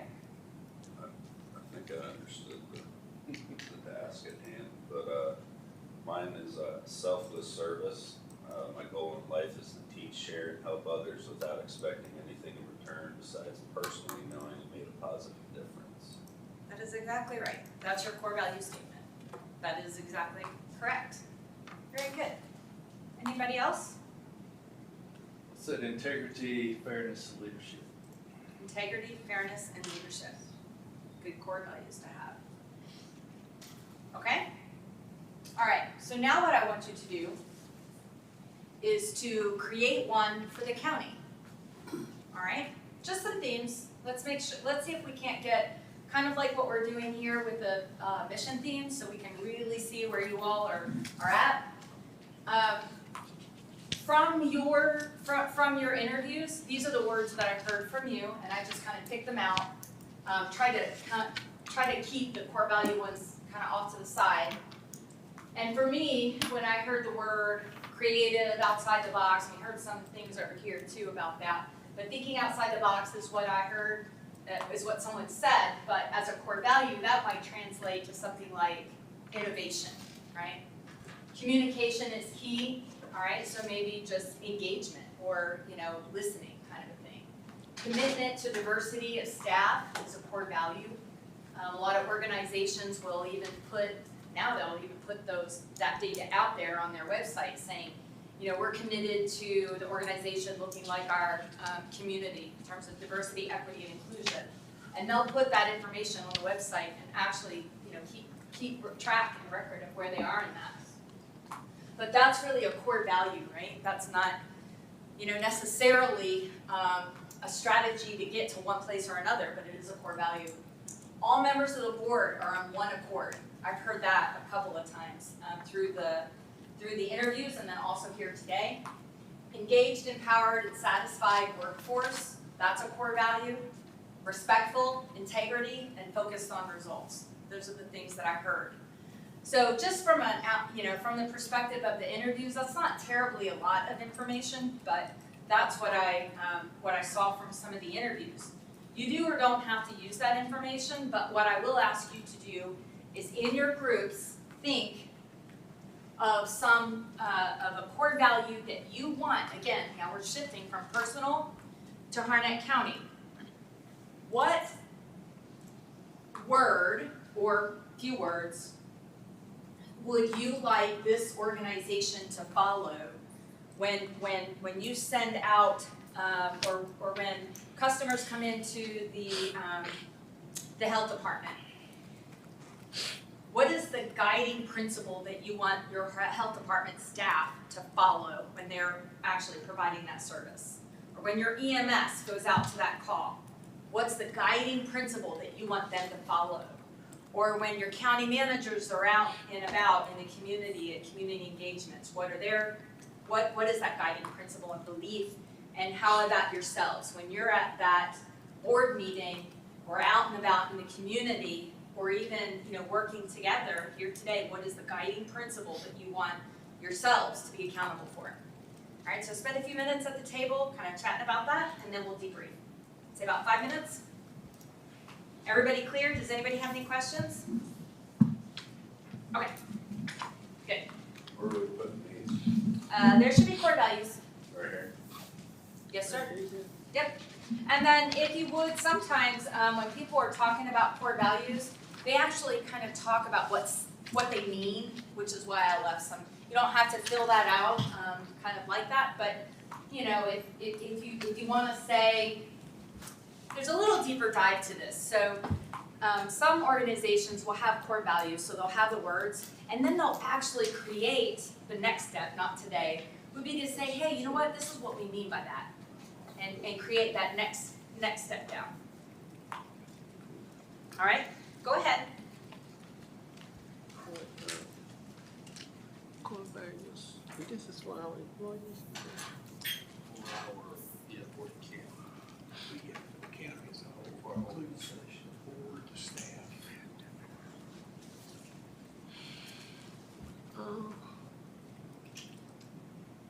It's for your whole organization, board, employees, any of your boards and commissions. This is how you would want them to behave. Professionalism.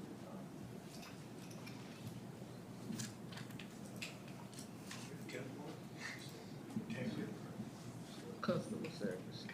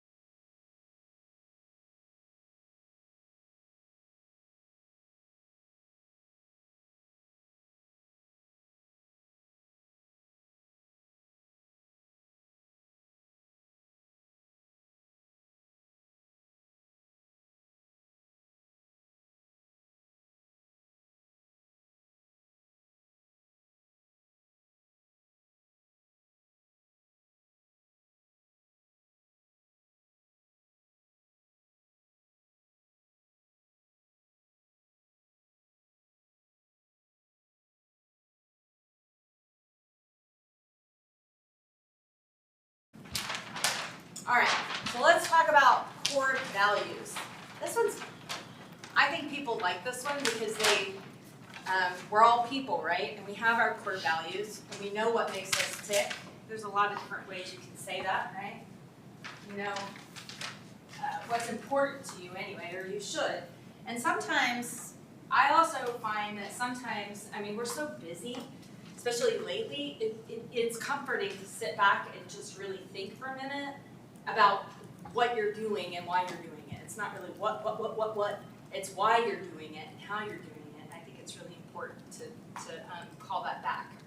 Okay, so core value themes. So we want you, so you're first, this table, go ahead. Okay, high quality customer service. Oh, this is out. Can they still hear me? Because this is red. Oh, wait, it's back up again. Okay.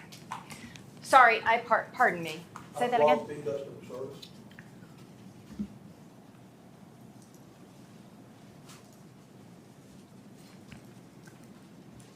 That seems to be a theme. All right. Dedicated leadership. Dedicated? Leadership. All right.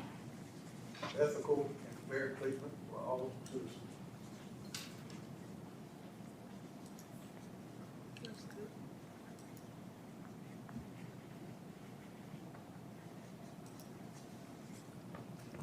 Okay.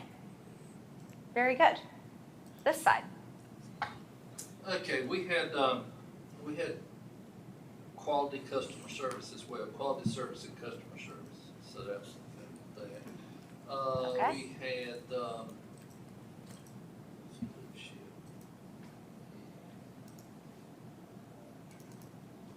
okay, then we had, respect, integrity, professionalism, honesty, I guess you put that with integrity, ethical, communication,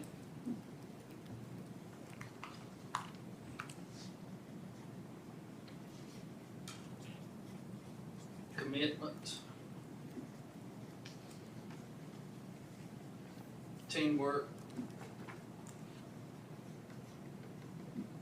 reliable, and dedicated. There, I see dedicated leadership. Is that good? Yeah, that's good. Okay. Okay. All right, so we have 1, 2, 3, 4, 5, 6, 7, 8, 9, 10, 11, 12 different words or ideas. Do you see a theme? Definitely high quality customer service and dedicated leadership for sure. Already, without even dotting it, right? Ethical and fair treatment for all citizens. That's come up quite a bit today too. And then I say these are like core values for servant leadership, you know, people who are in public service, you know. I really like that you have also included like teamwork and professionalism, honesty, and ethic, you know, really ethical. I mean, I think it's one thing to just assume it. It's quite another to put it in writing, you know, that you are committing yourselves and your organization to these things. Any other comments? Okay, so take out 2 dots and come do the walk of dotting. Yeah, I just made that up.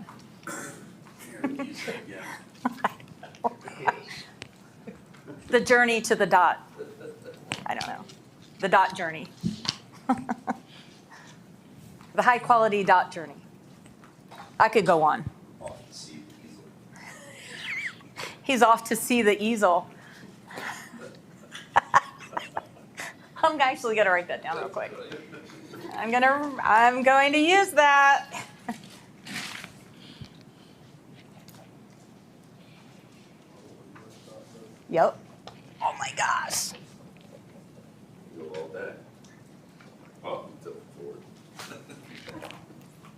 Wow, a lot of people just go down in energy, but you guys are really rolling it. Did you hear what he said? Follow the yellow dot road. Don't. Follow the yellow dot road off to see the easel. He's off to see the easel and following the yellow dot road. Did you eat a cookie? Wow. No, not yet. I'm going to put like a little Wizard of Oz graphic on your core value. Just kidding. I'm not. Just two, Bob. Just two. I thought it was pretty good. Yeah, that's pretty good. On the fly.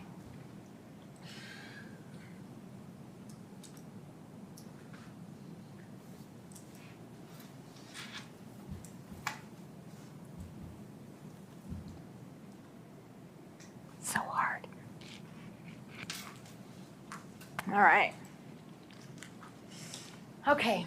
High quality customer service and dedicated leadership. And then we've got ethical and fair treatment, commitment, integrity, honesty, and ethical. How's that feel? Okay.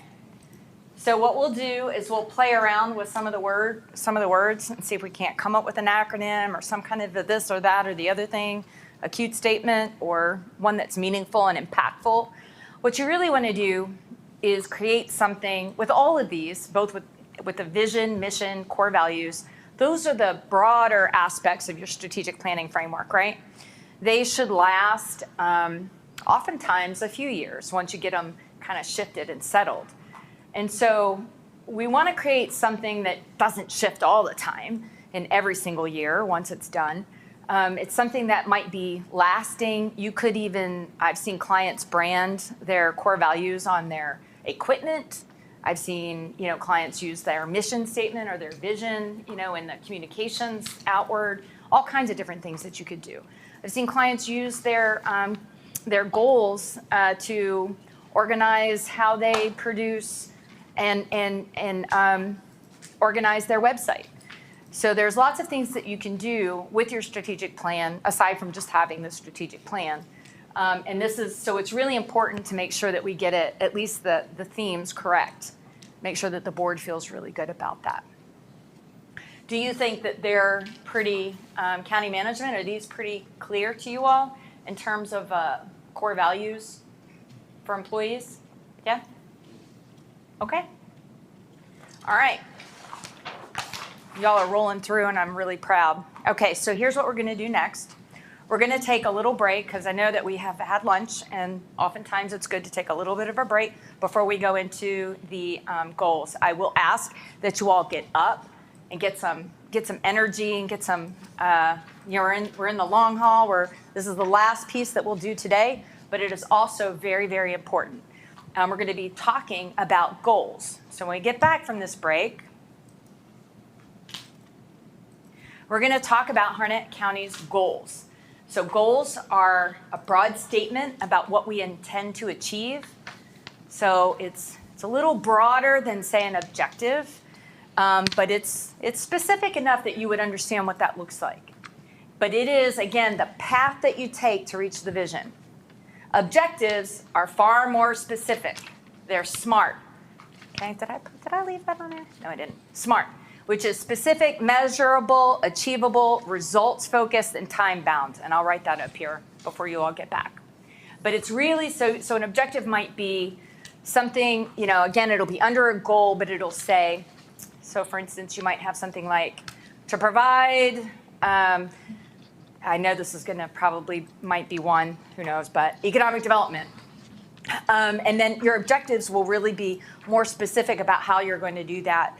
And then you're going to come up with a key performance indicator, which again, if you harken back to what we talked about earlier on about what a key performance indicator is, it's something that you will use to measure that progress forward. It's a data point.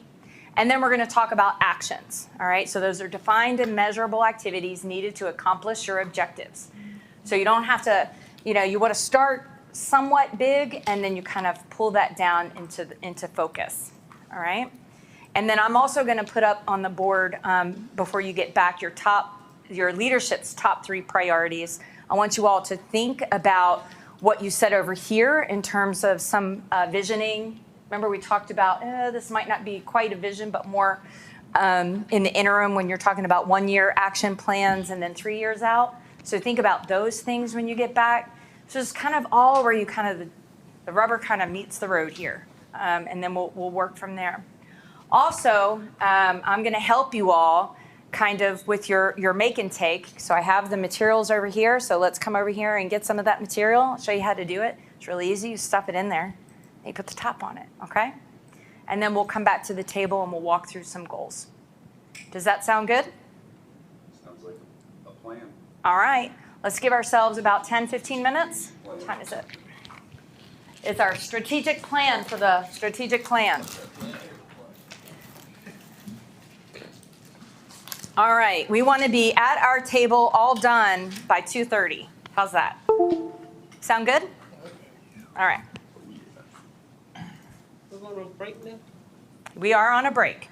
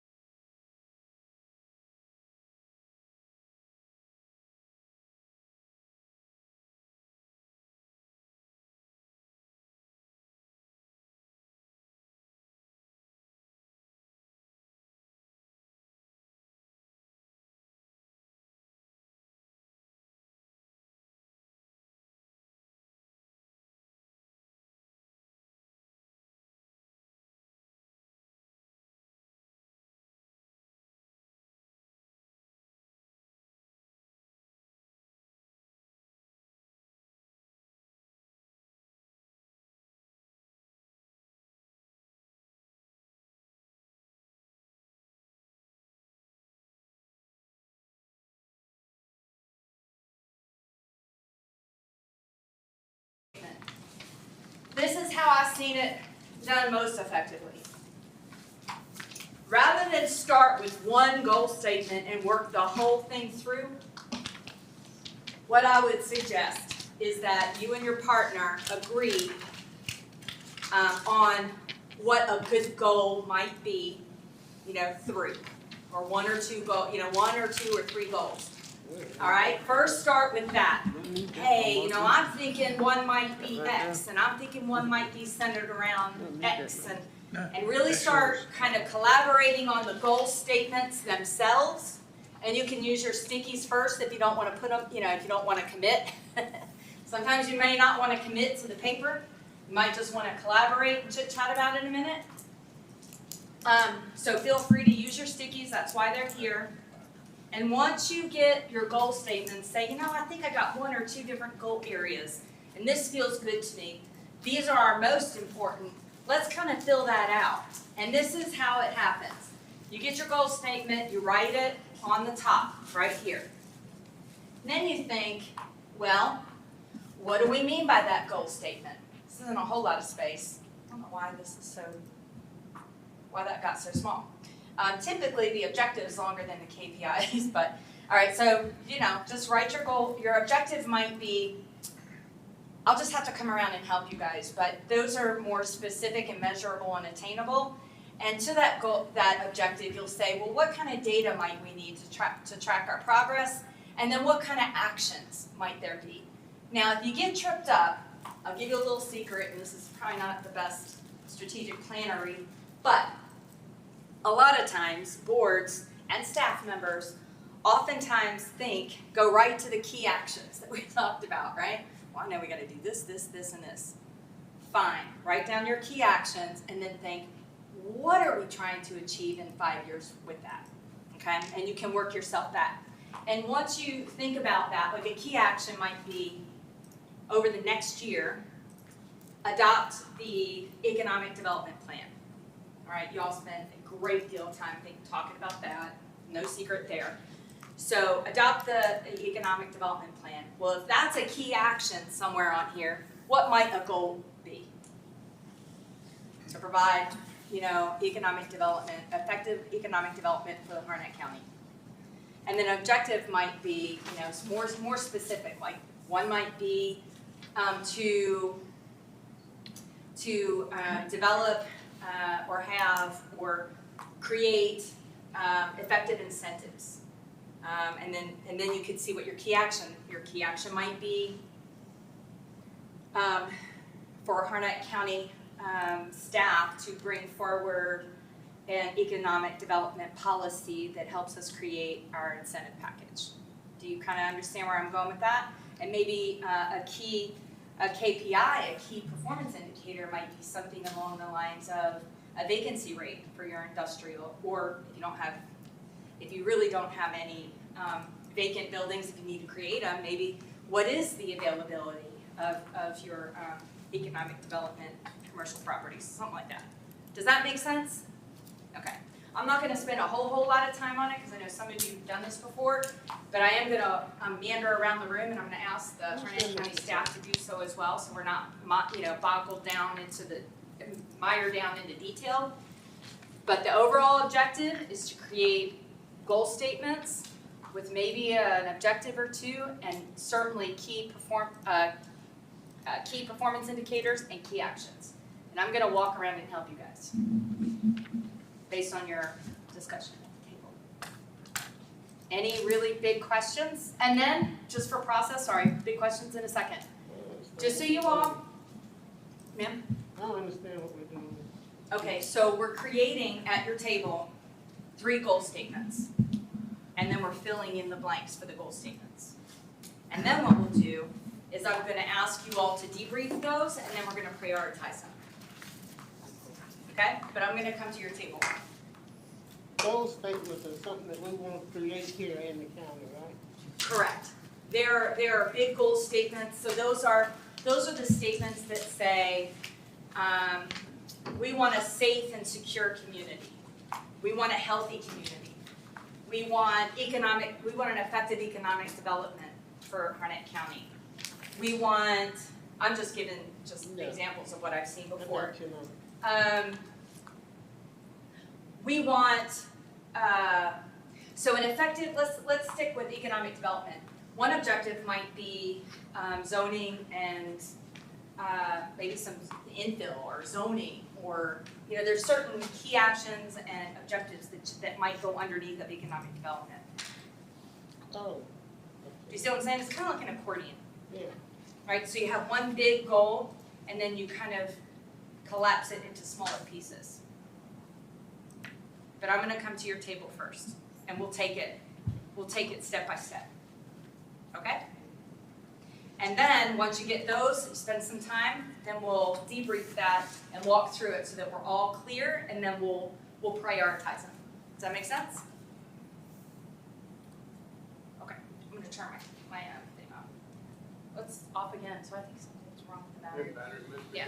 Okay, all right, so let's get working, and I'll come around to your tables.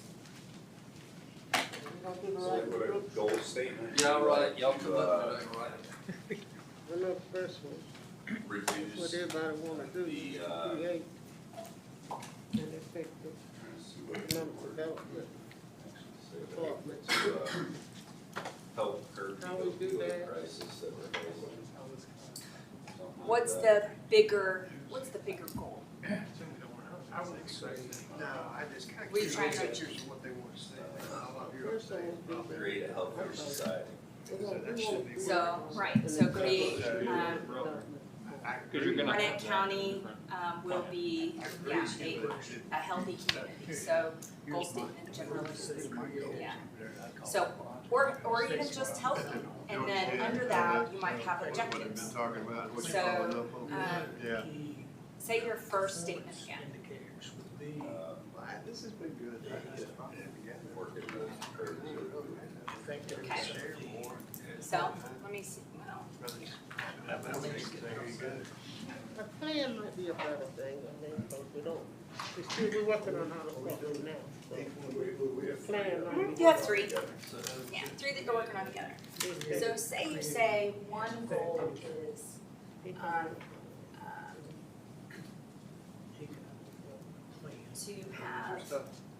a healthy, Harnett County, right?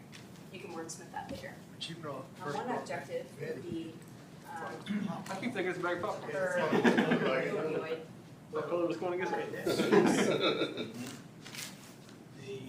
Now, smart would be by 5% in the next fiscal year, but we're not gonna get there. But to curb opioid abuse economic development. in the county The volumes of people at the department. over the next, About this? It was me, yeah. I don't know what percent, but you could get really technical and say, Oh, well, okay. about 5%. Your key performance indicator might be So it has a bag of number of narcotics, Yeah. might be the number of overdoses. And then your action would be, yeah, staff, to implement Next one would be recommendations on consultant, how to do that, reduce Yeah. the spec. and then adopt it That's something we've already done, so we've Yes. already by the worked board. on it. Yeah. That's just an example. We could A use second this, one, if you stick with this one, might those be associates. That would EMS. be after we create. Third one, So something around Have EMS, to be selected. A Now you- qualified consultant. you know, and a third one might be child nutrition. What else you got in the county? You got the health department. So you got the health department, right, social services. So, and each one of those, if you're thinking about that, might just roll up into some kind of objective. Yes. Right, so that might be this one. To see about. And then another one might be, again, you can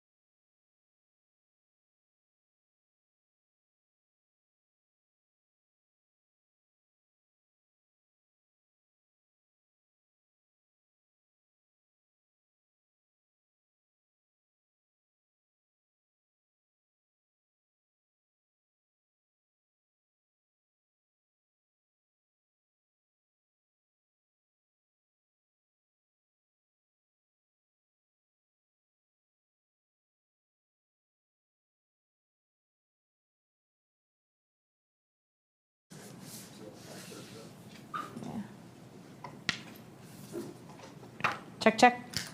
Okay. That's mine. All right. So welcome back. That was kind of, how many people think that was easy? How many people think that was a little bit hard? Yeah, usually is. So goal setting is not easy, and it's usually not done at one time either. You kind of have to think about it. This day has been an enormously busy day, and I want to congratulate all of you because you have made it through, all the way through a vision, mission, core value, goal statements, and what they might mean.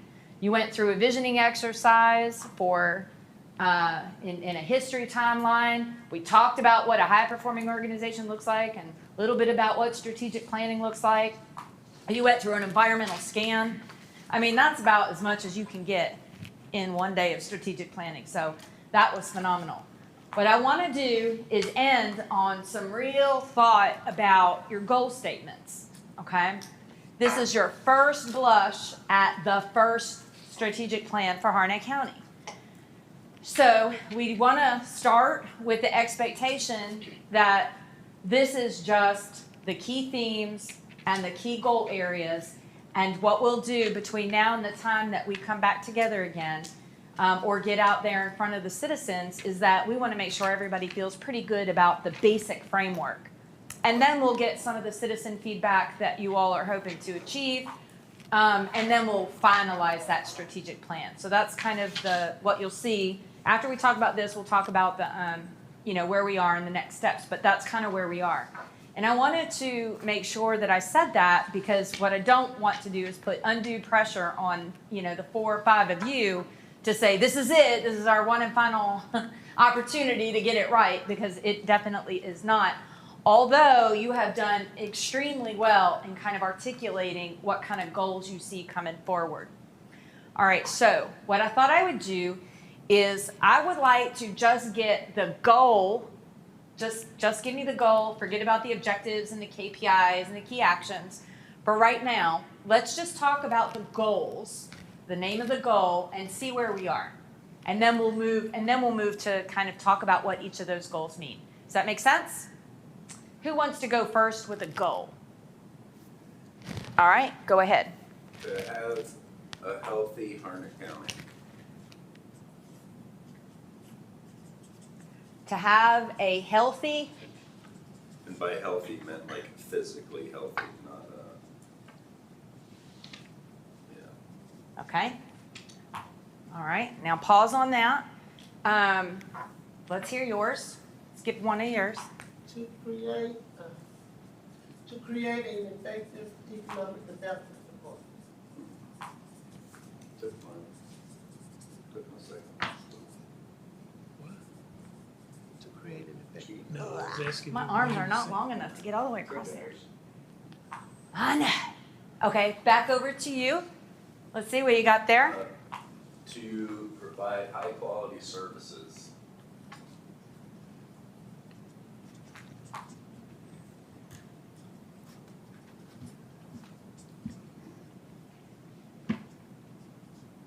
Okay. Um, Oh,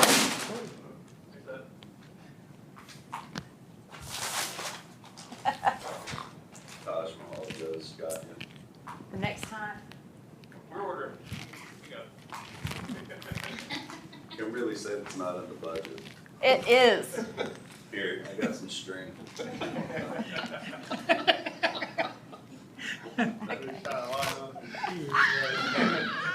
To provide high quality services and equipment. I got a key action. I got a key action for you right now. Okay. What do you got for me, sir? A sustainable program to improve customer service. Well, that's the same thing. Means we're on the same page. Okay. Maybe not. Sustainable what? Program to improve customer service.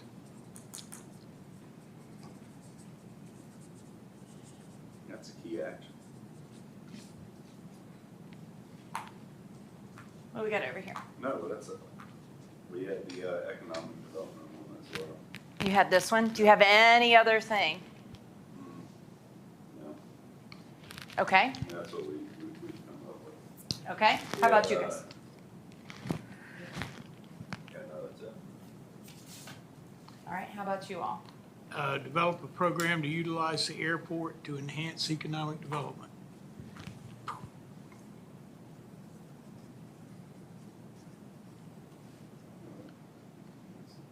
Key action under economic development. I didn't understand that objective, but. Hang on. Develop a program to utilize That's a airport for economic development? Right. Okay. Did anybody have one that was kind of focused on citizen communication and engagement? We did, but we couldn't read what you wrote.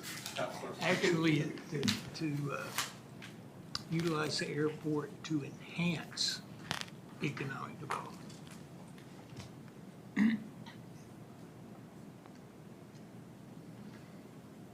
Okay. So what was meant by a sustainable program to improve customer service? Here, before we move on, can I go ahead and throw up one more goal?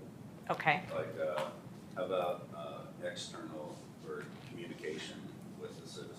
to have, Communication. Well, that's where I was going with this one. I was wondering, because this is customer service.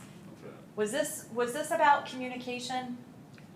Well, for me, it would be. Yeah. Because Okay. we have a lot With of the- complaints. Yeah. One of the complaints that we get is poor customer service, Okay. having to do with the friendliness and Okay. attitude in responses. All right, hang tight. This is customer service. So, what were you saying too? Like, having better communication with citizens. Yeah. That's right. No, I'm happy with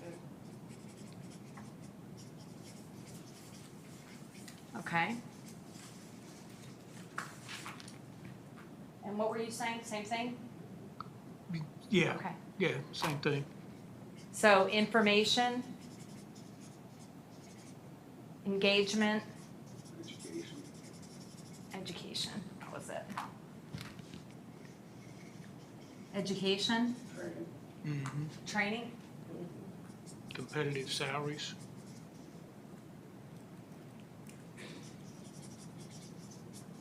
So you all see this really as, this is not working.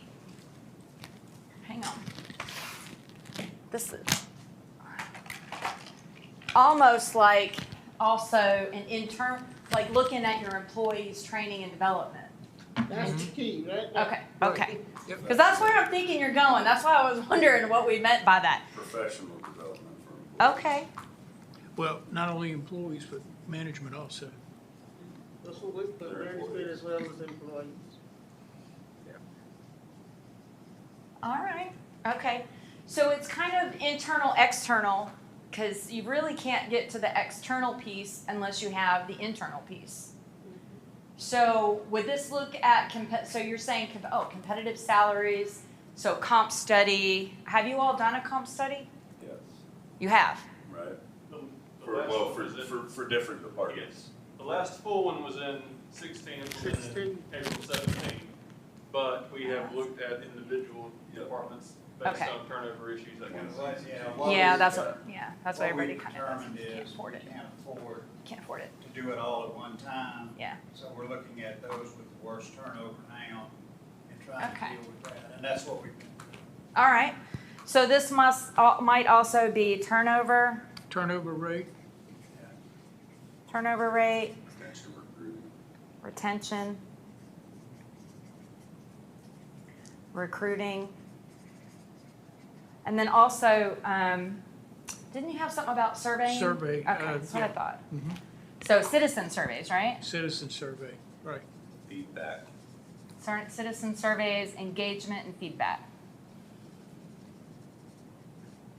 This kind of, I'm super proud, you'll see a little tear come down, in that you're listening when we talked about high-performing organizations and how interrelated all those things were. the customers and the employees and being able to see that.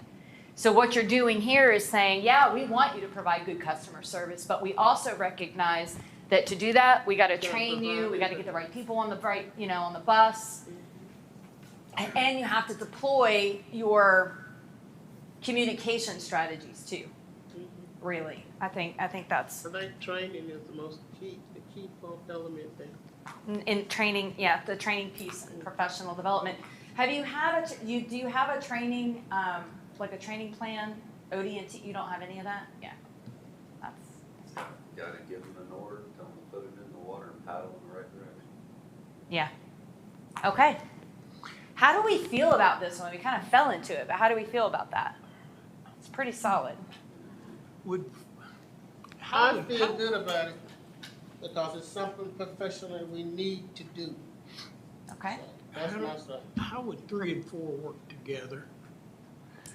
You can't provide high-quality services without good customer service. You can't.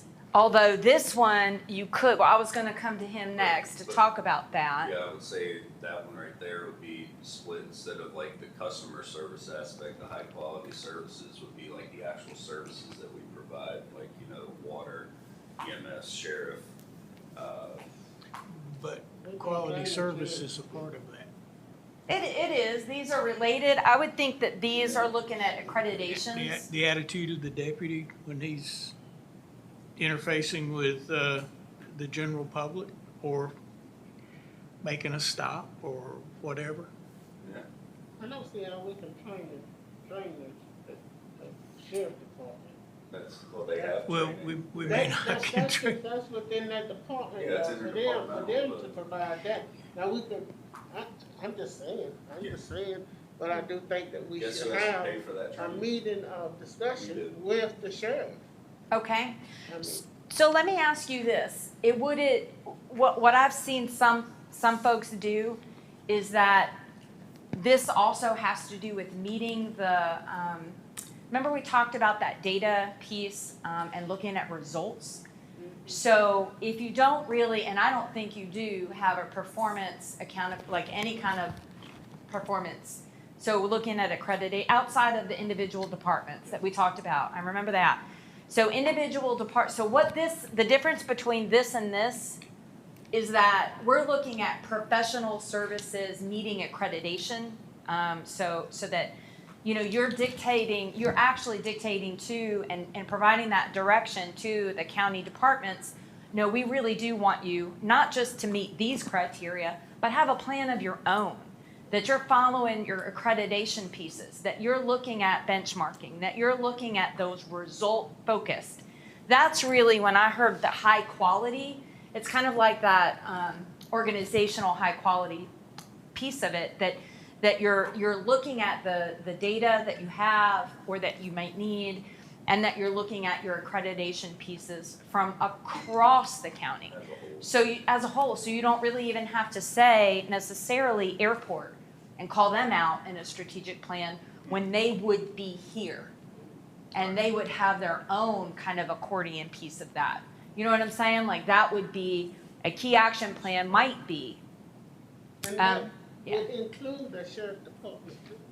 Are they a county function? Well, The sheriff? every department, it is. Every department. Yeah, so every Okay. department would be under a high quality service, and then underneath that, there would be customer service pertaining to each department. And I mean, a different way for them to go about doing that. Yeah, we go high quality services for every department. To maintain accreditations and reporting, develop. That'd be like Performance. saying that Harnett Regional Water, we're the best ranked, Results. have the best wastewater treatment facility, around. Well, that has nothing to do with really customer service. That has everything to do with our capacity, line capacity, who do we service, Or water quality. Yeah, or water quality and stuff like that, so. Okay, but you have to, in order to do that though, you have to you really have to set forth that direction for the county management to say, hey, we need to hear that, and we expect that you all to be looking at that.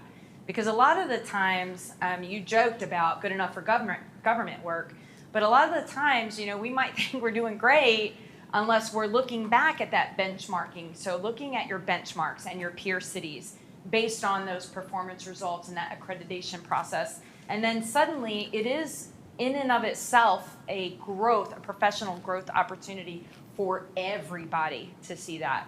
So it's, you know, without those two pieces kind of already there where you have that, it's hard to say what high quality service looks like. And I agree with what you're saying, but I think that starts with the management. Well, not, It's gotta start with the management, because it's just management a responsibility to feed that down to the employees under them. yeah, They set the management has tone. nothing to do with capacity and like, say that we're, you know, under a moratorium or something for sewage.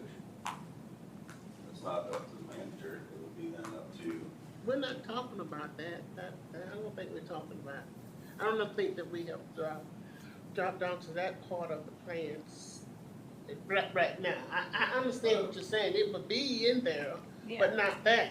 But we're not gonna accomplish any of these things under that, providing quality services in each department till we address this stuff with the department heads. And then it's up to the department heads to address it with the employees. But it's up to us to outline what they are to address with those employees. well, I don't know, I'm just it's up saying, to does us that make to sense? give it to that man right there in that table, and then they trickle it down. to- Right, so That's you what I'm provide saying. that strategic That's direction. exactly what I'm saying. You're setting expectations and making an accountability culture where that is part of performance. Ah, reviews. okay, all A right. lot of the disconnect comes from exactly what you just said, because y'all set the policy and the tone, we carry it out, but then we've got to implement it back to the department heads. There you go. So we've got to have another meeting after this. And to execute it. That's right. And it will be different for each different department. Some of them actually do a good bit of work around process improvement and data, because they're more data driven, like the water and the sewer, you know, all those things are very data, the health department as well, and social services, I think, too, because they have reporting agencies that they're responsible for. Right. That's right. And it would be accepted better by going through the proper procedure Yes. through them.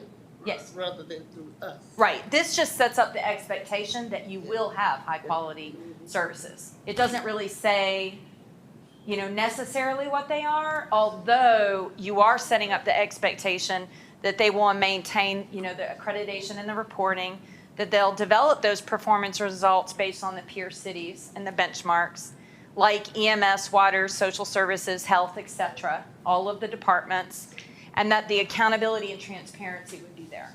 So important. I think this might be easy, so, because I think you all are so focused on economic development. Let's do this one. Create an effective economic development department. What do we mean by that? By something that's gonna actually increase jobs in Harnett County. All right. A certain percentage in a certain time. Go back up to create an effective and sustainable economic development department. Or excuse me, not department, program. Which one do you guys like the best? We went with program. Program. You like program? To increase job, And that is, Maybe we should have a department. Yeah, I would put increased jobs and tax base. an increase Quality of jobs. in tax base. Well, it's both jobs and better jobs and increased tax base. Yeah, both of them. And then here's another thing that I heard from you all is really just the diversity of the tax base. So it's not just residential. I heard a lot of diversification. So I'm not sure if it would come off better, like not just, so the sustainable piece is really, how do I want to say this?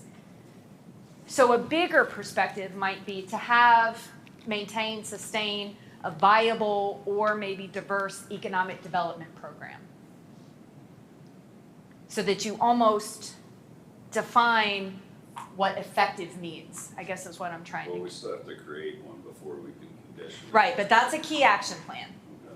right? So key actions would be, right, your plan, your department. What else you got? Coordinator. Hiring a The, coordinator. the director. Department, plan, Director. director, coordinator, whatever. So staffing.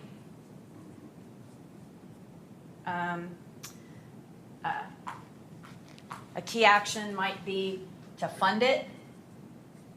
You were We've talking, we also got a reorganization issue. What about, a reorganization issues, now Yeah. speak to that. Well, we have two separate committees that deal with economic development, and most places only have one. So when we get the report back on economic development, I think she's gonna say that. And so then we would have to look at, where does the board wanna go on that? So that's really strategic structure, like it's really Yeah, about it's the talking about. organization that we're gonna work with. So create structure, about improved infrastructure? I guess I would put. provide infrastructure. Oh, yeah, there it is. Yep, I was trying to write down as y'all are talking. That's true. Okay, so what's a better, so instead of just effective, I guess what I'm trying to really get from you all is, what does effective mean for Harnett County? It means increased quality of jobs and more tax base. Okay. Exactly. These two things, all right? If we do those two things, that's effective. Okay. Just want to make sure I got it. We're capturing it. Are we all clear? Anything else under this one? Would this be better spent in here as part of the economic development plan, or do you want that to be a No, separate, it could be part of the economic development plan. Yeah. like a key action? But Like but how- they're separate departments. It doesn't matter. This is way above departments. Okay, yeah. This is way above Okay, departments. The yeah. idea, Then I think it could be part of the, because I think the idea would be every department would understand they have a role to play in economic development. Every single one. Yeah, this is just some of the key actions you really do need to take care of. But what I think is important is that when this comes out into the community and to the departments themselves, they're gonna see themselves line up to this. The only comment I would make about subsuming that into economic development, we really have a laundry list of about 6 or 7 things we need to do at the airport. So I'm not so sure this first time through, we ought to just leave it as a separate goal. Because we got a lot of stuff we need to do out there. A lot of stuff. Could we maybe, so I'm thinking, if I were staff or board, think about this, guys. And ladies, when you are receiving a performance report, right? Think about this this has been adopted 6 months from now, and you're receiving a performance report. We want to be able to be strategic. We want to be able to we want to stretch our goals, but we want to be able to have it to be attainable. So if the county manager is saying that this might not be something we could report on in maybe 6 months, might it make more sense to put it under high quality services and make that a line item in there to say our airport must be, in high quality to you means X, Y, and Z for the airport. Does that make sense? If it's a new county function, that you would align it here. No. No. Do we like it here? Yeah. Board? for right now, I think so. Okay. Yeah, I mean, it's definitely a goal, because, I mean, Question asked Mr. it's Woods. not ready to rock and roll yet. Because it's new. Yeah. I mean, we've never. Because it's new. Yeah. Well, and under that, Yes. Ms. McCoy has a question for Mr. Wood. Go ahead. When you said that, economic development department is organized under two departments. Two committees. Two committees, that's the right word. Yeah. You have a 501c3 that basically owns and controls the property, so they can make deals with a prospect coming in. Then you have a separate committee that just advises you. And so most places put all that together in one 501c3. Well, I was told that we had to have the two in order to operate. No. That's the reason I'm asking. Well, No.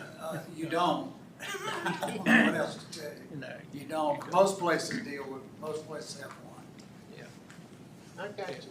Why'd they do that, for like liability reasons or something like that? Well, the problem you got right now is one of those boards is just advisory. And they really don't have that much to discuss. The other one is the one that's dealing with prospects. And so by having one board, the one board can do both. Yeah. And then has, you've got a more compact way, you can make decisions quicker. They're better informed across the board about what's involved in economic development. Well, heck, that's probably why we're suffering so darn much. We need to streamline that, so there's not so much red tape to go through just in order to get one thing done. What you've got, Matt, is they meet on alternating months, which means each one only meets every 2 months. Yep. And what I would recommend you go to is one organization, and they meet every month. That's why there's a lot of finger pointing. When the previous plan was adopted and they were implementing it in 2015, one of the models that was looked at was, I think, Wilson County, and that was the model they had. So that's where that came from. So the advisory board has key players in your county, like Campbell, Central Carolina, existing industry, bankers, things of that nature, which at that time in 2015, they thought was the right move to do. So that's kind of up to y'all, is how you want to see that. And prior to that, there was a single entity, yes. So which one of the boards that should continue to exist? 501c has to continue. And that's the one that handles the money. Properties court. That's right. Property. And that's why they need to continue, because legally they can make deals. An advisory committee or this board even cannot make those deals without having to do upset bids on the property. That's right. So the 501c3 has to remain. So if you were gonna go to one, you probably just merge those two together If and then we, shrink down. if we own the number of property, people on the board. the Board of Commissioners, if we want to sell a piece of property, we can do that, but They said we can do that. advertise it, we take bids, and then we have to give 10 days for an upset bid. And then restart. If an upset bid comes in, you start over. And then you have to, when those bids are open, you have to give 10 more days for another upset bid. And this can go on forever. And you'll lose the prospect. And and then the guy says, hey, I ain't got time for this, I'm walking. The properties court, we transfer the land to them. And they sell it outright, just like you sell a house in your real estate business. And you don't have to go through all that upset bid mess. Yeah, just keep it in-house. And the way, as a practical matter, the way it works is, the economic development director works for the manager, which is how y'all wanted it structured. And typically what happens is, if he gets into the second and third rounds and we're still in the hunt, then we start talking about incentives. And what I've always done is I bring the economic development director into a closed session with you. And we talk about the incentives, what we're willing to do and that sort of thing. And then they go out and execute that, but they're doing it with your approval. And, legally you can't vote on it, but you can kind of give us some idea if you're comfortable with what they're going to do. And so We have to vote on it in open session, right? yeah, you have to vote on it in open session. And the way we handle that is when the agenda is sent out, we just refer to it as Company X in what goes out before the meeting.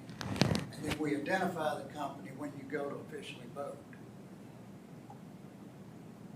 That way, the press doesn't get it a week in advance. Learn something, right? Yeah, I learned something on that. That's why I had to back up and ask that question. Right. All right, so let me ask the question, we're gonna hit, so I think, oh, I'm sorry, you were gonna Well, say something yeah, about, Well, yeah, under the airport, yes, we had, key actions, build a new terminal, That's how we've been playing. build more hangars. Get compliance. Secure more land for expansion. Well, I included building more hangars as land But I would, acquisition as part of put it. that, it's a separate Would act. you put it? Yeah. Okay, land acquisition for hangars. okay? And,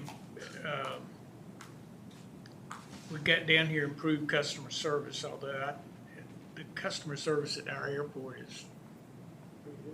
doesn't take a backseat to anything, anybody. And then,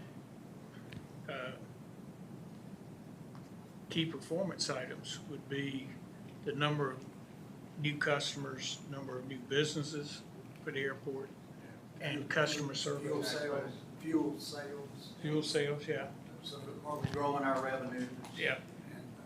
And also any increase in hangar rentals or buildings.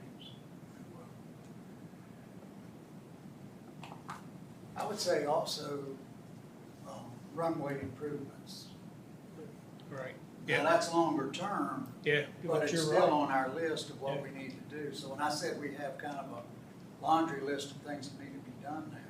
Yeah. One of the things is runways need to be wide. Yeah, they They're only need to be 75 right. feet wide, they ought to be 100 to 125. Okay, But, to be honest about it, we are limited on land out there. We are, We're very limited on land, and this, we had, a strategy meeting here, but I left because this guy was in my face talking about eminent domain. Yeah. I don't trust nothing like that in public, so I just got up and left. well, our problem is with the length. You've got obstructions at both ends. One obstruction is 421, and on the other end, it drops off dramatically. So to fill that in would be extremely expensive. Yeah, I know. So we do, but it is a 5,000 linear foot airport, which is not bad. Pretty good. There's still a couple other options, though. I don't know if we want to put that out right now. Well, No. that's why but that's on the list to look at. yeah, Now, another key goal for this year is we have to do the 5-year contract renewal. so that would be this year. Division of Aviation requires that you renew your contract with the consulting engineer every 5 years. Ours is up in November. Now, that's one thing I would like to talk with you about a minute. We're trying to delay that, and we think DOT and DOA is okay with that by a few months, because I think it's important that your new manager be involved in that decision. Particularly if they end up being from North Carolina, they may have a consultant that they think very highly of and would like to continue working with. And you may agree or disagree, but I just think if we're this close to getting the new manager on board, I know if I were the new manager coming in, I would have wanted input into that instead of you telling me, well, we did that 2 months ago. So you said, sir, the key 5-year what? It's the 5-year review of your consulting engineering firms. You don't have to change, but you have to do You an gotta review it. RFQ Right. and review it Right. and pick one again. And assess. Okay. All right, thank you. Okay, I think we've talked about the airport. I want to come back up here. to a healthy Harnett County. What does this mean to you? Helping curb the opioid abuse. Okay. Provide better emergency medical services, and work on child senior nutrition. COVID. Get rid of that. COVID response and recovery, really? When people don't want to take the shot, you can. I'm sorry, what'd you say, Kurt? Okay, I'm sorry. Opioid, we got opioid, emergency services, COVID. Child and senior nutrition.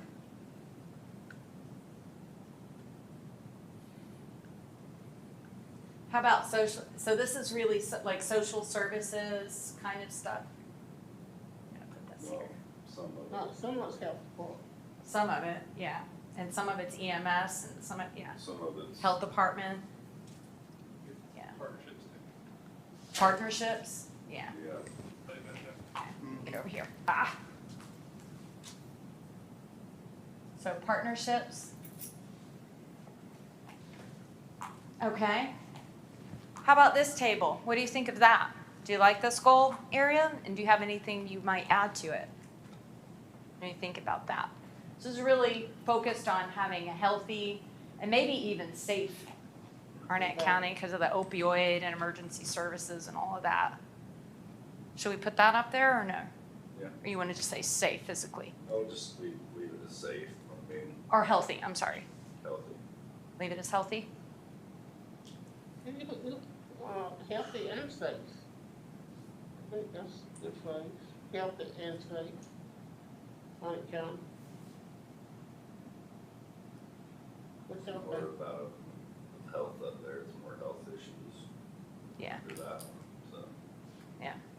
Safety would be like EMS solely and like sheriff's department, different things like that, but. Yeah, healthy. We need a healthy workforce in the community instead of something that's gonna be hindered or degraded. Okay. Are there, if you take a step back for a minute, so these are pretty well established, I think. We kind of went through each one of them.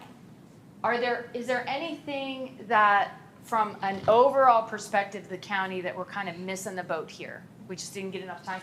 And I would say that I kind of went back in their, the top priorities from the environmental scan. And there's a couple of things that I wanted to make sure that we talked about. Development standards. There's a lot of talk about development standards, and even here today about, what did you say, smart growth? Did you say that? Is that in your goal areas? Is it under like economic development? Yeah. Okay, should we add something to that so that we bring that out a little bit more specifically? I got some nods, okay. So how would you say that? Is that an activity or just kind of like an objective to develop? I think that would be more of an activity in order to, I guess, because I mean, that would be some zoning changes, Yeah. zoning planning. It's kind of like effective land use planning and Exactly, overlay yeah. districts like we did Okay, on there you go. 87. And then that would go coincide with the Greenway plan. It would. things like that. It would bring that together to preserve those areas for what y'all want to see put there. Yeah. Mr. McCoy and Commissioner Weatherspoon, when you had mentioned that, about how do you do that with all the homes coming in here? How do you keep the good land, for good quality economic development? That's what that'll do. Because economic development is land use. Okay. Oh, yeah. Yeah, I just want to make sure that like when we think back of what we said and also about the mission and the vision Yep. and all of that we're Tie tying it all back together again. And that when you all get to a place that we're not, oh, well, what about this, or what about that, and what about this, that we're trying to, within these goals, or we create another goal. I was gonna suggest two more. Two more, all right? So wait a minute, so how we feel about this, and then we're gonna move to suggestions. For the healthy Harnett, is there an outdoor recreation or some component that ties into kind of the Greenway recreation aspect of what we're trying to do? Yeah, that could tie in. And I think that ties back to your mission or the vision, where you said you love to get out there and play And maybe even all, you know, with your outdoor space. Natural And resources Family and recreation. whatnot. Would you say family recreation? Would you say family, great, Yeah, I mean, I think Yeah. all, good family recreation? family? Family recreation. Oh, I'm sorry.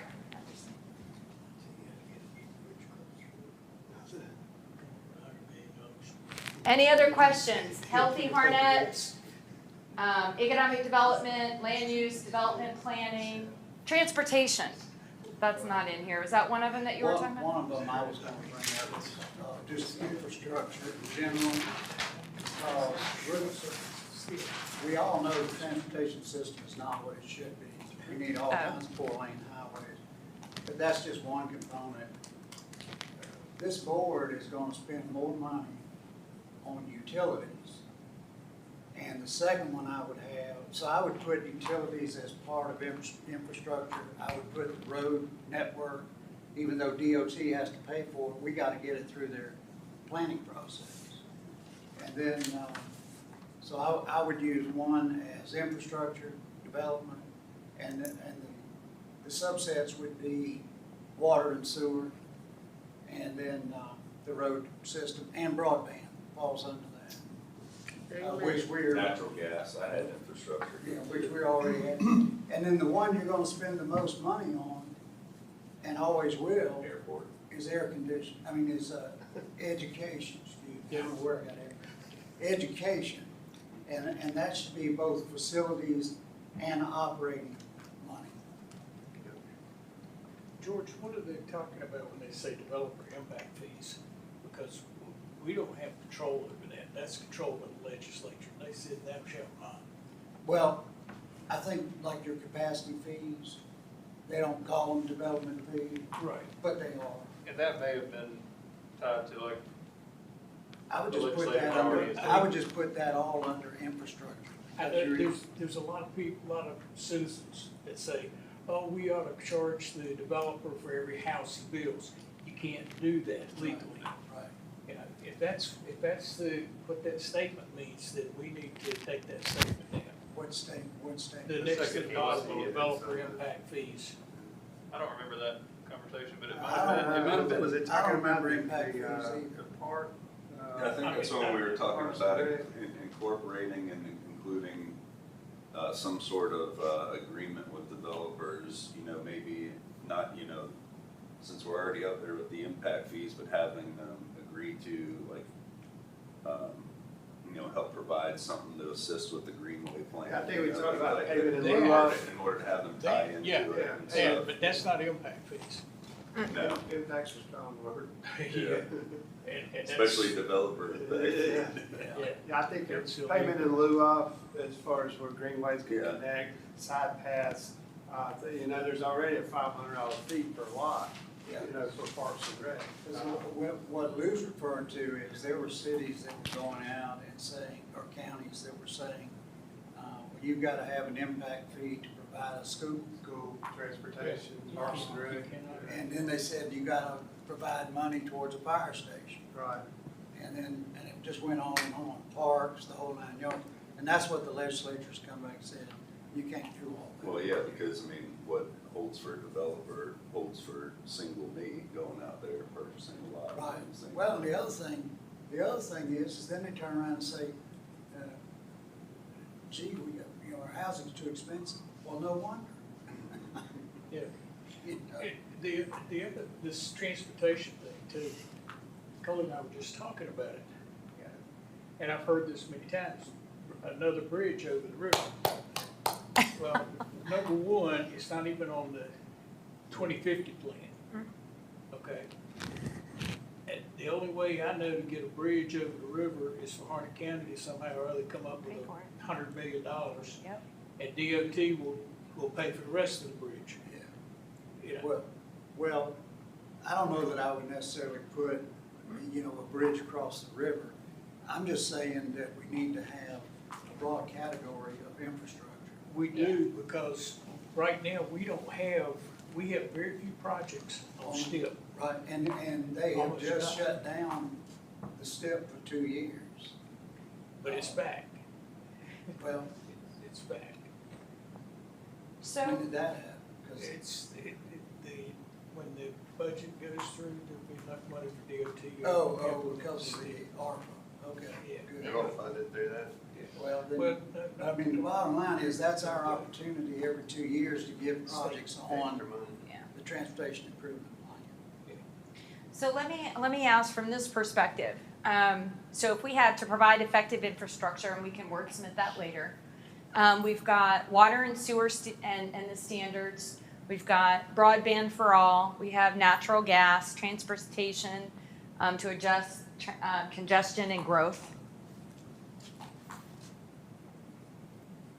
From a KPI or key activities, is there anything that we need to do pretty much immediately to further kind of talk through that, to really understand what kind of, Well, what's the we're- next step? Our plan is the third from the bottom, where you've Oh, got the ARPA funding Right, and aligned with the CIP and strategic plan. We're gonna be finalizing all that in November.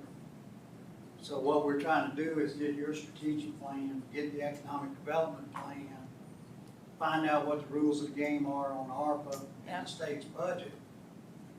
And then we plan on holding some public hearings, yeah, get some public input, and then the board ultimately will Yeah. be making decisions on how to spend our ARPA money. plus CIP going and after everything the- else. Going Yeah. after the state's ARPA money. Yep. That we qualify for. Yes, sir? If this $1.2 trillion infrastructure bill passes, then we're gonna go after some of that money. Yep, And then our normal CIP money. right. So what we're trying to do is exactly what the state is. They're running their ARPA money through their budget. We're gonna run our ARPA money through our budget, but primarily through our CIP. Right, And we so it's finished like the as a CI funding strategy. Right, and we finished the CIP in late November. Yeah. So we're trying to bring all of that together and then have a bunch of work sessions probably in October and November and have the board nail down exactly how they want to allocate all that money out. And tell us which state grants they want us to go after Yep. that are funded by ARPA. So No that's problem, simple. Right, so that's our, so to answer your question, that's our plan. Got it. And that's great, because that's what I'm gonna put there as a key action. So to strategize around the ARPA funding plans, economic development plan, strategic plan, and really kind of crafting, massaging all of that through to the CIP funding strategy. And then for a KPI, you would have, once those plans get into place and moving forward, you would have on time, on budget kind of Right. performance You reports, just basically. execute. You execute. Execute the project. Correct. Yep. Okay. So let's talk a little bit about this educational piece so we can get a little more meat on the bones, and then I think we'll pause and take a breath and see if we got anything else from the floor. So education, in terms of, you said, sir, facilities and operating, right? Yeah, the biggest cost to any county is providing the facilities for education. Yeah. And this county is no different. I mean, you've already built, you got 2 elementary schools under construction right now, Irwin and West Harnett. So you got 2 going on right now, which is a lot of activity. But they've got a plan for, I think, somewhere around $200 million worth. So one of the biggest issues for this county going forward is how can we finance the ongoing need for school facilities? And so we're working on planning staff and finance staff and my staff, we're all working on how quickly can we issue bond issues without raising taxes to provide those facilities. And I'll have something to y'all during that whole process, sometime in October, November. I'll present that to you and show you what we can and can't do. Okay. So I'm hearing you. Let me see if I get this right. So is the goal to provide effective facility? You don't have operating plans for the school system, though. I didn't think so. Well, no, well, if we build a new school, Right. we have to pay for the additional faculty and utilities So it is. that aren't paid for by the basic education plan. So the state funds most of them, but we get stuck having to pay for some of them. Okay, So if we build a new high school or middle school, which I think is next up on their planning, then realistically, the board's gonna have to come up with additional funding, not to build the facility, but to operate. wow, okay. So to provide an effective facility plan for education, so you would address facilities and operating plans. I think I would call that, instead of operating plans, why don't you call it operating expenses? Okay,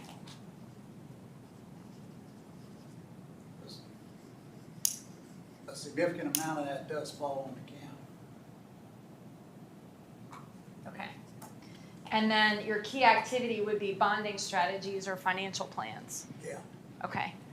And then your, like a key performance indicator, what might that look like?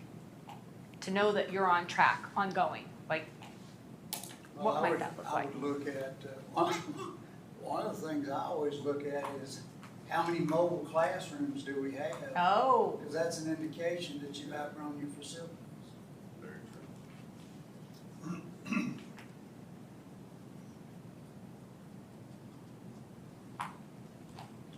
okay. Is that understandable to all? Are we on board with that one? I also think you need to look at one other thing. What?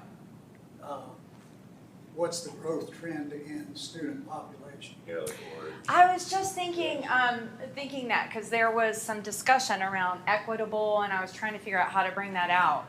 So what Well, is? the amazing thing to me so far is I went back and looked at the audit, and we've grown like a weed over the last decade, right? But the student population hasn't grown. Well, is that due to, more homeschooling and more private school? Yeah, I think so. That's I think what it so. is. And charter schools? Yeah, Or, I agree. you know, but when or our, families having less kids? when our charter schools are actually considered public All schools. the above. But, yeah, but that, it's interesting because you would assume if we continue with the growth rate we've got in terms of housing and everything, that we'd be looking at an upward trend in student population.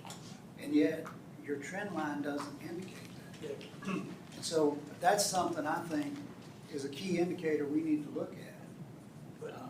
But bear in mind, the number of kids going to private school and or charter school or homeschool.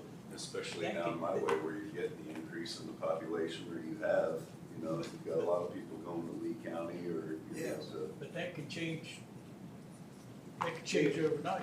But the other thing it also does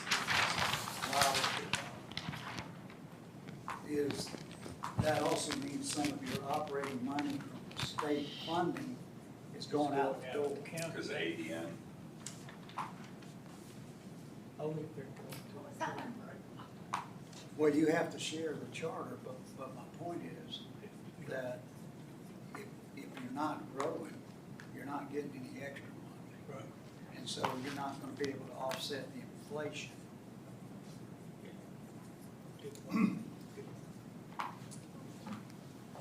I have a question. Yes, ma'am. Why does it take so long to get anything from DOT? Why does it take so long for them to fund the project? they don't have money. Part of it is, They had more money than they could use 2 years ago. Well, apparently now their excuse the last 2 years that I've been hearing from them is, They broke. we have no money. well, what happened until ARPA came along, this may be more than you wanna know.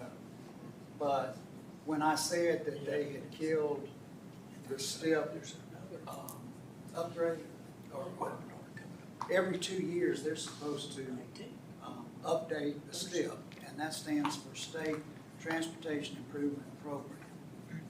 And so that's what Lou is talking about when he says we don't have many projects on the STIP. And so we're starting more or less from scratch there.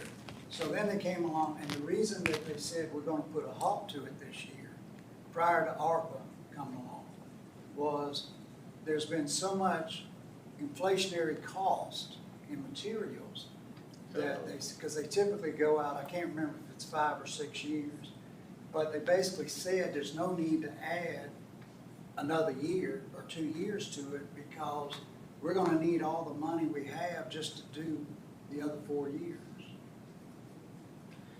The reason I asked the question was because I went to, I didn't go to this conference, Association of County Commissioners.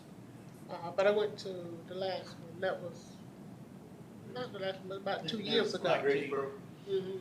When they had all that money, and they were begging for projects, because I went to a workshop. They were begging for projects, and they were begging for projects even if it was behind people to cut grass on that money. And now all that money is gone. Yeah, All right. I've been begging for a stoplight down my way off of 87 where we've had several fatalities via motor vehicle for the way they're pulling out. I can't even get rumble strips cut in the turning lane. That's a Band-Aid for now. I'm sorry, honey. I needed a minute to kind of think about where I wanted to go with this. So we're good. All right.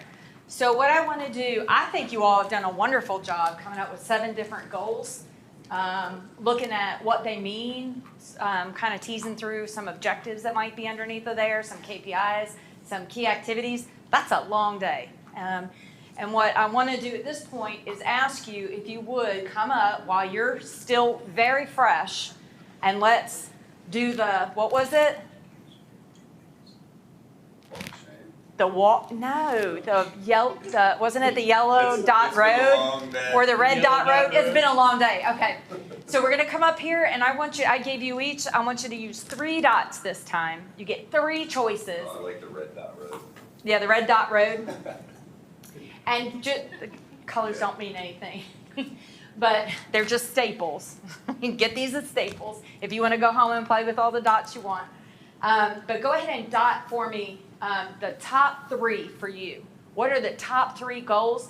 This doesn't hold you to anything. It's just, again, it helps us prioritize what that looks like. And if we were to consolidate, it might also help us do that too. But so far, we have Healthy Harnett County, Economic Development Program, High Quality Services is looking at that data and the high quality services part. Then you got 4, which is the customer service aspect, which is looking at citizens, communication, and employees. And then you got number 5 is the airport. We got number 6 is the infrastructure, and number 7 is education. Can we put more than 1 dot on? No. You want to pick your top 3. That's not really fair. Pick 3 top. That would. Thank you for asking that question. Let me clarify. No, we don't want to do that because that would just, you want to put your top 3. Wow, I can't believe we got through all of that.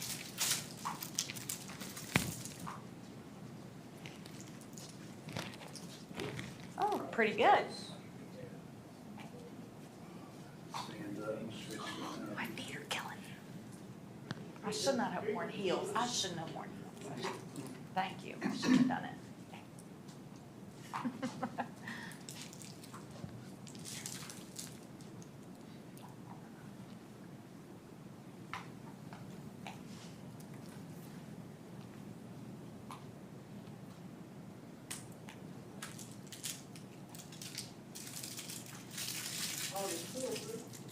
You get 3. Everybody got 3 this time, right? Y'all put 3? Okay. 3.15.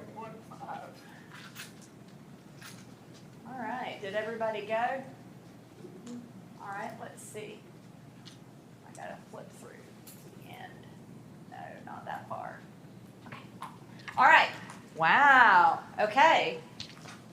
So we have number 1, 2, 3, 4. All right. Let me get this. We have 4 here. We have 1 here, 2 here, 4 here, and 1 here. Not saying that any of these are, more important, but in terms of priority, for the board, it looks like economic development and infrastructure are absolute top priority in terms of goals. And then we have kind of a 1, 2, and 1. Airport is 2, then we got customer service and education. So really looking at that communication, citizen, customer service piece and employees, and then looking at the educational piece. Yeah, I mean, we'll be able to fund the education once we make more money. All right. So, how do you all feel with leaving it here at this level and then letting us kind of walk through and kind of try to articulate what today meant and using these pieces of paper? You won't see anything, nothing will be a surprise. They'll just, we're gonna have to use some, make sure that we can articulate that and wordsmith it a little bit and then have it, kind of swing it back your way in terms of process. You thinking good? How do you feel at this point? I know. Tired, but. I got a dot for that one too. So do I. But from an effective standpoint, you got through quite a bit. Okay, so a couple of other things. So here we are at your preliminary kind of board of commissioners retreat. We were going to try to get that done in July, but y'all are some busy people. So we moved it to August. We'll do a preliminary draft. Phase 2 is where we start incorporating some other perspectives. So we're looking at some citizen outreach. We're also going to do a bit of team training on performance measures. So it's good that you all have kind of set forth that expectation that that's what the board wants your county management to execute on. And then we'll adjust the framework and then get you to that presenting the final strategic plan for adoption. So this is somewhere between, now and January timeframe. Are we still good with that? Okay. And then February through July, we're looking at more team training on developing action plans. So again, we're trying to create a strategic plan that just isn't a couple pages that are going to sit on your desks and have a really nice cover. That it's actually, something that the county manager's office will use to move forward and bring back to you all in terms of performance reports. So one of the things we didn't really touch on today, and that's okay, but just start in the back of your mind thinking about those key champions and partners and collaborators for each one of these goal areas, okay? So if you want to take pictures with your phone so you can think about that, I encourage you to do that. And just kind of say, hey, this is, now that I'm thinking about it, this might be a good intersection or a good partner and collaborator. So those are really important to think about moving forward. And then we'll finalize the actual performance monitoring plan and get that back to you over the next fiscal year. So February through July. Does that make sense? Rebecca? Yes, sir. One thing I'd like to mention, of course, they should have their new manager on board probably after the first of the year. Okay. And we'll start into the budget a little before then. But it would really be helpful, I think, if we had the performance measures that we're going to use as part of that next budget. And I've used performance measures before, and it's very helpful, Yeah. I think, to focus your budget. And so would you be able to, I know you may not be totally finished, but would y'all be able to work with our department heads in some training on performance measures? Yes. So what we'll do under phase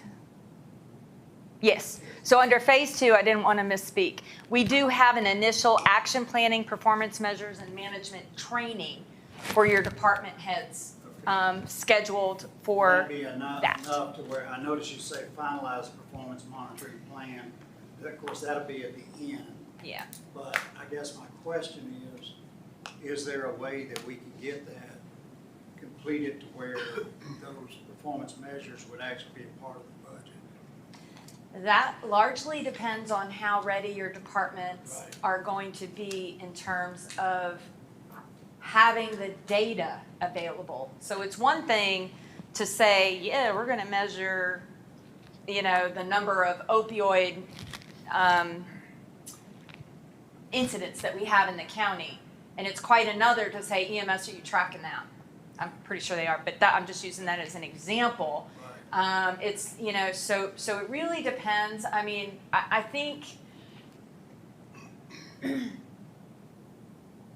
we should start the training, and then we should outline a little, what I'd like to see happen is start, you know, having these firmed up a little bit more so that we can have objectives and KPIs, and if your staff are able to help kind of lead the way in doing that and integrating, and I've already talked with Brian a little bit about how we might want to do that with your department directors, then I think coming back, so if we take some time and we develop that strategy, sort of that preliminary draft by August, September, October, get back out here before, you know, like in the end of October timeframe, do some training, kind of talk through department directors. It might be a full, you know, if we just focus them in on here's the plan, and then here's some KPIs, what do you have? And then see what they have, almost do like an assessment of what they do have. We could get a really good answer for that. But if they have the data, that part, as long as you're, again, focusing on key data, it shouldn't be an enormous ask to get some preliminary data for your board to look at. That's a lot. Again, it's aggressive, but I'm okay being aggressive. You know, I think you put it out there and you say, yeah, this is what we want to do, and then we see where we get. And it may be a 2-year process, but I think we need to start working on the performance measures. Yeah. And there are a lot of references for that. Oh, for sure. And I can bring, we have some, and I actually do a performance measurement class for the School of Government. So, I mean, there's a lot, there's some stuff that I already have prepared. It's just a matter of whether or not your department directors, you know, can kind of get behind that and move that along. So I'll be looking for you all to Well, that's the other reason. Champion that effort. As part of the budget, you know, if they want things in the budget, That's you right. give me the performance measure. That's right. And that's, again, that goes back to that high performing organization. You know, if you come to me with an ask, you're going to have to tell me based on your data. Number one, you know, why does this make sense? Tell me how your performance, how your budget is influenced by your performance over the last couple of years. And you just ask that one simple question, and that changes the whole conversation. Absolutely changes the conversation. How does your budget request, how is that influenced by your performance over the last couple of years? It changes the conversation.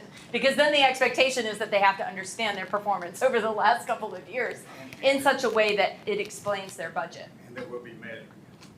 Correct. All right. So all of this looks good to you all? We're good to go? So you're gonna compile all this stuff and send it back to us, right? Yes, I'll be working with, I think, Brian. Am I mistaken? I'll be working with Brian to compile this information largely in a very, again, keeping it simple, a simple document to say vision, mission, core values, goals. We can create fancy documents later. I just want to make sure that we have the nuts and bolts of it as accurate as possible from these particular sheets of paper, because you know some of it we're going to have to wordsmith and that kind of thing, but I want to be very, very careful to make sure that this is coming from the board to the community. And so yes, ma'am, I'll be working with Brian. It'll come back to you all. And I'm not sure exactly how that process will work because it gets a little messy. This is called sausage making. So it'll get a little bit messy at first because it's like, what do you think about this? What do you think about that? Whether or not, you know, you want to communicate and how you want to communicate that out. But it will come back to you before we go to the engagement to community and employees. Because otherwise, we don't want to misstep there. It's got to come back to you all first. And your engagement piece might look a little bit like maybe some virtual sessions. Some people just aren't getting out there, you know, right now, especially in a public engagement setting. Maybe we'll have like an in-person workshop, maybe. I mean, you know, those are all certainly options that are available. Does anybody have any big thoughts on community engagement? All right, then we'll leave it to staff kind of to make sure. I mean, I think they're probably, your county management is able to kind of help us understand what best way we can we can go to get that communication to your citizens. And I'll be counting on each one of you to bring forth your constituents to those community engagement sessions. So when I get out there to a community engagement session, I don't want to see one person. There better be like 10 people that you invited, 10 people that you invited, 10 people that you invited, and 10 people that you invited. Which night is it you want to do that? I don't know, sometime in the fall. After we get our strategic plan. I'll let you know way ahead of time so you can pencil it in. These people work, that's why I said that.